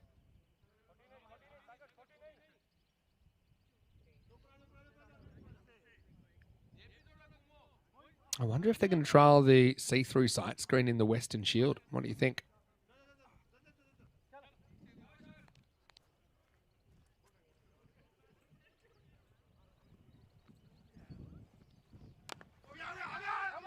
All right, Hardik. This is the ball I think can trouble him sometimes. This is an up and under job, and it's going to be gone. Amandeep likes to prowl in that position. And again, it's a similar kind of ball. Hardik likes it, but he's trying to pull a ball. It's probably an easier ball to cut if you can play the cut shot. Look at where it is. Instead, he's fighting the line of it and the movement of it as well. So Kataria will get the first breakthrough. Hardik tries brightly, but he has to go. The first wicket falls. It's 26 for 1. I know I said this first innings, but hey, let me say it again. Kroom, thank you very much for your support of ECN, and congratulations on your 12-month membership. Always great to have you as part of the team. All right, Geary comes out at number 3.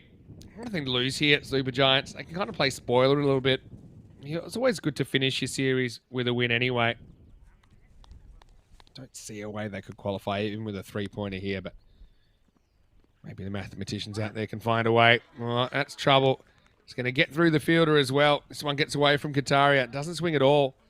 What was that meter out there? Donning the vest. Well, probably just wanting to keep warm, I'm sure. Have a look at that. That's some pretty good fielding. Hello, meter. Probably just trying to air out some of those wet clothes. It's been a real rough few days for the crew. Yeah, I think that's a wide. I think it just does too much. You can see the reason he lost that last one down the leg side, the one before that one, it just didn't swing. He's got the seam position wrong, the action slightly wrong. That's a boost for Super Giants. Can we deepen his crease? And that was the rolling cutter, and it's adios pelota, Maximo. Yeah, what a good shot that is. Giri picks this one. He's seen 5 wides. He's seen a regular wide, and then he hits a 6. So really, he'd claim that he hits his first ball for 12.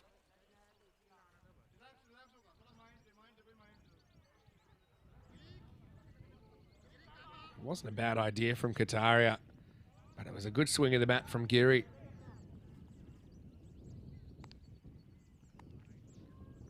Last ball, the second over.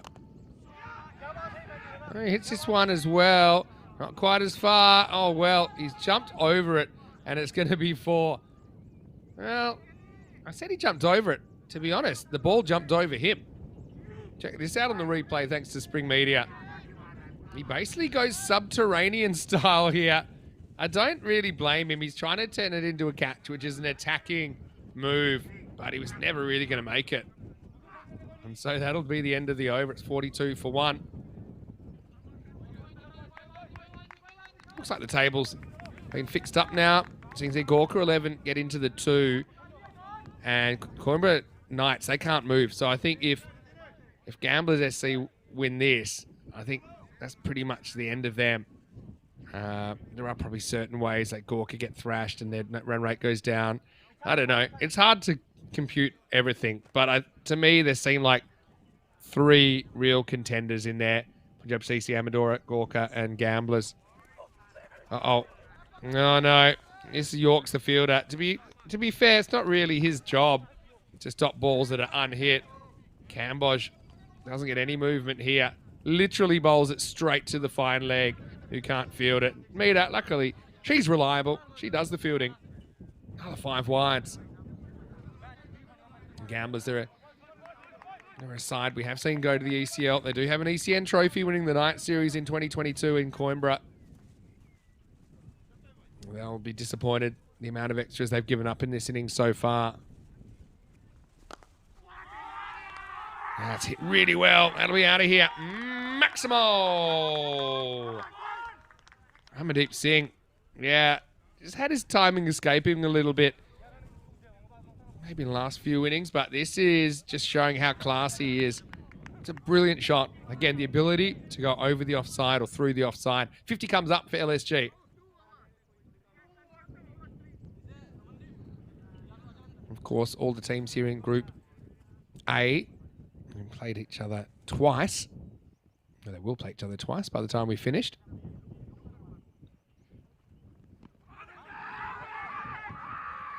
I think he's bowling pretty wide of the crease. It's going to be hard to get an LBW. Actually, remember, I was calling the game. It was on day 2 on Monday evening between these two. And it was a really, really good game. In the end, well, in the beginning, actually, LSG put 98 on the board, and they actually had Gamblers on the ropes. And after 3 overs, they came off with Gamblers behind on the DLS. But we did squeeze another 2 overs in. That was enough for Gamblers to get ahead, and ultimately they chased the adjusted total down with 3 balls to spare. But yeah, looked like LSG were going to beat Gamblers then. So they'd love to get a bit of revenge here.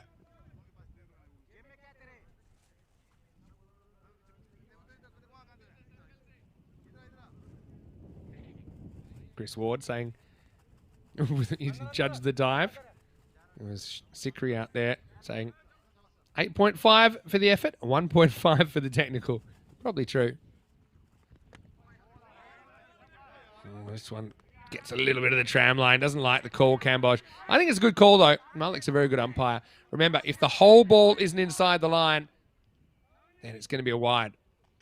And I think for me, a little bit of that outside of the ball's on the tram line. No, hits this. 1 runs, 1 doesn't. Goes so quickly to the fielder that they have to abort the run. Geary trying to get his innings moving.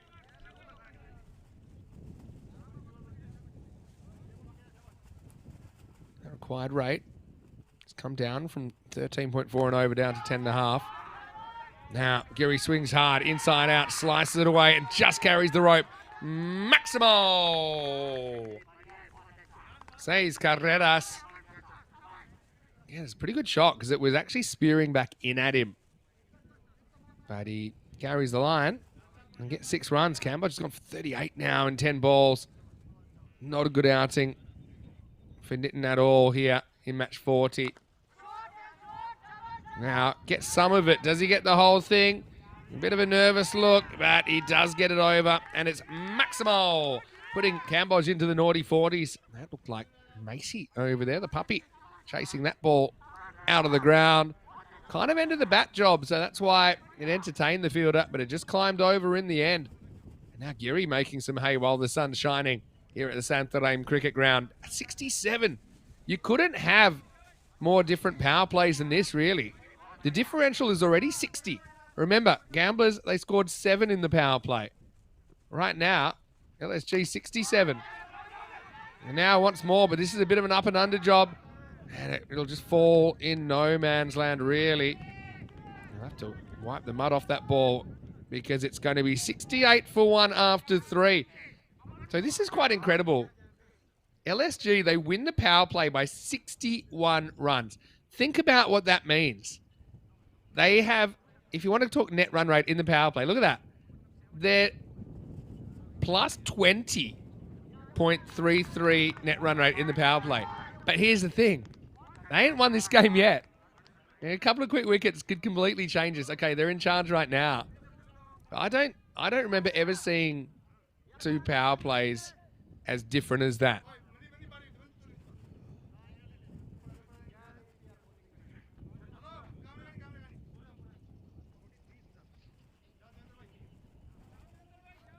I'm going to look up one of my old games and I'll see if I can find a bigger differential.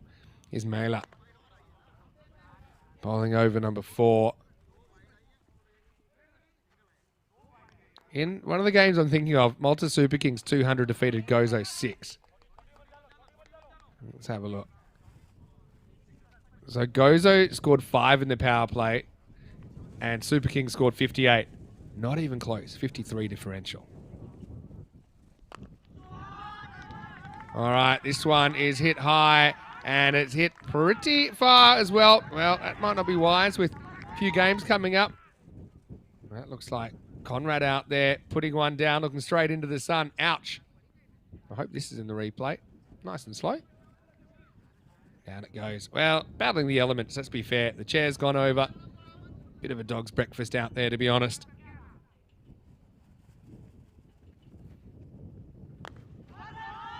Why, reverses it. What's going on here? That's another 4 to the total. What a shot by Amandeep Singh for no particular reason. He's just decided that's enough. That's a genuine switch hit. He switches the hands on the bat and everything. Cuatro carreras más. Oh, lights, camera, action style.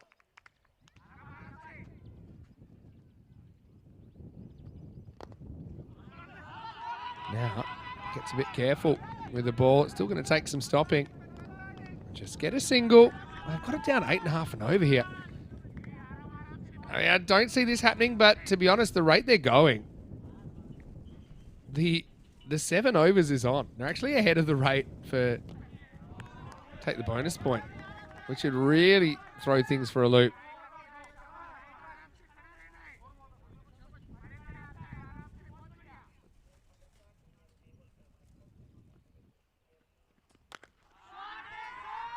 All right, hits that, hits it very, very well. It's going to be out of here by some distance. In fact, go fetch it. That's in the jungle. Maximo! 6 of the best. And right now, 86 for 1 after 4.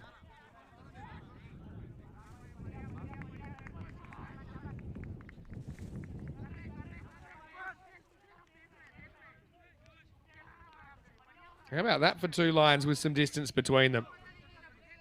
Gamblers need to stop the bleeding and fast here.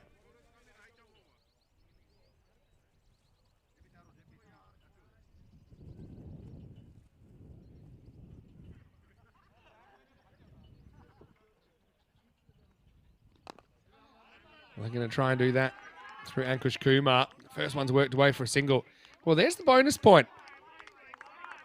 And it's obviously Super Giants, that could put them back in the hunt, you know, and Gamblers, obviously would cost them a point. they would have expected as a bare minimum after making 133.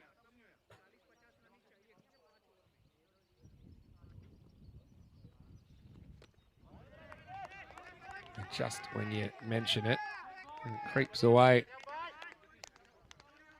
Geary swinging hard.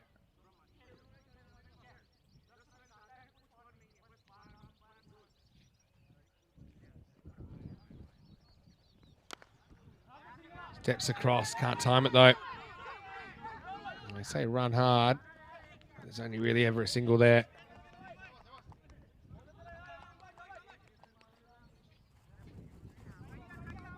Interesting game, hey?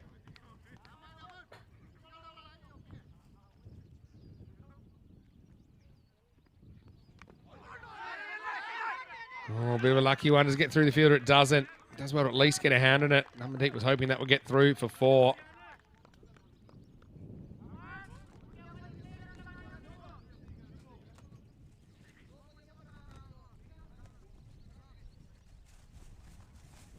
So you seem unlikely, but who knows? Magical over. Could make it happen.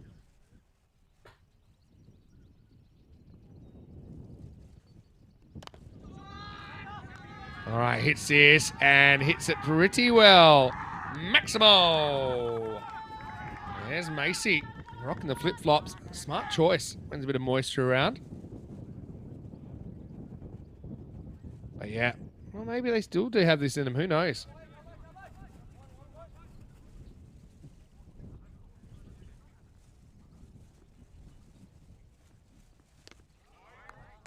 Wide, I think. Good take from Golia.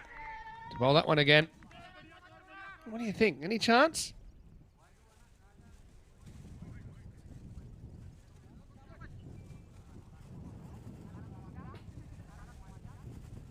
Wide given.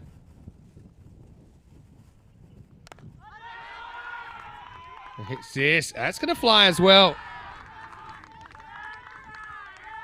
Maximo. Well, there we go. How about that? Some real good hitting here. And after 5 overs, you're not seeing this wrong. It's 102 for 1. Look at some of the upcoming events. Of course, we're super excited about the Western Shield, which is next weekend. So France coming together as well. France for the first time. Then Brescia, always great to get back to Brescia. Some very good cricket in the north of Italy. Medina Cup this year's in France. It'll be a 3-way T20 International Series. Estonian ECS back for the first time in 4 years. We've got some pretty exciting T20 cricket from the Netherlands as a bonus. And of course, the ECS England, which we've been talking about a little bit. That'll be hosted by the Wimbledon Club. So stay tuned. And for more information, you can always go to our website, europeancricket.com. Right. I mean, look, what a weird game. Considering LSG was so on top after 3 overs, completely lost their bottle, and have just come out here and whacked it. 32 off 2 overs for a bonus point. It'll be harder now. That's a good in-swinger from Parkash. Sneaks past Amandeep Singh. And so you can see frustration from the gamblers. It's a big game for them. Like I said, it's like they've come out of hibernation and they haven't really hit their spots yet. They've had a lot of washouts. That's a good first delivery. Again, look at the length. Draws Amandeep forward into an error. Look at it here. Just draws him forward, loses his balance. Has a big swipe at fresh air. And Golia, he's fired up behind the stumps as well. Prakash breaks the partnership. And the Super Giants, 102 for 2. Still, it was a decent innings from Amandeep Singh. 25 off 12. Certainly played his bit. Jaswant Singh comes out in the number 4 position. Good game, this. Shows you the storylines of these matches are so interesting, though. One team can be seemingly completely in charge, and before you know it, the balance of power has shifted. Oh. Well, he hasn't nicked it. I mean, he might have nicked it, but it wasn't taken. It's definitely no LBW. Let's have a look. Maybe. I think that probably was an inside edge. Pretty tough take for the keeper. Oh, yeah, it's a good Good gloveman, we know that. Holds the record now. 4 stumpings in an innings. All right, swings very, very hard. They got the fielder back, but it's not going to make one iota of difference because it goes over him and it's Maximo time.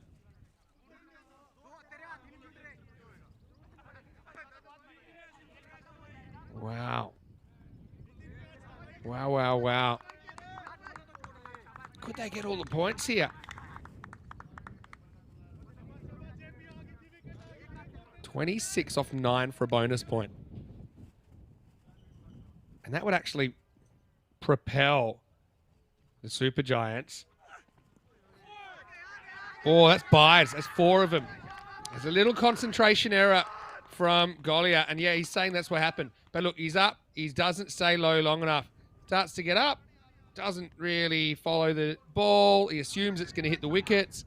It's a dangerous assumption to make because if it just misses, yeah, Golia. I'm not saying it's an easy take. It's not. But this is sometimes no keepers that are captaining as well. I just think sometimes they're not quite switched on as much as they would be otherwise.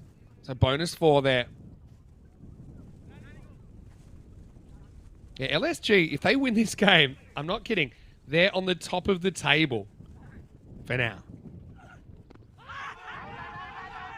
No, I don't think so. Doing a bit too much. I heard a double noise there as well. It will be called leg buys in the end, or a leg buy.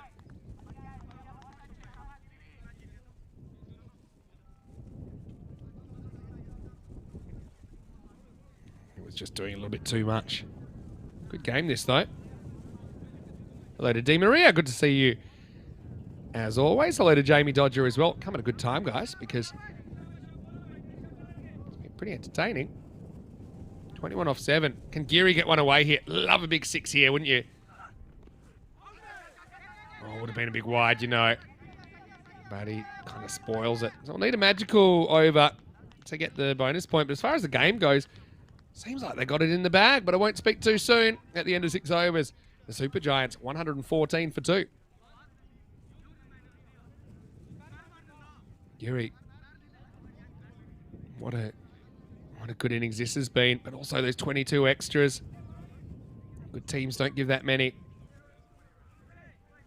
I think when I see real wicket-keeping talent, and Golia is one of them, I think I actually mark them a bit harder than other keepers. I suppose that's my area of expertise. And I know the feeling as well. When Golia's a really good keeper, and just, yeah, a couple of times moving to his left, hasn't really gotten his body in the position that he needed to give him a chance of taking the ball. Anyway, Geary, flat bats, he's almost caught. Marlo down there, he'll have to settle for 1.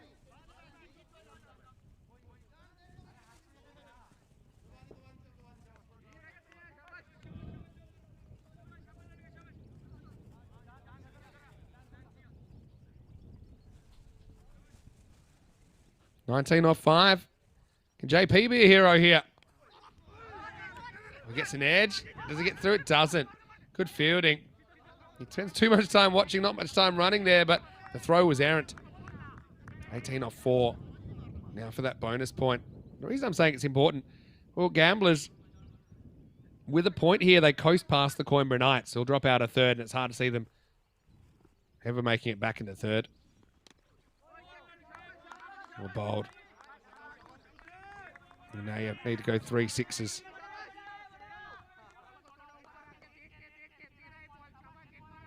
Geary 44. Can he get it going with 1?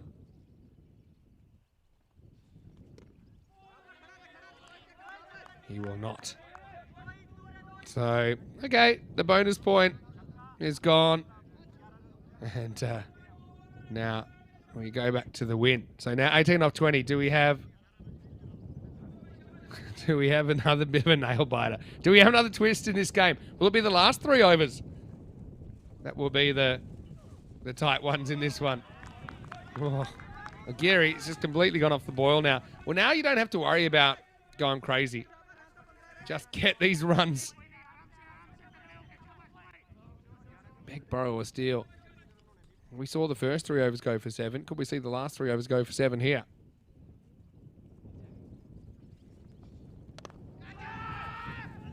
He gets a fair chunk of this, but he's hit it straight to the fielder, and it's a brilliant catch down there.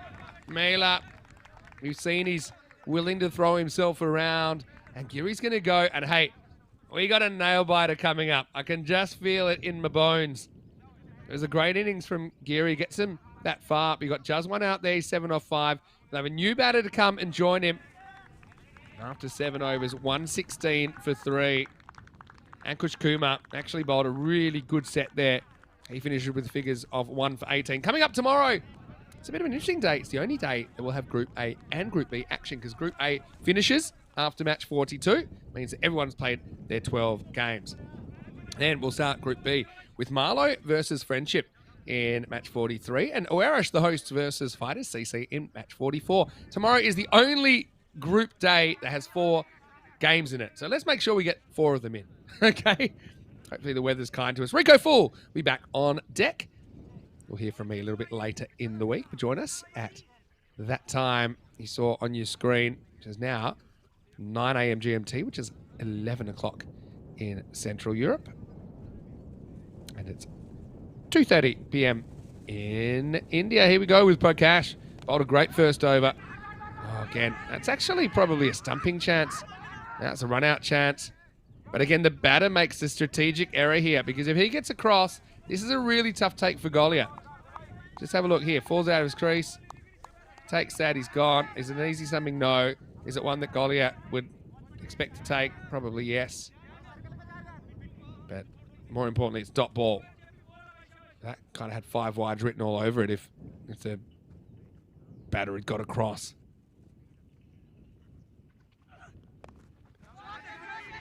It's the latest of late cuts. There's a fielder down there. Fingernails are going to be chewed down in this last 3 overs. This has reminded me a lot of some of the games we had on today. We had the Brothers 11 Portugal chase against Indian Royals where they finished 1 run short because of a short run. And we almost had back-to-back golden balls. We had an actual golden ball that we showed earlier today. Really well bowled. How slow we can get this, but that's a great seam position from Prakash. Had it bolt up right there. I can see it from here. Look at that. Just zips through slightly unpredictably. 17 off 15 now.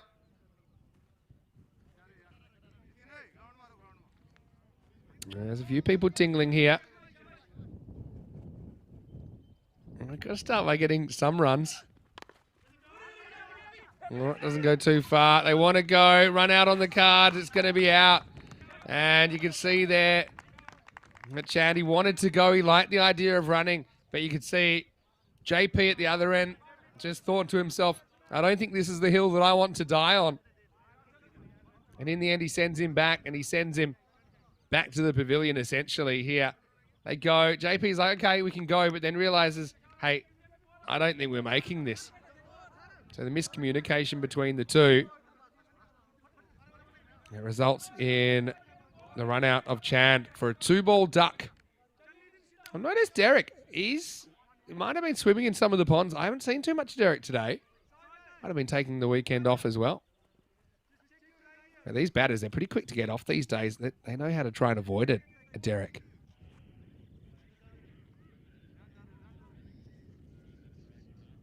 Chandra gets a hit. 17 off 14. It's funny we're talking about bonus point. Now we're talking about will they even win the game. Missing the leg stump again. Get inside that. That's a tough take for the keepers. At least a wide, maybe more wides. Yeah, so let me take you through the schedule this week. Obviously starting Group B. Wow, what's happened here? Well, I might need to see this from side on, maybe from the main camera as well. Or is this a dead ball? This ball seemed completely dead. Maybe we can see it. Okay, let's see the whole thing. Comes through for 1. Is he ever looking for 2? Or does he just never get in? Okay, he's in. Now what happens? I don't think you can give that out. I don't like that. If that's given out, nah, he's dead. He's been recalled. Okay, that's good. Nah, okay. Is it wise to walk out your crease? No. Should he have waited longer? Yes. But I don't think anyone's treating that ball's in play. You see? I would have just waited a bit longer. He comes in, and then he's got his run, and he's got no interest in taking a second run. And Golia says, hey, how about that? Umpire says, yeah, I reckon that's out. And JP's going, hey, why? The right thing's done in the end. You'd hate to see that coming in, but I wish batters were a bit more careful leaving their crease before the ball's technically dead. Oh, well, gets a bit of help from the edge of the pitch this time. Just a single, though. Single central as we get to the end of the 8th over, and there's 119 for 4. How about this? Straight back to the bowler, or is it? Actually almost hit the stumps. All right, going down the last 2 overs of the day then. Yeah, so as far as the schedule this week, Rico will take you through the next 3 days, and then I'll be back on Thursday. But I'll be lurking. I'll be keeping an eye on things. I'm also doing a bit of preparation for the Western Shield as well. That's keeping me busy, keeping me out of the box a little bit. But I'll be back on Thursday, back on deck in Portugal. Looking forward to it. Always treated very well there in Portugal. All right, here's Kataria. He had some bright spots early, but also had a few get away from him. 15 required off 12. Are we watching an ECN Classic here in match 40? Certainly worth waiting for.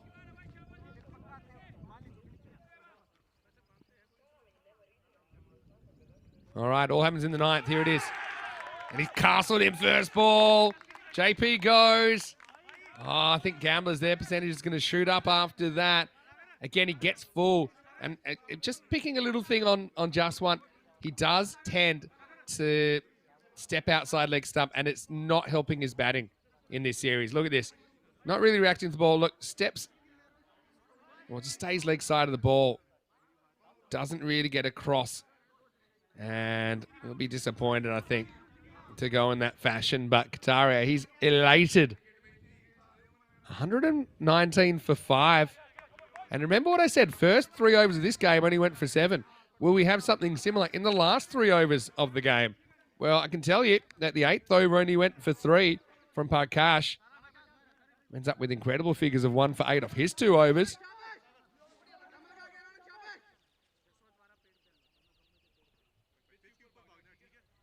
Steve McVeigh has a good point. Said, was the ball in the keeper's gloves when he left his crease, or was the throw still coming in? I think technically it was still coming in. But I still think it's the right call. Anyway, he's late on this, going to creep away from the fielder, says Ronak Patel. And the reason is, even though maybe the ball hadn't quite come back to the keeper, but everyone had kind of, even the keeper was considering it dead. He wasn't looking to do anything. It's a subjective call, but I think it was the right call. It would have left a bad feeling in your mouth.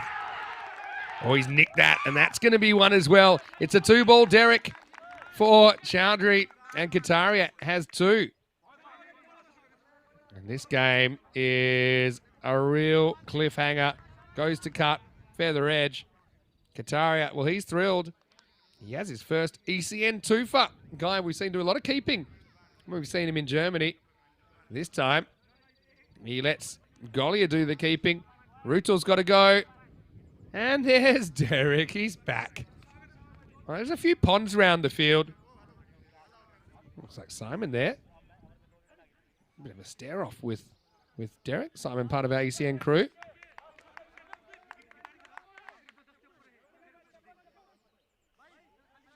Groom, you're spot on.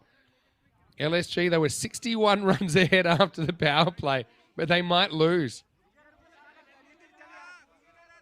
Well, I actually like this batter. I like Samaru Sata. I think he's batting way too low. I'm gonna back him in here. 14 off 9. Oh, geez, deals that one well. Was biting back. The 13 off 8.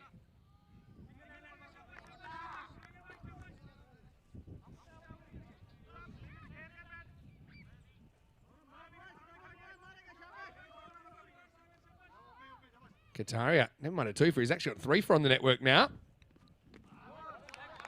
Oh, again, these are the balls earlier on. I'm probably getting cut away, but right now, top orders history, 13 off 7. What a comeback. So you had 3 off the 8th. We've had 2 off the 9th. I can't believe the symmetry in this game. Again, doesn't get too much of that. So we'll go to the last. Kataria 3 for 25. Great effort from him. This game's a 50-50. You know what that means. I can tell you that we could be in for an all-timer here because Golden Ball 56 happened on the 21st of March. And now we're on the last day of March, 31st of March. Have we got one more in March? I guess time will tell. Now this year we've had 6 Golden Balls, 2 to the bat, 4 to the bowler. If you're not familiar with the Golden Ball, when a game is tied, the batters have 1 more ball. They need 2 or more to win. Otherwise, the fielding team wins. And geez, we've had some real exciting ones. Pretty soon, when we get 4 more, who knows, that might take a year, but we'll actually have 60. We'll have a whole innings worth of Golden Balls. So 122 for 6 after 9 means they need 11 to tie, 12 to win. You've got to bowl well here. Mandip Saini gets the last over. Here we go. Starts with a big wide. They're going to run. Should be out. It is out. He's a couple of steps short, and you can see he's frustrated. Samad Usata, he's a good batter, and he's not going to get to face again in this game. So it's a wide, but it's a wicket. It won't change the balls left, but it will change the runs left, and it also moves the wicket column. So it'll be 12. Instead of 12 off 6, it'll be 11 off 6 now. But he knows he makes an error of judgment there. Samad probably didn't have to take that on. All right. 1-800 dialer hero. Oh, boy. 123 for 7 now.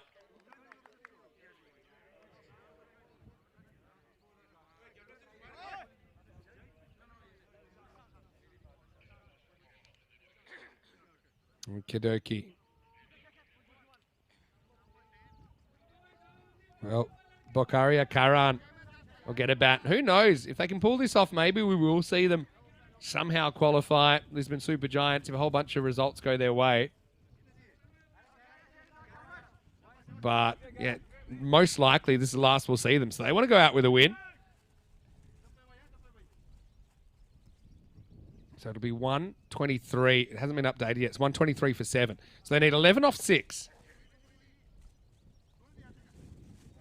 Wide plus run out. Takes a lot of scoring.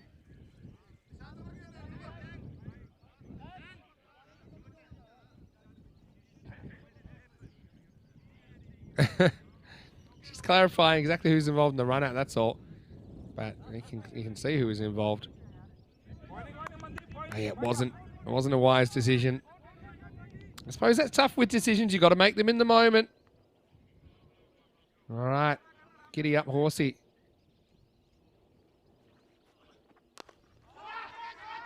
All right. Now, this is hit down the ground, and it's not quite going to be gone. They might go for 2. They will. Good throw. He's gone. Can he gather it? Another run out. Oh, this is heading south really quickly. It's going to be Ronak Patel who's the next to go. He's run out for 2. It's 2 run outs in the same ball, and there's been 2 run outs. There's been 2 run outs in the same ball, plus there's been 2 runs off that first ball.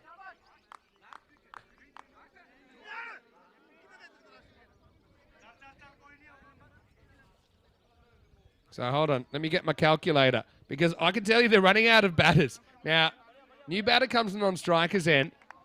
Honestly, this 10 runs is looking a world away at the moment, isn't it?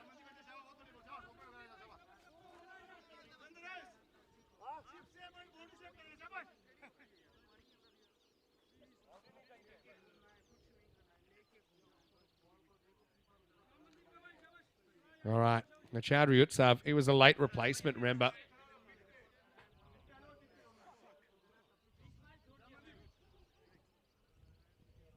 Harinder Singh ruled out with an injury from match 39.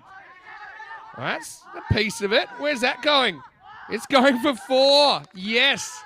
Well, it keeps the game alive. Karan, he's had a few tough moments in this series. He would love to get across the line. Probably wasn't the best ball from Mandip Saini. And now believe it or not, they're just one hit away from winning this ball game. Oh, wow. Oh, I don't like their chances in a golden ball either. Super Giants say they better win it here. They're down to their number 10 at the other end. Hits it pretty well. By pretty well, I mean he hits it. They'll run hard. They want to. Don't throw a wicket away now. What are you doing? You're 8 out. Because once you're 9 out, then you really can't push it any further. I mean, you can take it, maybe a dicey one, but you can't take a suicidal one. This is the difference being 8 down versus like 5 down in this situation. Yeah. Well, that bird's seen enough. 5 off 3. Utsaf, you got one job, and that's just don't miss this. Hit it and run. And Karan, you got one job. Run when Utsaf hits it. All right?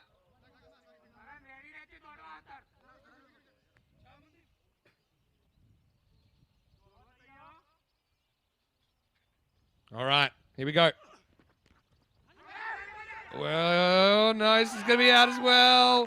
He couldn't get it far away. He couldn't do the one job that we prescribed for him. And we've got number 11 coming out. It's going to be the captain, Anand Kumar Srivastav, to try and be a hero. I mean, the play was on to kind of run no matter what if you hit it. But this is where the keeper up to the stumps helps because he doesn't have to go too far. And really, he just doesn't get enough of it or any of it, I don't think. Goalie out with the world's easiest direct hit. And they're down to their last batter. And it's Anoop, the captain. And he gets his choice of bats, and that's good. There's 2 balls left. It's 129 for 9. They need 4 off 2. And here's the thing. It's pretty hard to, I mean, look, it's hard to get a 3. So you're looking to get a 2, I think, if it's at all on. But then judging what's on is tough, because if you get run out now, pa-pow, it's the end of the game. Anoop, he's a lovely guy. Can he be a hero? They need 5 off 2. Misses. 4 for a golden ball then. How can you get a golden ball? Probably a little edge. And then how are you going to get 2? I've got no idea. They were 61 runs ahead after the power play. And now it's tough. 4 for a GB and 6 for a win. My field here, I got 2 deep thirds and probably 2 deep fine legs, and I got the keeper back. A Minimo. Hey, we've had a Minimo here. Super Giants have win the game. Siney's actually bowled a good last over. Here we go. 4 for a golden ball, 6 to win. And he can't hit it, and the Gamblers are out of jail. Can you believe your eyes? They've won an incredible cricket match. Well, that's why it was worth waiting for. We actually were looking at perhaps Lisbon Super Giants getting all 4 points. In the end, they only get a single one. They don't get the win. And, that's actually an incredible game. And even after commentating, I think, well over 3,000 matches on the network, you'll still see games that are unlike anything you've ever seen. And that's one of them.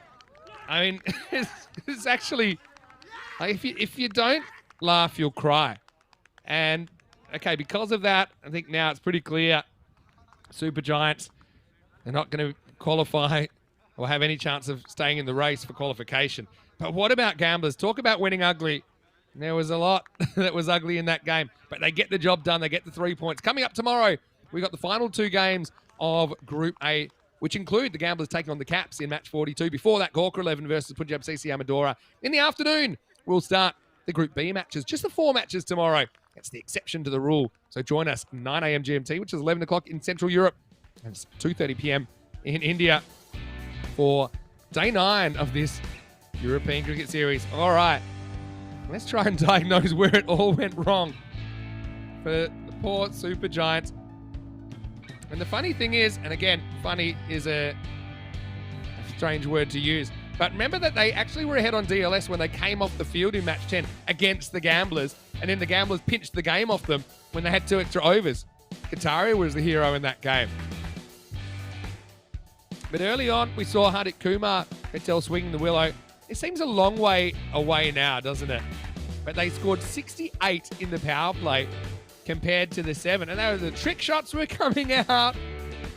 Amandeep, again, played that one well. Giri played very well as well. But this is kind of where things started heading a bit south. Gamblers needed a turning point. Prakash certainly delivered, following a very, very good spell. And again, the extras just also kind of made the task a lot easier for the Super Giants. Got to say, I like the way that Devendra Mela throws himself around in the field. That was a very good catch out there. And then it all headed south. And it was just run out central, wasn't it? And really decision-making in the final stages. That one took a funny turn. But yeah, you see this one just drew Jaswant forward into an error. Gamblers, they believed.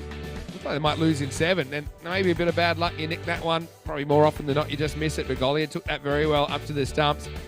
Kataria with a 3-for. First time he's had multiple wickets on the network. But this is a bad decision.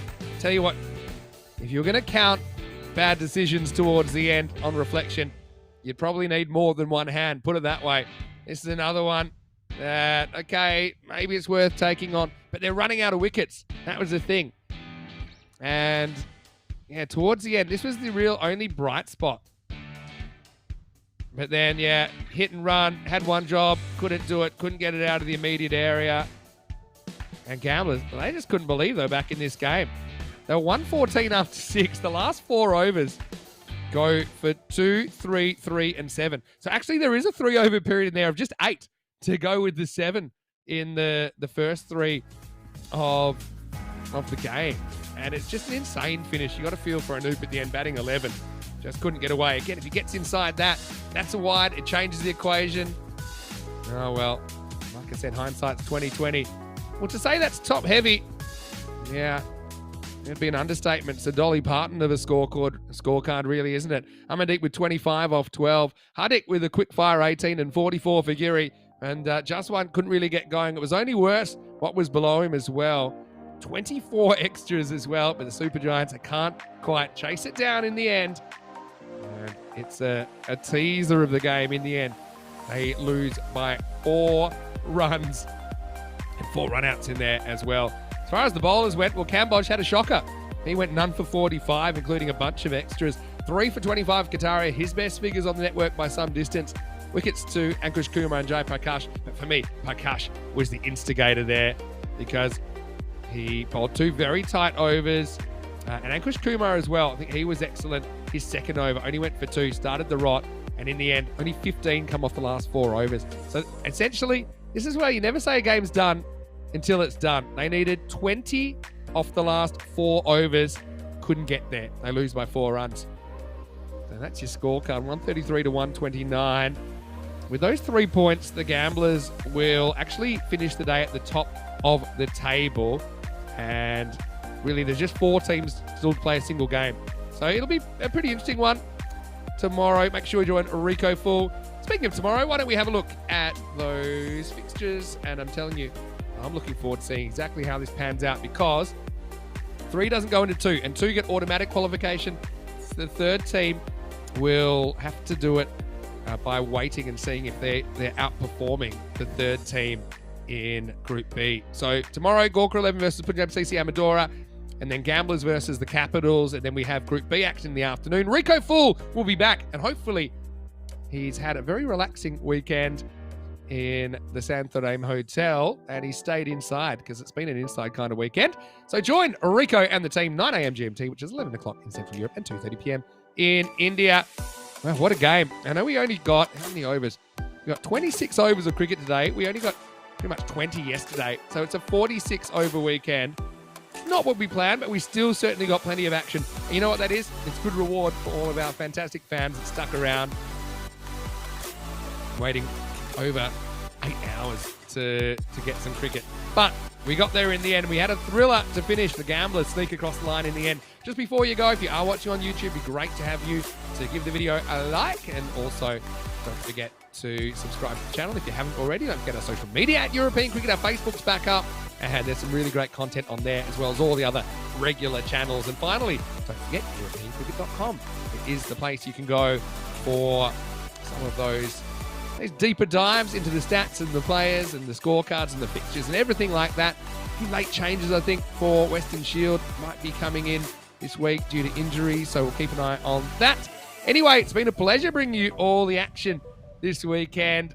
I'm going to take a couple of days off, but I'll be back later in the week. Rico Fool back on deck tomorrow. Big thanks to our crew at Spring Media. We couldn't do this without them. And, of course, all the Blue crew, the players, officials, everyone there at the ground that have been helping try and get the cricket on. Eventually, we got there and we were entertained in the way that only ECN can. From everyone here at European Cricket Network and the European Cricket family, hope you have a safe and happy night. Happy Easter once again to everyone celebrating it. Join us because we have 2 more big weeks of action in Portugal and we want you to be on board. This is Vinny Sowdy, Mr. Maximo signing out. For now, it's hasta mañana.